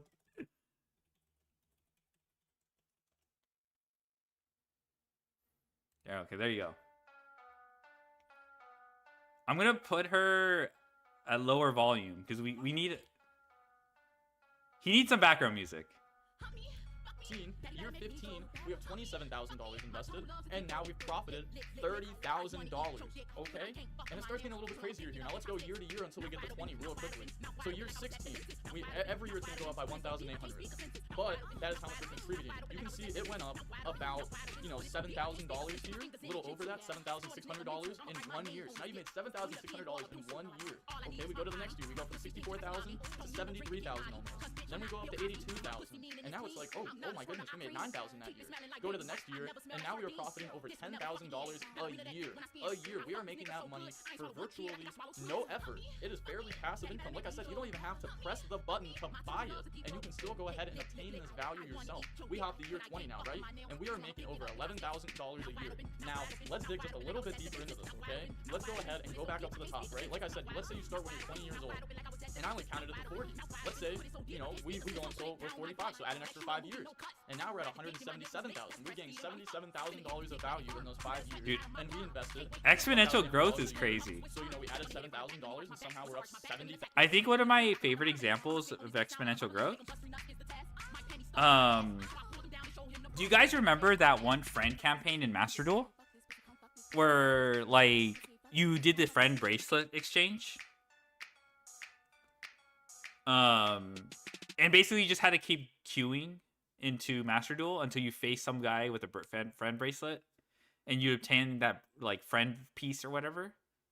And then they had like the world map. So at the beginning it was like maybe like 5 people, and I was like, and like maybe after hour 1 it was like 100 people or something like that. And hour 2 it was like 200 or something. I don't know. But basically after like 24 hours, everyone got basically the friend bracelet because of exponential growth. Like, it was crazy how fast. I don't even know if it was 24 hours. I think it might have been 12 hours. It just shot up. Because everyone was just, it's kind of like an, the rate of infection, spreading back, the virus or something, First, it hops up, it has 1 host, and it hops as 2 hosts, and then 4 hosts or whatever.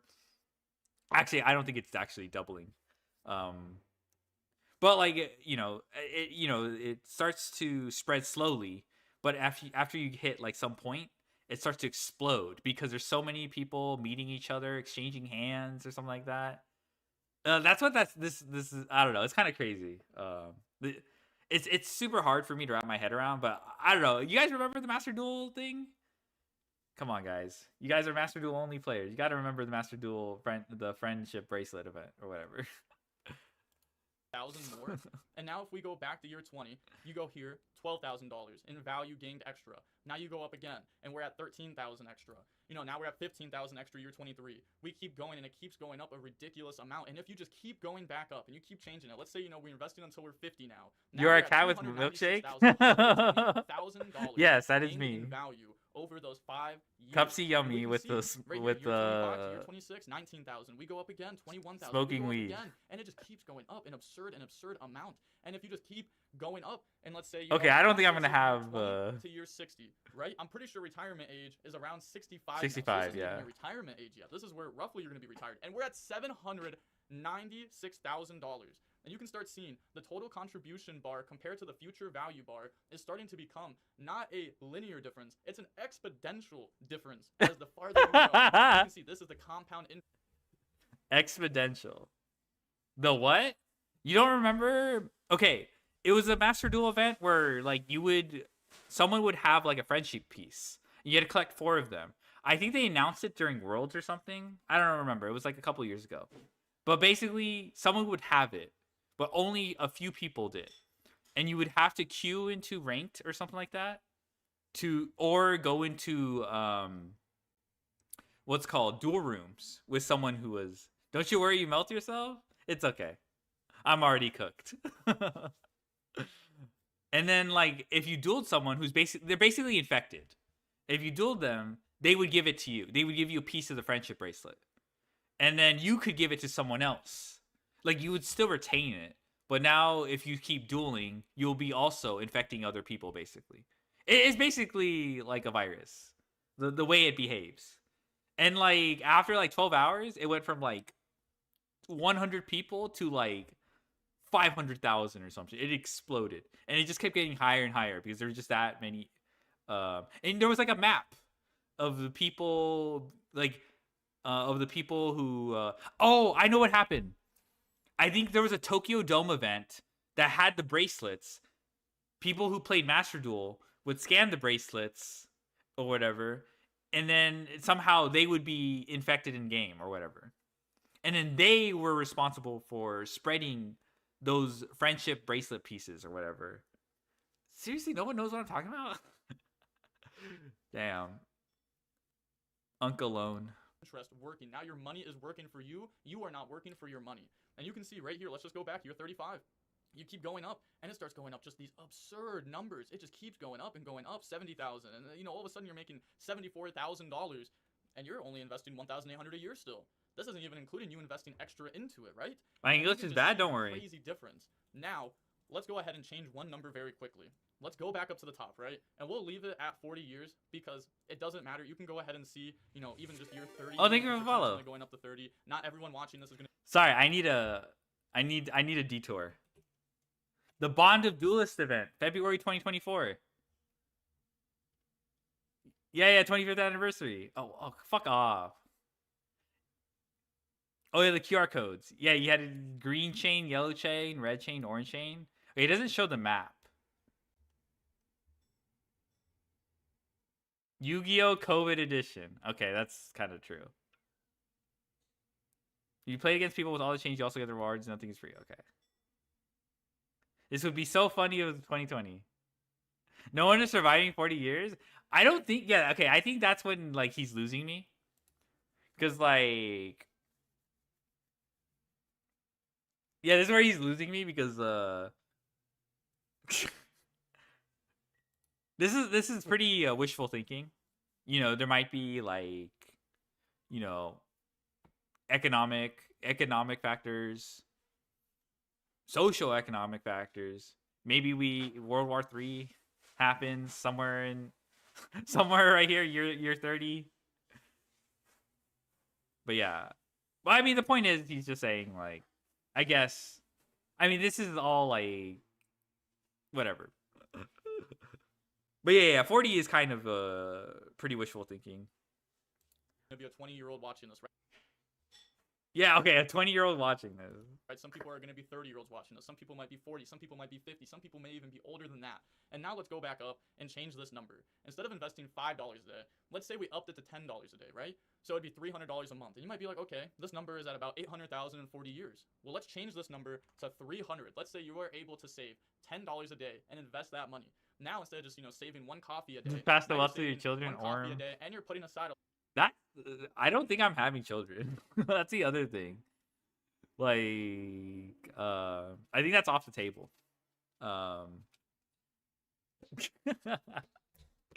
Like, I remember when I first met, I was like, yeah, I want kids, but I wasn't.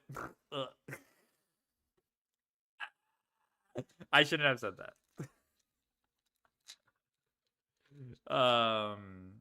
We ended up talking it over. And yeah, I don't think I'm.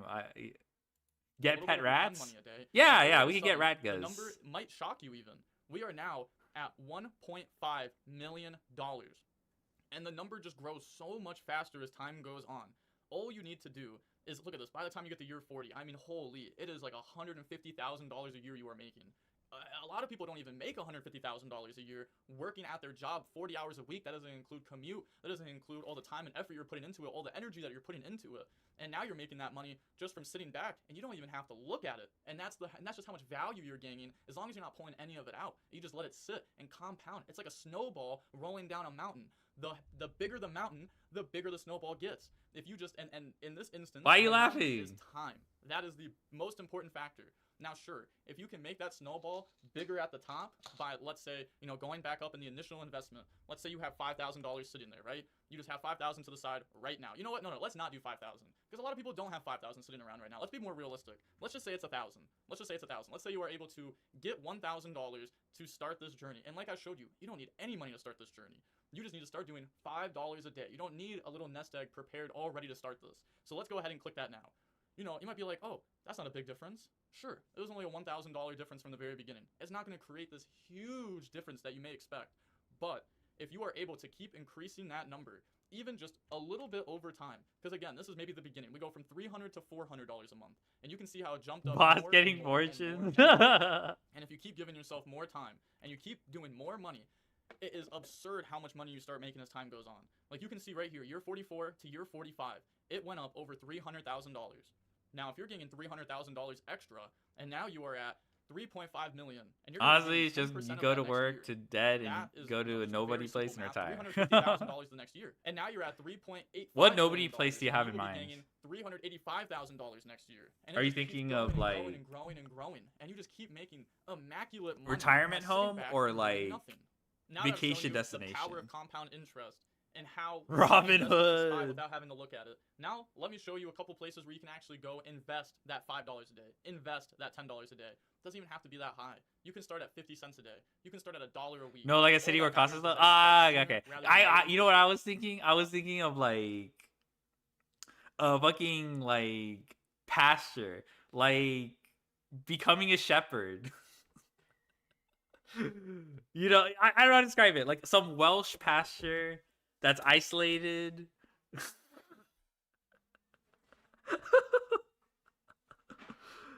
Oh my god. I don't want to call it cottagecore. Become a monk. Yeah, country. Yeah. Yeah, see, my mind went to country.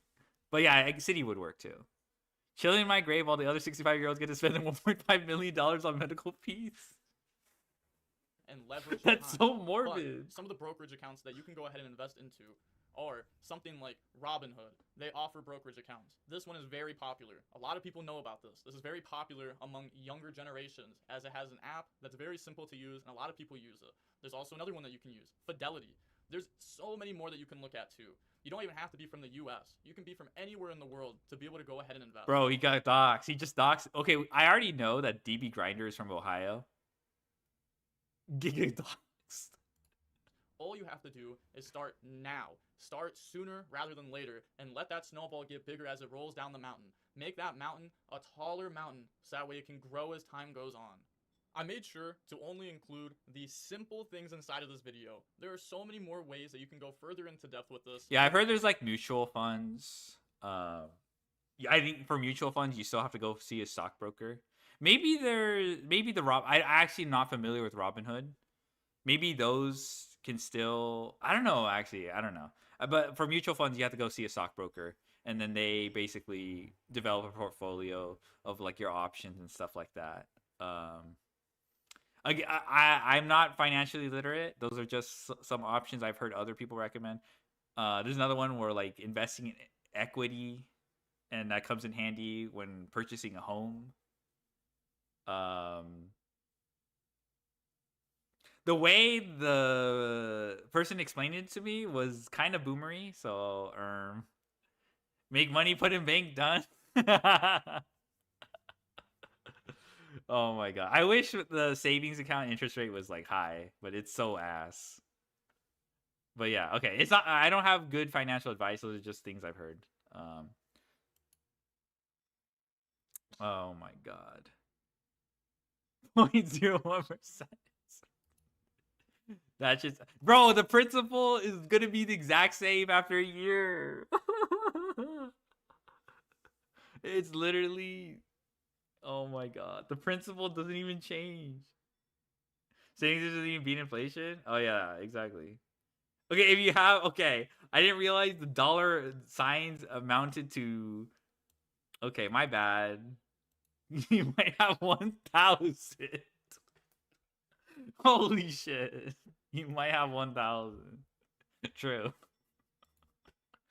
Oh my god. All right.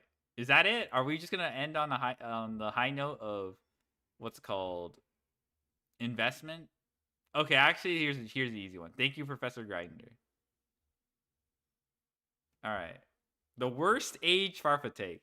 Okay, there's a Lancia here. I can imagine this take is Farfa saying nobody's gonna main Lancia in Master Duel because a lot of people were very confident in that. I wonder if it came from Farfa. Invest in lottery? Oh, true.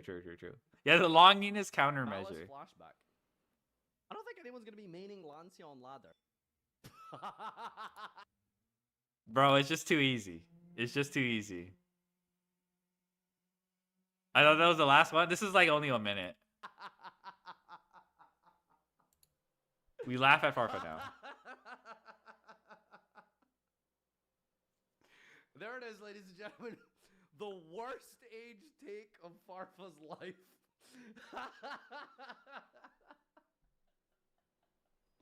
It's incredible because I'm wearing the freaking clown makeup. This is so perfect. Did I say this? Is this Photoshop? Is this AI? There's no way. You're saying tier mirror? If you show me the VOD, I'll look at it. Lancia on ladder. Wait, he does have clown makeup. Holy. Wait, that must have, this aged really well. Feel like been Wall Street. Is that Wall Street Journal?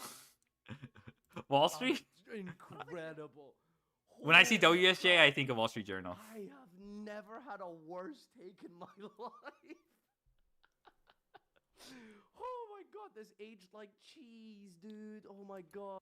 Hey, cheese does not age that bad, okay? You can have some very well-aged cheese. Skip milk and went straight for cheese. New game plus. Okay. All right, where's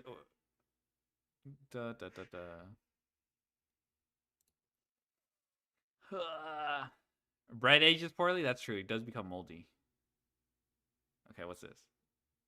Ah, yes. Oh, you clipped it. Crazy funny tier limit. Oh, wow. You clipped it. Damn. Who's Rat Clown? Rat Clown's an emote. Here. This is if you have 7 TV, it's okay if you don't have it. Oh. Here. This is what's supposed to show up if you have this website. This is Rat Clown.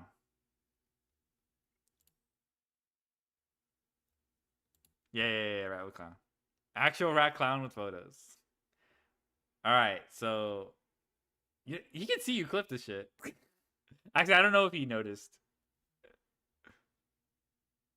That's kind of crazy. Anyway, this is my new sub goal. So if you guys donate and subscribe, make sure. Okay, you, yeah, that's contribute, and okay. I will be That's a trolling voice.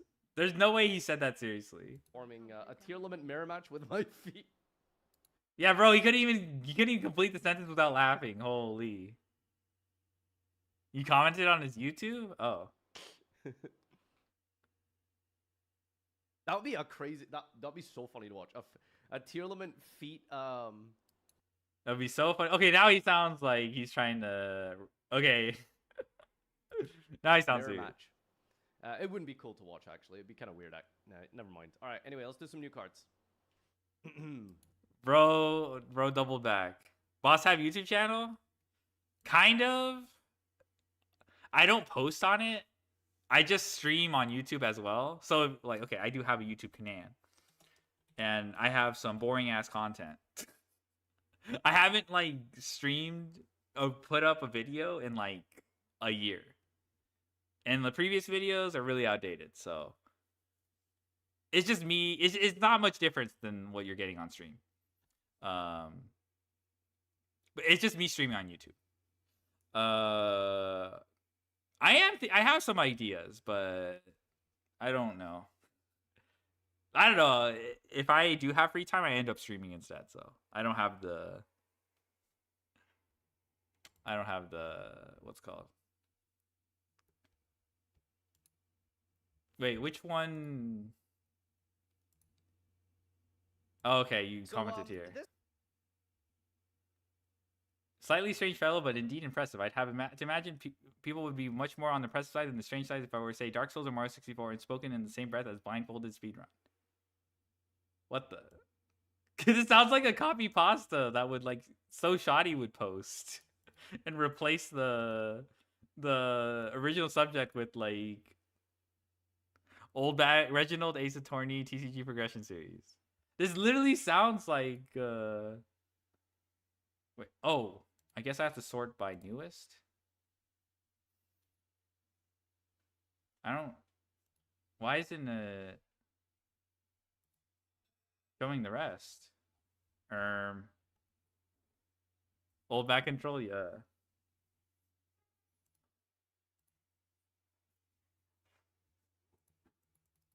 Okay, I don't know why I can't see the rest. This is shit.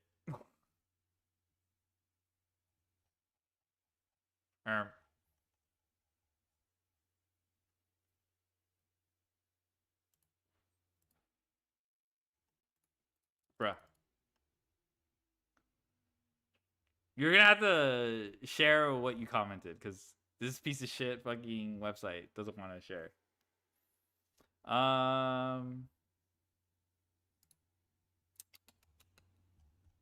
Okay, now I think we can call it. Rat Clown. Thank you, Google. I know. Oh my god.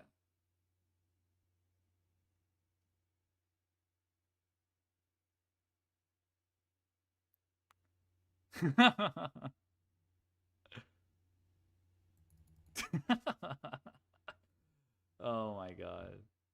All right. I got through most of the React Andy stuff. What's left on the plate? I guess to look forward to. Because I might do it again tomorrow. JoJo versus Freerian rating war. There's more tabs now? What do you mean by more tabs? Like me, like my tabs? Yeah, I mean, oh my god, all of these are like more than an hour or something, like almost an hour. Oh, I actually wanted to. Okay, I did not like that video. We already watched this one. Yes, gotcha. We already watched this. We already saw this. We already saw this. That's my detour. We saw this. This is also my detour. Light mode browser. This is dark mode.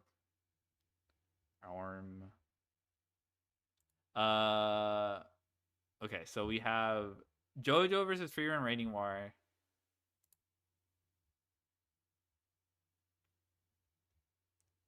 We have. You know what? Well, I'll look at the deal. Browser UI is in light mode. Cool. Anyway, we also have Jordan Gallagher talking about Draco Tail. And oh my god, an LC video. Bro, okay, this can't be. Please don't be another 1 hour video. Oh my god, it's basically a 1 hour video. How much mana does an average modern Yu-Gi-Oh turn cost? I don't even think I want to know the answer to that, but whatever.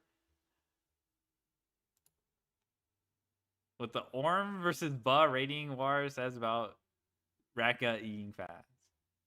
Okay, we have getting better at decision making in Yu-Gi-Oh. Oh my god. An MBT Duel Links video? Oh my god. They fixed Duel Links? Is this the player thing? The player duels?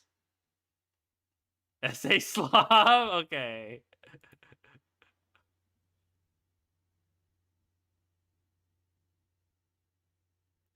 Crispy applesauce. The Yu-Gi-Oh manga that pulled off the impossible. Okay, another crispy applesauce.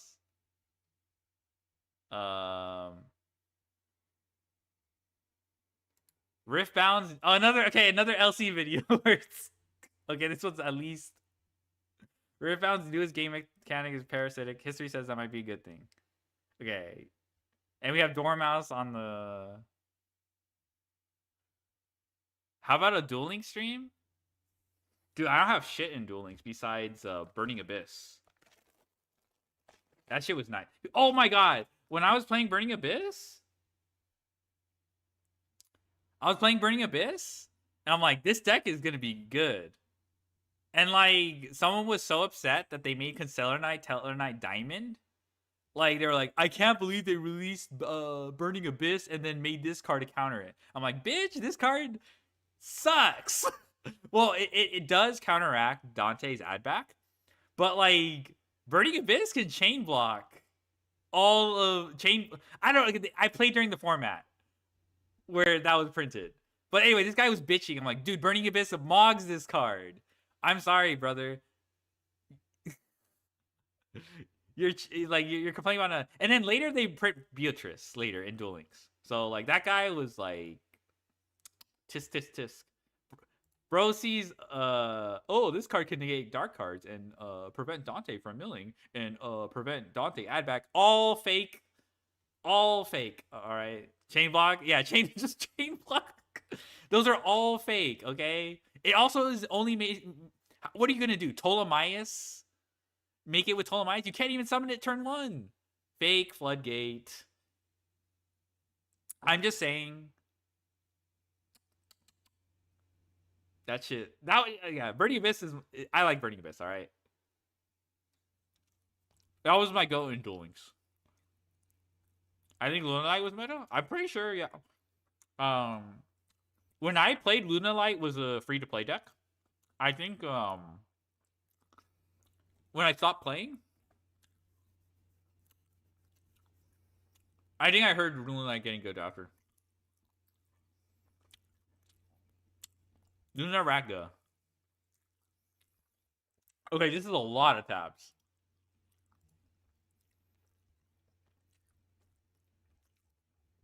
This is okay. I don't know if I'm going to be able to do enough tomorrow.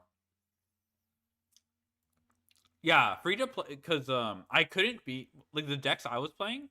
I couldn't beat the Tiger, whatever, the Leo Dancer, the one that prevents targeting. And all I got on this Yu-Gi-Oh! Nice. Yeah, there's more. Okay, there's this. I'm just gonna say this outright.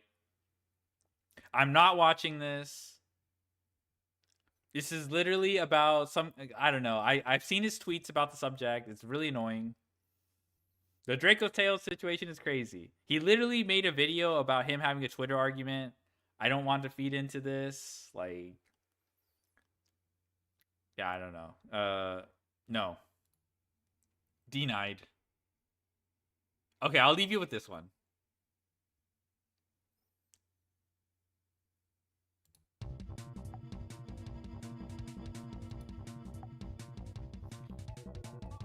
Drama farming? Yeah. He even tweeted like, I should do more of this content. It gets more views or something like that. when I drop my spicy takes or something. Which is like, okay, dude. At least you're honest.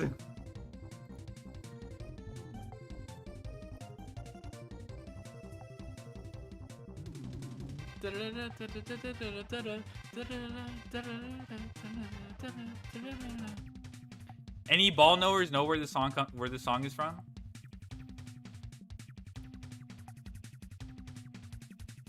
Bub Blicky Fish.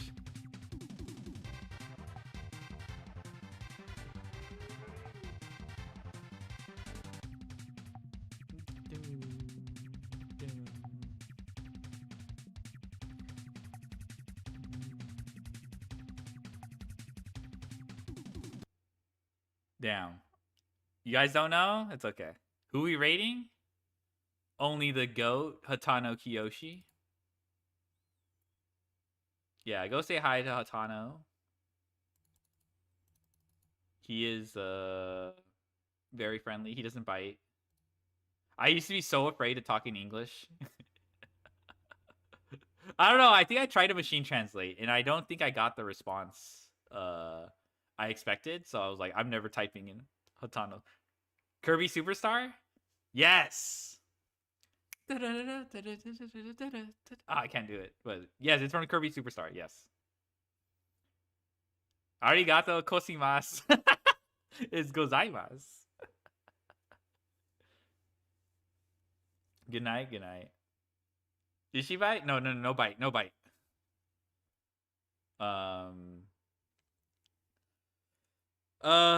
Yeah, I'll try to go live tomorrow and do some react or whatever.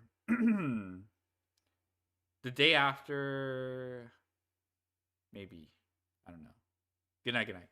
Bye-bye. Thank you for joining me.